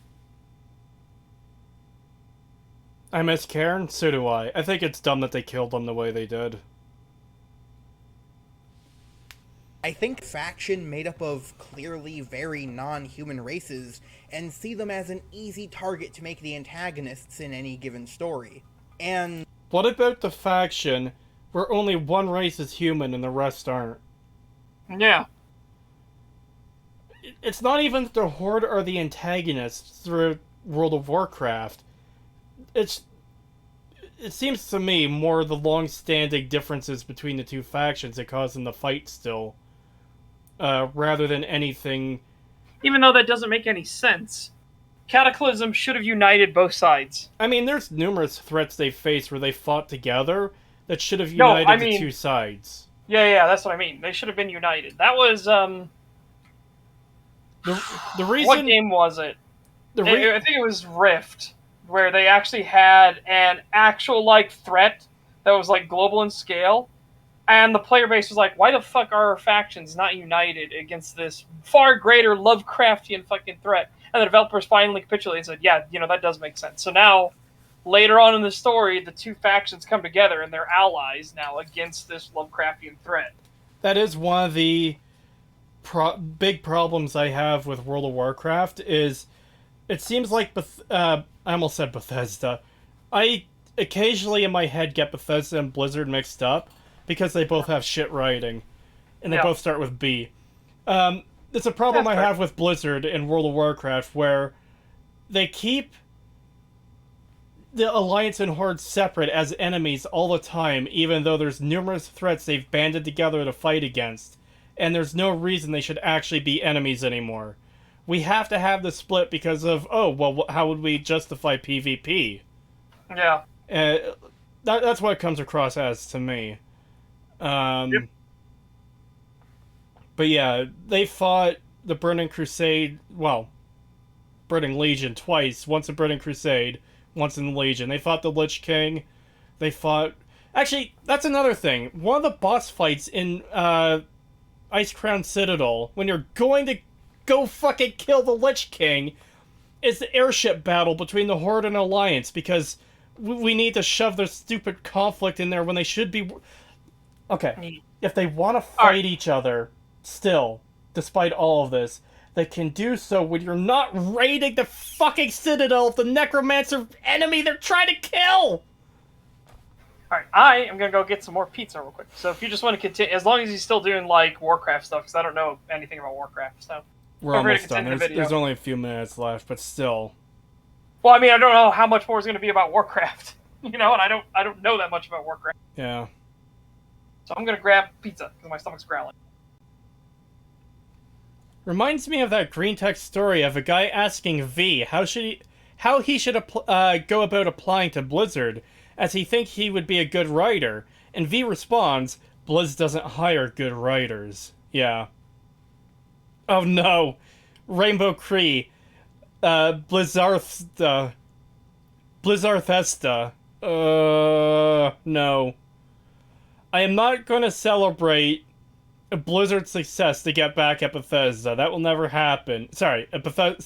Fuck! I'm so mind-fucked right now for having to deal with Warcraft again. I will never celebrate a Bethesda failure to get revenge for Blizzard or whatever. Honestly, I don't even want Bethesda or Blizzard to fail. I want them to make their games fucking good again. I would love it if Warcraft was good again. I would love it if Elder Scrolls and Fallout were good again. I don't want them to fail because I'm not a petty little bitch. Like Rainbow Cunt was. World of Warcraft is stupid and MMO nature doesn't help because it constrains what they can do with the setting. Yeah, that does restrict it a bit, quite a bit.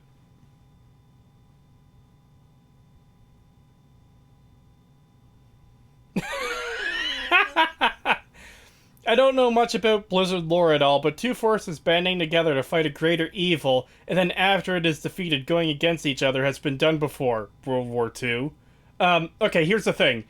There is no actual real reason for the Horde and Alliance to be fighting each other. They could easily bargain out peace terms where they're not at each other's throat constantly for no reason. This is something I was going to mention a few minutes ago, but didn't, but I'll bring it up now. It bugs me that a lot of the conflict between the orcs and the night elves, for example, are, oh, the orcs are cutting down all these trees, they're ruining our lands, blah, blah, blah, blah. The humans do the same fucking thing, but because the night elves are on their side, it's not a conflict between them.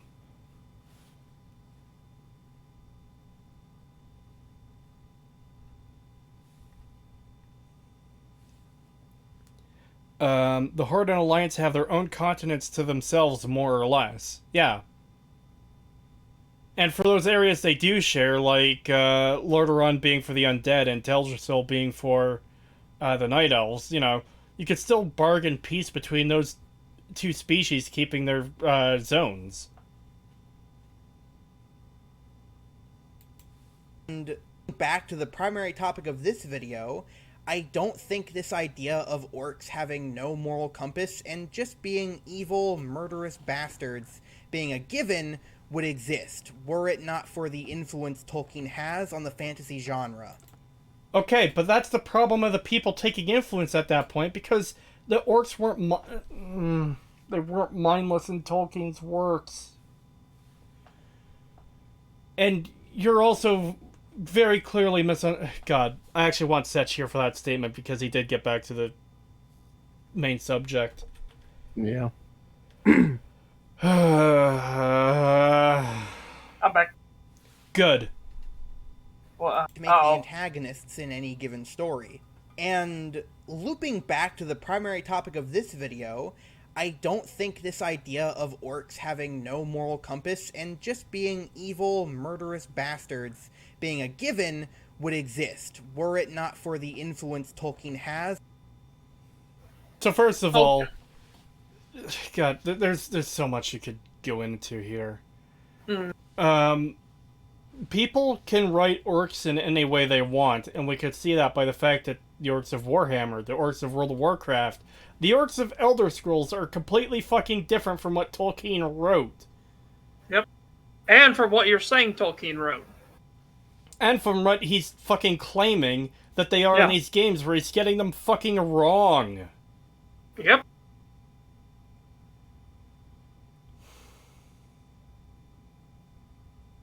On the genre. Again, it's just like the pro-monarchy shit. You cannot just easily disregard it as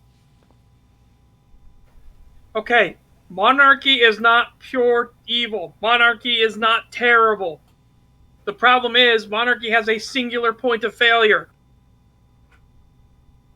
Which, trust me, if you have a good king or a good queen in, monarchy can be fantastic. It can lead into golden ages.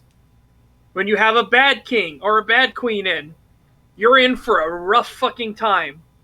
Because it is all that singular point of failure.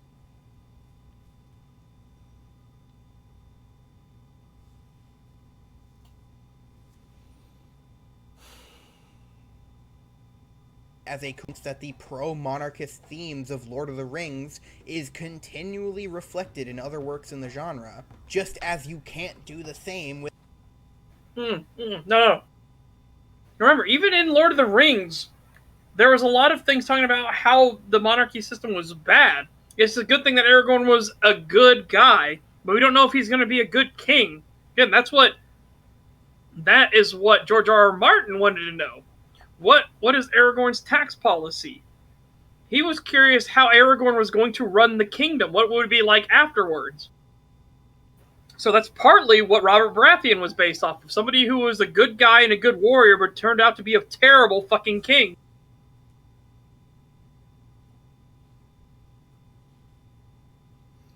I'm black. Is this a black people are orcs thing? Why the fuck is this common? He hasn't outright said it, but he's still saying He's implied it heavily. He's implied it heavily. He's going on the whole thing of, it's terrible that orcs are these horrible invaders and genocidal and they're enslaved and everything. It's just fucking bizarre. Why is it so common? Because these people seek to claim racism about anything and everything, and in order to do so, they end up becoming racist themselves. Or, no, it's more that they were always racist, but True. They're trying to deflect from their own racism. Again, it's the racists that think that orcs are black people. Normal people don't see it that way. Normal people see an orc as an orc. The racist person sees an orc as a black person, and then claims that they are, therefore that everybody else that doesn't is racist. Yeah, don't forget he did directly compare. He said orcs are clearly Native inhabitants, and like he's again indigenous. He said they are clearly indigenous people. Like that was their inspiration. Like they're clearly inspired off of indigenous peoples. It also bugs me how he's making it out to be an issue that Tolkien wrote a race that is evil, as if you can't just make a species of creature that's just evil, because you want that in your story. It's not his fault that... Let's assume he was correct for a second about Warcraft and Warhammer. That's not Tolkien's fault that the people who wrote those things were less creative about it and just made them evil as well, even though that's not what fucking happened. Yeah. You can't blame the original creator for the people who got inspired by his work. It's the thing I hate so much. I hate a lot of things about the left. One of the biggest things I hate about the left is the sins of the father and then the sins of the child, and how they can go either which way depending on what the narrative is now. Yeah.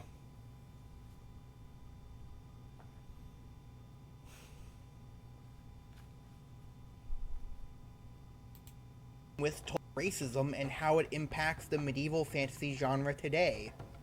I hope I've been able to illustrate how this web of inspiration has started to form. No, you haven't. In fact, how dare you fucking say, oh, Tolkien's racism caused this? You proved earlier that he's not fucking racist. Yep. Ugh, I hate this fucker.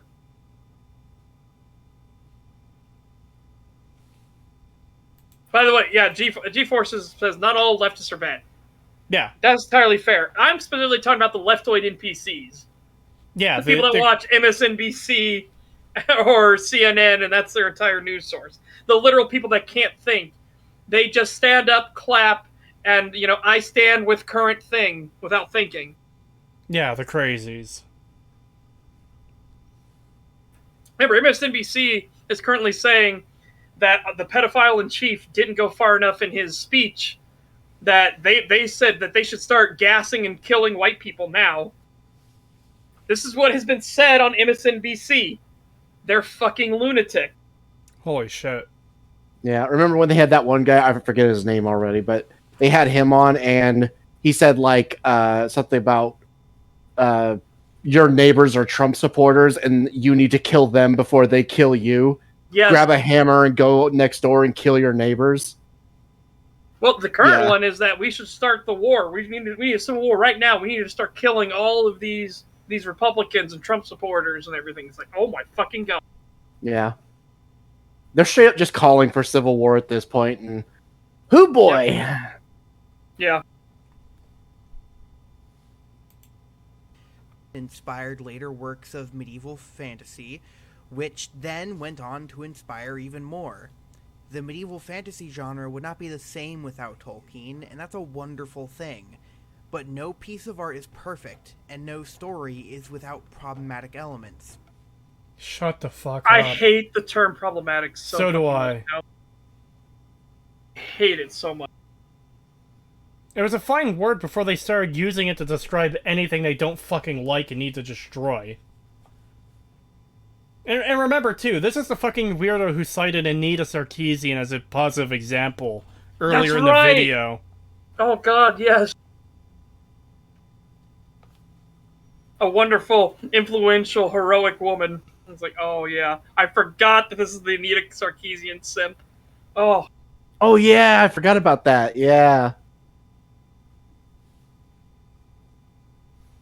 Define the problem. Yeah, exactly. These people say something as, oh, that's problematic, but they never explain why, besides, oh, this is racist because they're a fucking idiot like this guy, and just assume everything is racist, and... A wise woman once said, and then he shows Anita Sarkeesian.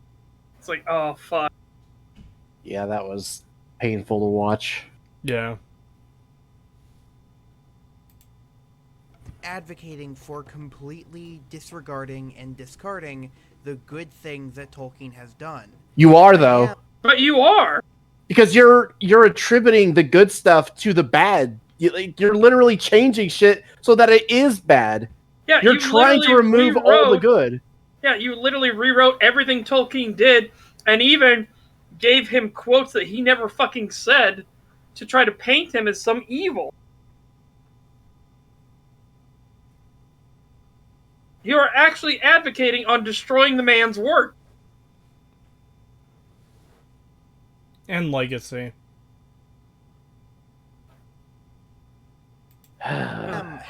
Advocating that we think more critically about the potential baggage we take on when we write fiction. No art exists in a vacuum. No writer is able to craft entire worlds from whole cloth. But if we're going to take... Yes, they can. They absolutely can. God. Like, what the fuck is this? This is that weird... This is one of those people that's like, everything's political. Everything. Yeah. It's one of those fucking weird... I mean, he basically just said, like, if you're gonna write a story, you need to understand that we're gonna call it racist and we're gonna come after you. Well, yeah, that's what I said earlier, is... yeah, I know. The only thing he's proven is no matter how well you write your fiction, they're gonna find a way to call it racist. Yeah. Ugh, I fucking hate these people.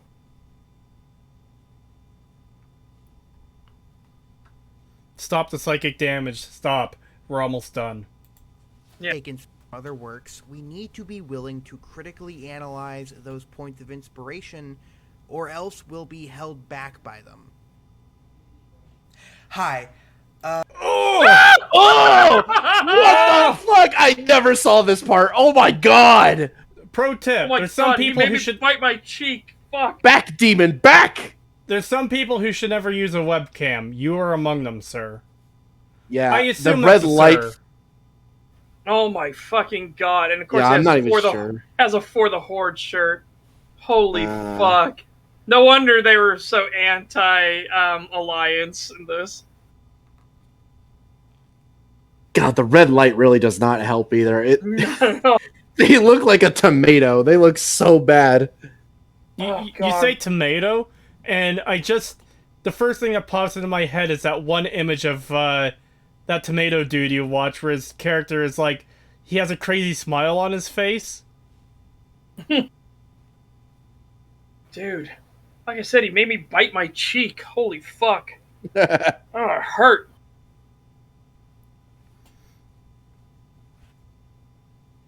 This A makes, literal pinko. this does make me a little bit embarrassed to be a Horde player, though. Being associated with this fuck by default. I'm afraid to see this thing move.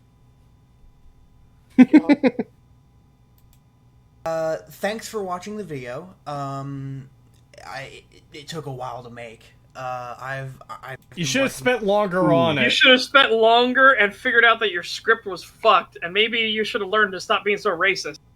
Yeah. God, there's something about the way he talks and his movements. Very Jim Sterling vibes here, especially that bit where he kind of like tucked his cheek in towards his shoulder and gave the camera a look of like, oh yes, because it's very strong Jim Sterling vibes here. Hold on. People ask for a censor bar? I think I'm scrolling through our chat for something to use. I think I just found it. Hold on. Grab the Toad Man. Not the Toad Man. We need Toad Man back. Not Toad Man. It's something else. You'll like this. This might be a little too mean, actually. Hold on. Well, let's just see it first before you use it. It's too late. on that November, basically. So, yeah, it took a very long time to eventually make, but it's out now, and I hope you enjoyed it. No. No, What a it dog was, shit fucking video. it was filled with your racism and bigotry and hateful fucking nonsense against people. Yeah. Like, holy shit. Like, I have never seen somebody go so far out of their way to make Jews look so bad in the modern day. Mm-hmm. Like I have seen some That really wasn't wearing a fucking swastika. exactly. Yeah, it's like the only thing I can think of is like straight up just neo-Nazis is the closest thing I can think of people who have gone this far to shit on Jews without actually being a neo-Nazi. It's like, God damn. Yeah. Oh man, look at all those tomatoes in chat. I almost thought we were on someone else's stream for a minute. The casino got Not built. making it. Seriously, by the end, it was very difficult for me to like keep working on it. I really had to force myself through the last little bit. I feel like this was his brain fucking revolting against the stupidity that was coming out of his mouth. Yeah, like somewhere in subconscious, like you realize everything you're saying is racist as fucking retarded, right? You guys were right. He watched Jim Sterling. Oh no. Oh, of course. Of course. Yeah, I'm getting very strong Jim Sterling knockoff vibes here. Well, I mean, this is basically a discount Jim Sterling video. Yeah, it really is. It's got the same racism and bigotry in it. Yep. That's why I said bring up the Toad Man. Good point, but I like this image better. I do too. Because oh my god, I've just been working on it for so long that it just got too much. A 30-minute video. Sorry. This is your end thing that you recorded after it's over. So your video is like, what, 27 minutes long? Cry me a fucking river. Yeah, holy shit. Yeah. 27 minutes where he did basically no actual research. Literally used Twitter as a source, didn't even bother to check if it was correct. Yeah. That or he fucking made it, or he knew and lied. Oh, and then he's complaining, oh, a 27-minute video. Oh, I just couldn't take it anymore. Yeah. As someone who makes numerous hour-long videos, it's fucking hilarious to me that someone is sitting here fucking crying about making a video that's less than 30 minutes long. Yeah. For, like, the main Yeah. content. Oh, yeah, it's so shit. Like, man, I would be fucking rocking if I could make 30-minute videos, because I'd be able to get one done probably every 2 weeks. Yeah, it's even that Vincent Martin one we did. Like, you wouldn't think that would be that long, but Yeah. that was like what? It's reached almost 2 hours now, at least. Pagan. Three. It's almost 4 hours long. Yeah, and it's gonna Jesus! go much longer. All the wow. audio is edited. All I have to do is add in that artillery clip, and then And the clown clip. I'll get to work on that. I could probably do that today. all right. You'll have to remind me where the clown clip goes. But yeah, I'll put that in there, of course. It'll be where the Welcome to Clown World thing. I think you might have said that more than once in that video. I'll have to check the script. He's half tomato and half Jim Sterling. Oh no, someone earlier in chat called him Jumado. Yeah. Yeah, still working on stuff. The Vincent Martin video is still a little ways off. We don't have Pagan's emotes yet, so we can't put that in the video until we have them. Or the special thing for mine. Or the special thing for yours. But Yeah. let me just check quickly to see where I am at editing. All the audio is edited for the most part. And I've got 1 hour and 25 minutes, almost 26 minutes, of my emotes and Setch's emotes over our sections where we're talking. We're just waiting on Pagans. And the Didn't you special say a few days ago that he had the sketches ready for mine? Yeah, but she didn't send them. Oh. I can message her and ask. Yeah, I'd like to see them. Yeah. Yeah. Eventually, I just ran out of energy to make it. But how fucking pathetic are you that you ran out of energy to make this video? This is a short fucking video. Like, granted, it's not a 10-minute long video, but Creetosis has a girlfriend? Material. No. The subject material was just too much. I got depressed. I had to stop for my mental health. Well, it sounds like. Yeah, that's what that does. That is how it comes off. All right, so. But out now, and I am really happy with how it turned out. I think. Ooh, you should not be. No, you did terrible. Oh my god, you got almost everything in this video fucking wrong, and you outright lied in a couple of parts. Yes. And you don't know anything about Warhammer. Holy fuck, you know absolutely nothing about Warhammer. Nothing at fucking all. It's pathetic.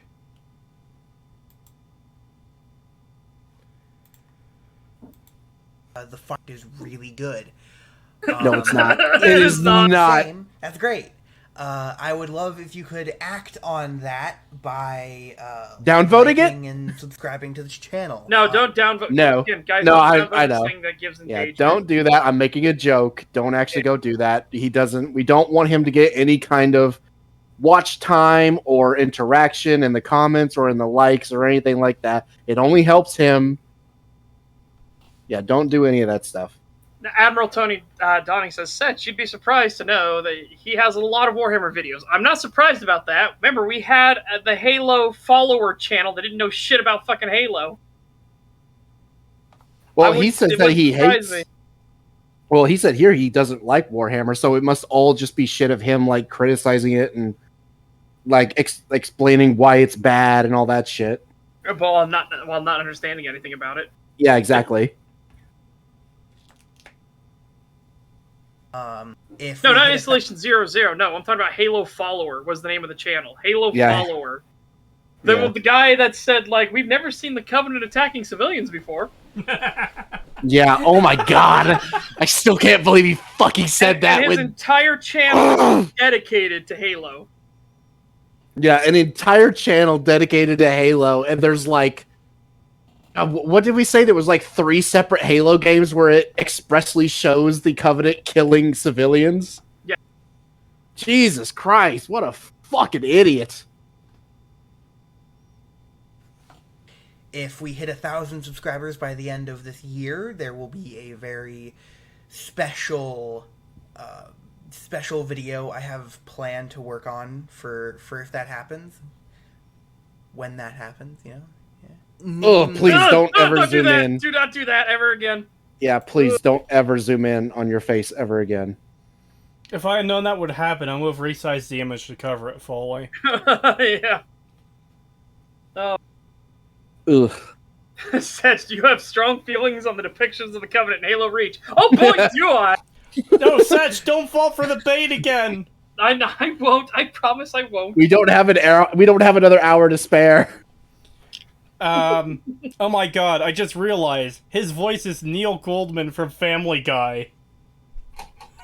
God. Oh my god, it kind of is. Well, alright, do we think there's just gonna be more shilling like this the whole way through? There's only a minute left, it's probably gonna be mostly 2 minutes, it's probably gonna be mostly shilling. Well, yeah, because we've had 2 minutes of just shilling so far. Full monthly subscription. Yep. Yep, that's all it is. We're done. Alright, we're done. Yeah, okay, good. Over. Ah, thank God. That was absolutely terrible. Oh my God. Yeah, that was dog shit. So, Saints Row rant. Holy fuck, that game is garbage. Yes, the game is complete and utter dog shit. The new Saints Row Yeah. is terrible. So, Yeah, it's so bad. Setch streamed it, 4 times, and I sat in for 3 of them? Mm-hmm. Okay, so... Well, let's say I streamed it 3 times and then an hour of after. Well, it was a short game. Point is, I missed the first stream of it, but I saw the rest of it. It is insane how little content there is to the main story of this game, and what content there is mostly seems like padding. Yeah. Because there's a quest where they're like, oh, go get donuts for this meeting. And while you're out there, people are like start shooting you because you've been put on an app where people can put out bounties on anyone. And the entire quest is you go to the people who make this app and have them take you off of it, and you kill the people who are trying to kill you and defend their home while they remove you from the app. Yeah. This is just complete filler. It doesn't progress anything. It doesn't advance or change anything. Like, it's just shit happening for the sake of shit happening. One of your retarded gang mates wants to go to McDonald's for a toy. This is what I was about to bring up. Yeah, this one in particular bugs me. Like, a lot of the quests bug me, but this one in particular because it's just so retarded.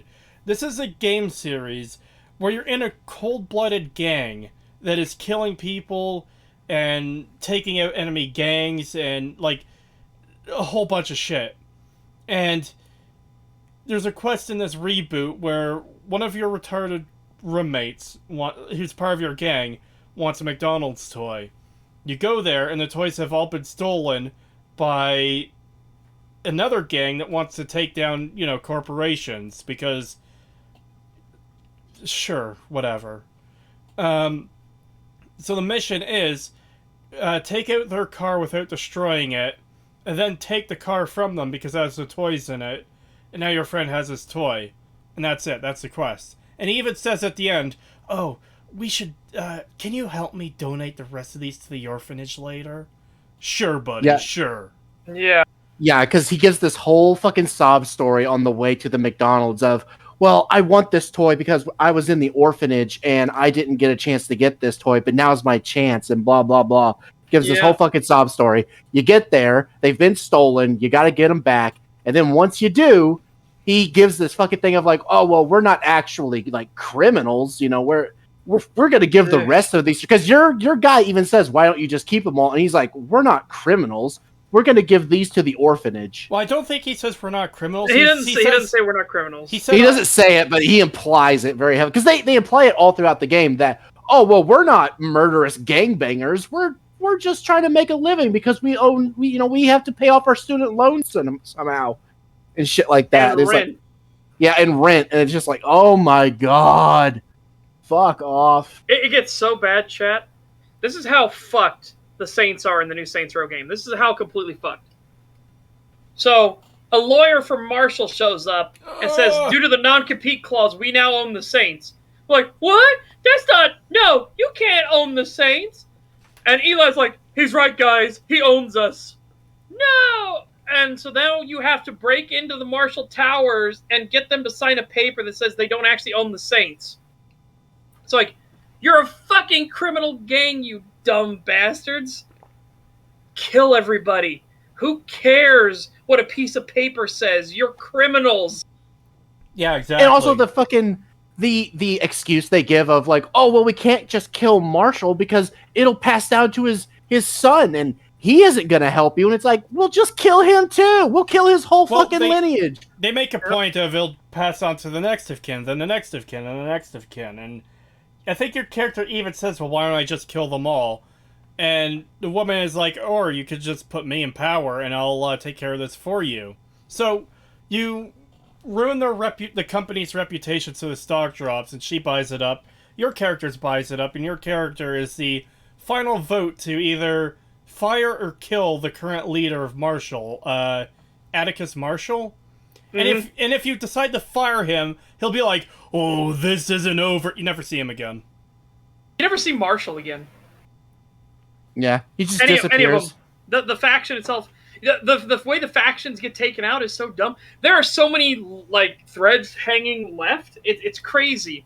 Yeah, the Panteras, like Sergio gets killed, and then the Panteras just fuck off forever. Well, not just for some that. Reason. They don't. And then hold on. The problem isn't they don't fuck off immediately because they still show up in a quest or two, and then they're just gone. No, I don't think they ever show up again. No, they. I thought they. When did they show?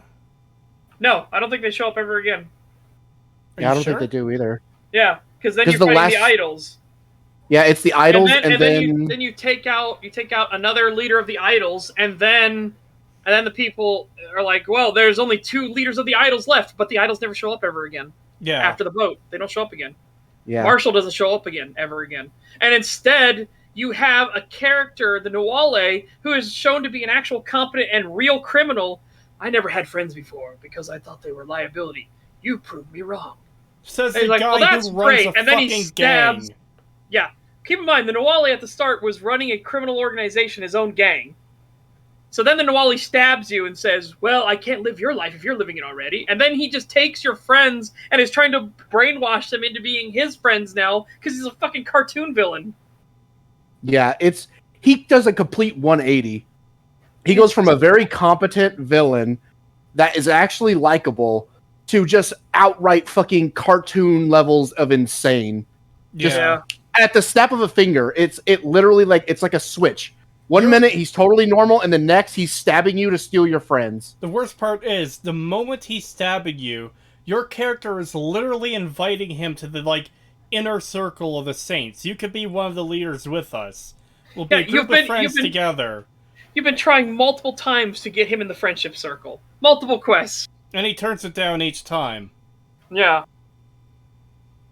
Oh. Yeah, it's why it makes no fucking sense. It's like, well, if you want my friends so bad, I'm literally handing them over to you by making you a part of the inner circle. All the shit that we've been doing and that you see, you're going to be a part of it. You're going to be in the inner circle. But he just decides, no, you can't be here. I have to take your place. Yeah. Why? You're literally getting exactly what you want. Yeah, without needing to kill the main character. I don't get it. Just doesn't make any sense. Speaking of padding, when for this entire game, there's a lot of padding. after Buddy stabs you, after the Nawale stabs you and tosses you into a grave and starts burying you, you have this, like, spirit vision of going through the afterlife, even though it's not the afterlife, and you end up on this stupid board game where your character's friends are portrayed as, like, game pieces, and you need to find different animals for them. It's just a big, dumb waste of fucking time.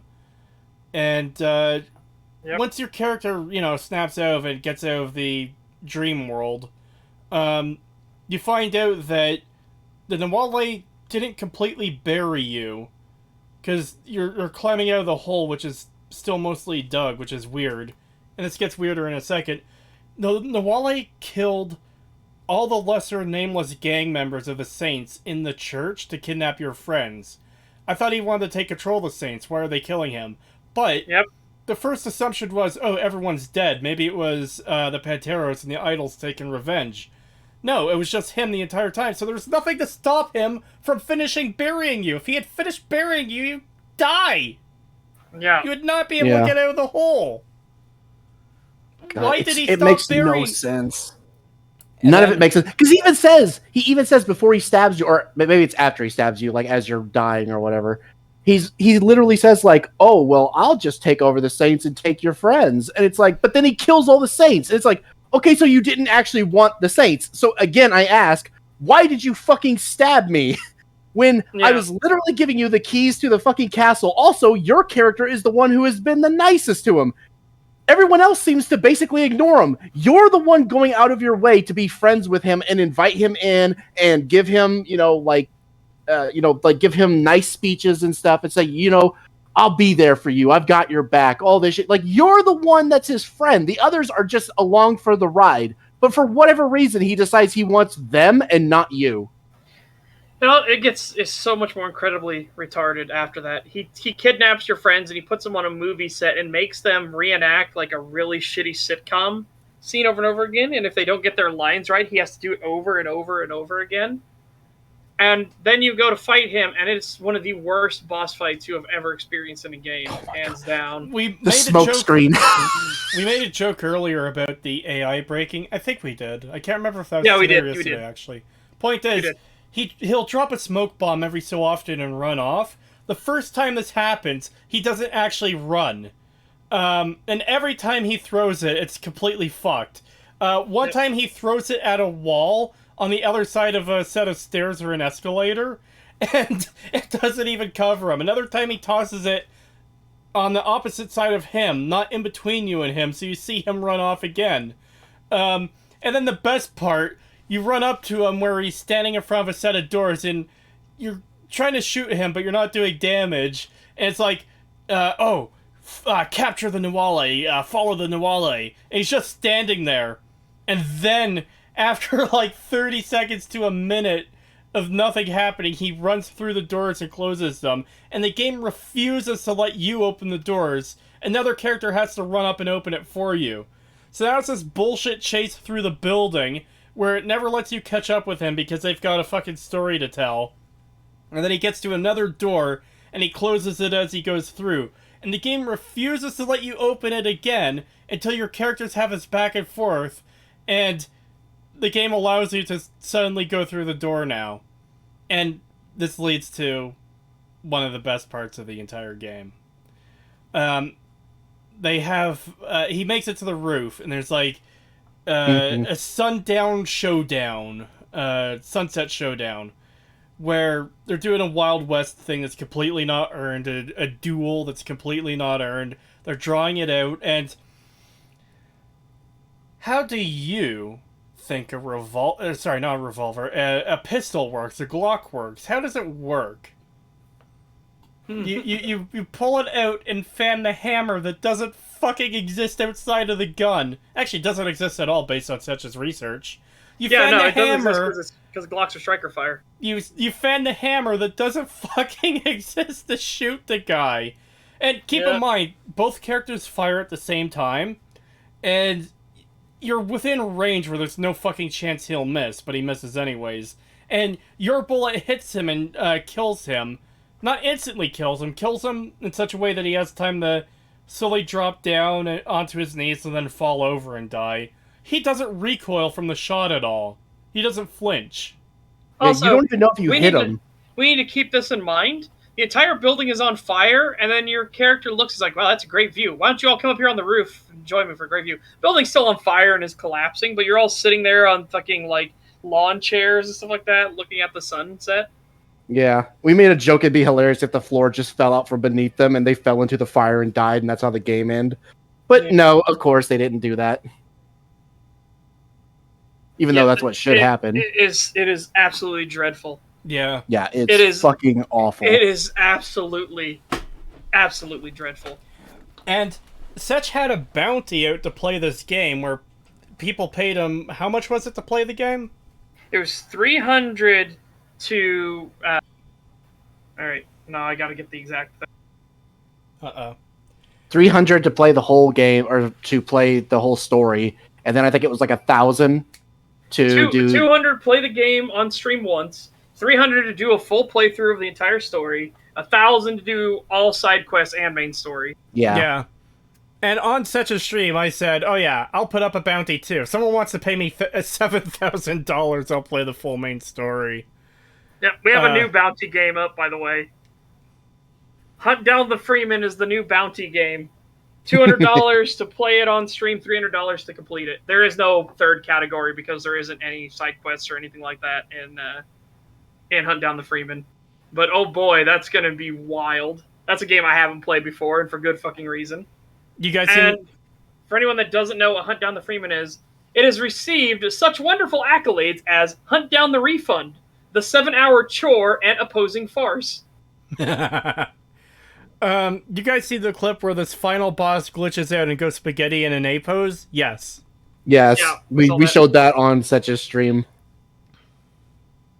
Yeah, we got up to 802, so they didn't complete the bounty. It's close, but they didn't complete the bounty. Oh god, if it was Fall at the Frontier, I think the bounty would be much higher. I'd have to make the bounty higher for each category. Oh my god. Especially when you consider how long it could take because of shit that goes on in the game. I would I would need at least like $2,000 to complete the main story.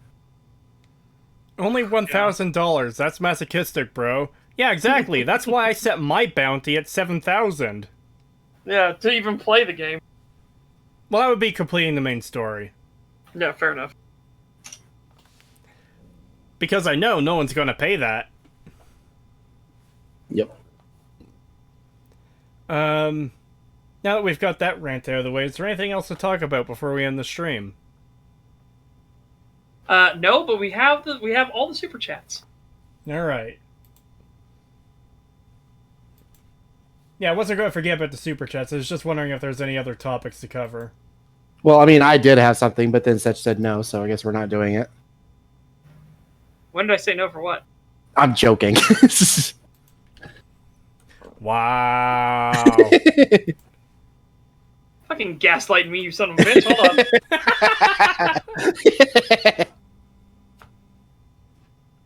on. Oh, 1 second, I'm getting a call.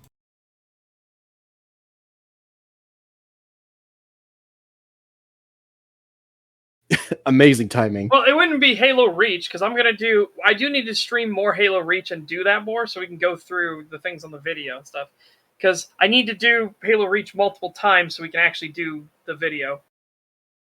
Uh-oh. Stream buffering for me. Yeah, me too.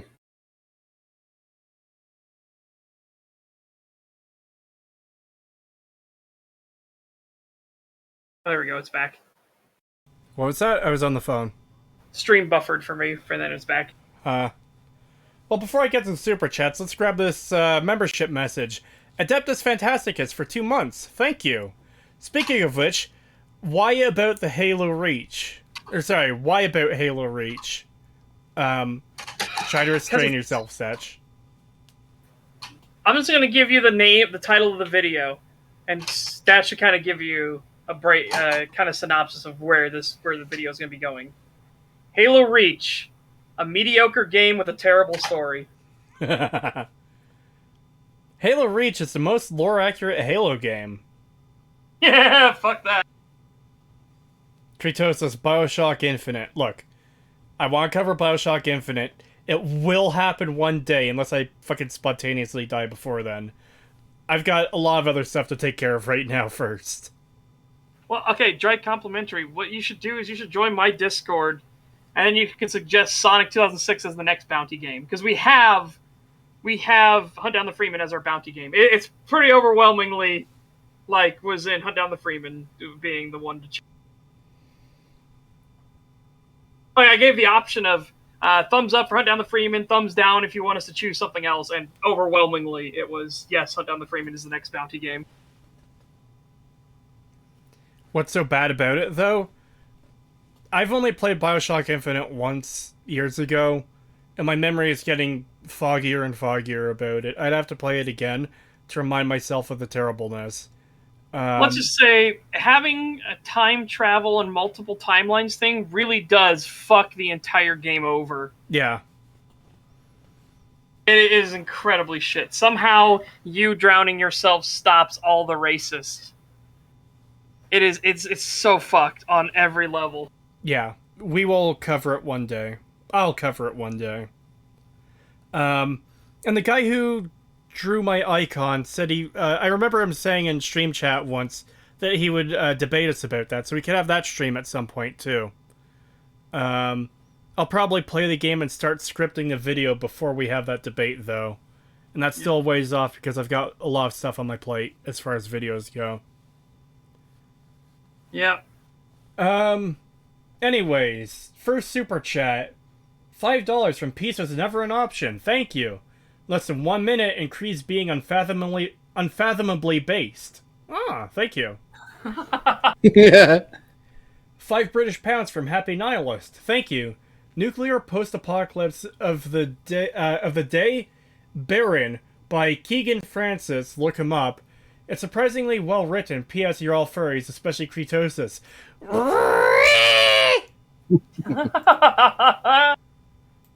$20 from...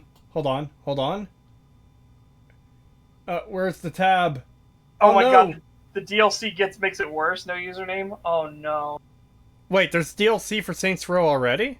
No. For Bioshock Infinite. You drowning yourself stops all the races. Yeah, incorrect. It gets worse by the time we reach the DLC. Good. I've heard a lot of shit about the DLC. Anyways, $20 from Captain Professor Dr. Horatio Fellatio Flungus McDingus III. Thank you. Salve, you fuckers. Today's emperor is, Domitian? Another emperor whose fame was tarnished by the useless Senate. It's possible he poisoned his brother to take the throne, but he was a good ruler, even if he was a bad general. Ah. Nice. Yo, Cree did the re. Yes, I did. Cree rees a lot. $2 There's a reason his name is Cree.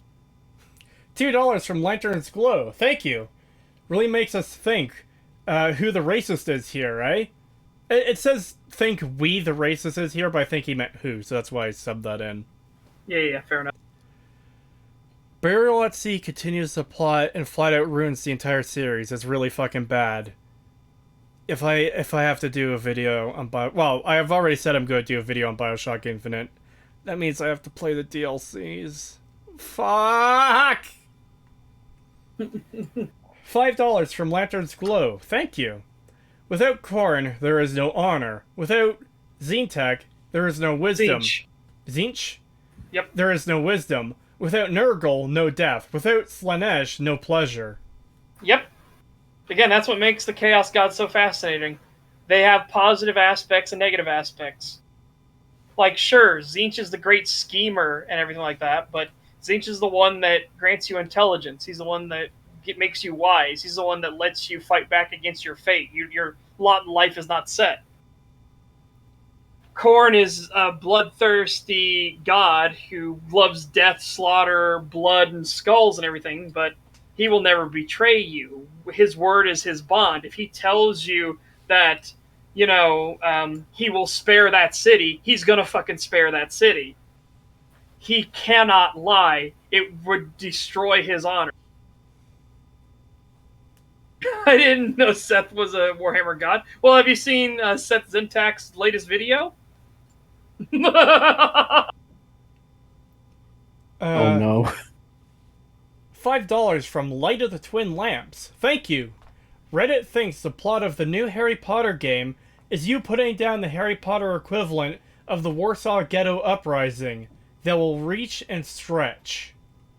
What the fuck? I know nothing about the new Harry Potter game except that it's out, and people are crying that people are buying it because they're supporting a transphobe. Wait, is it out? I thought it was still coming. I have no idea. I don't really care about Harry Potter in the slightest. This might be the highest amount of psychic damage Kree has taken in 5 hours of Stag. It comes out in 5 months. Oh, it comes out in 5 months. Okay. Yeah. I thought it was out already. I'm joining Slytherin, by the way. Of fucking course you would. Yes! You're joining Slytherin it gets only such a- because it's got a lizard for a mascot. It's not a lizard, it's a snake. Yeah, Snake is a fucking also- lizard.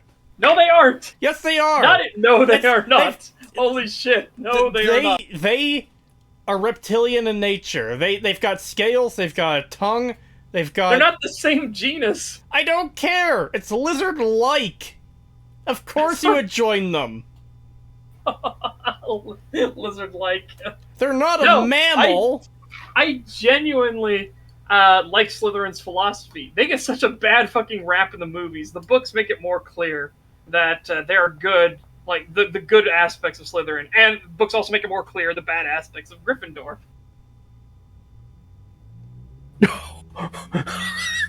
I'm gonna buy it just to hear the rees. Good. Yes, absolutely. That could be justification enough to do it, just to hear the people. Okay, Kree, you're a chicken then. As Feather says, a chicken. That's a completely different argument! No, it isn't. Yes, No, it it's is! not. Yes, No, it it's is! not. No, it is not. Based No. on what you just said, it is not. Lizard is a general term to describe creatures of a lizard-like quality. No, it That'd be like isn't. saying it has feathers, so that means it's a bird. Yeah, snakes are not lizards at all. They are lizard-like. He's just Okay, gonna- so you're chicken-like. Yeah, exactly. Not wrong. Oh, it's too bad this didn't help it happen on your stream sets. That would have been great. Yeah, absolutely. $2 from Gene Wright. Thank you. Hominic. I have no idea what that's supposed to be. Maybe they meant hominid? No, Like ad hominem attack? Or hominin attack? I posted it in our chat. HOMINIC. I do not know. Yeah, I'm not sure what that is. Sorry for not getting it, man. But it's appreciated. Yeah. $2 from Dan Wolf. Thank you. I'm getting very satanic panic from the 80s. I guess the vibe, yeah. I saw that Yes. when that chat came in, and I almost read it out loud when it came in, but very fitting for the video we described. Absolutely. And £5 from Threadnought. Thank you. Oh god, it's another fucking decode message. It's always meaningful and focused, unrestricted. Reading rewards you. Screw you, Creed. It's your turn to decode. Also, it's coherent. Fancy that. It's always meaningful and forced. I am. Go on, Anyways, thank you for coming out, everyone. It's very much appreciated. I have no idea what we're covering next week. We'll have to figure that out. Because the schedule's been kind of fucky because of my vacation, next week's Stag will also be on Sunday. Hooray! Yeah. Hooray! I guess that's it. Have a good night, everyone. Thank you for coming out. Bye-bye, everybody. And hey, like I said, if you want to come over to my stream, we've got the new bounty game ready. So, Hopefully, we'll see if we hit that and see what those shenanigans. Otherwise, on Monday, we're going to be playing Saints Row 2 because I won it as a palate cleanser, and it is a fantastic game. Oh yeah, Abby Strong in chat just suggested Saints Row defending videos. We could probably find something on that. Yeah, probably. All right. Yeah, have a good one, everyone. Thank you for coming out. Yep. Bye-bye, everybody. Bye-bye. Bye-bye. Bye, everyone. I'll send a message to Adeptus Fantasticus himself.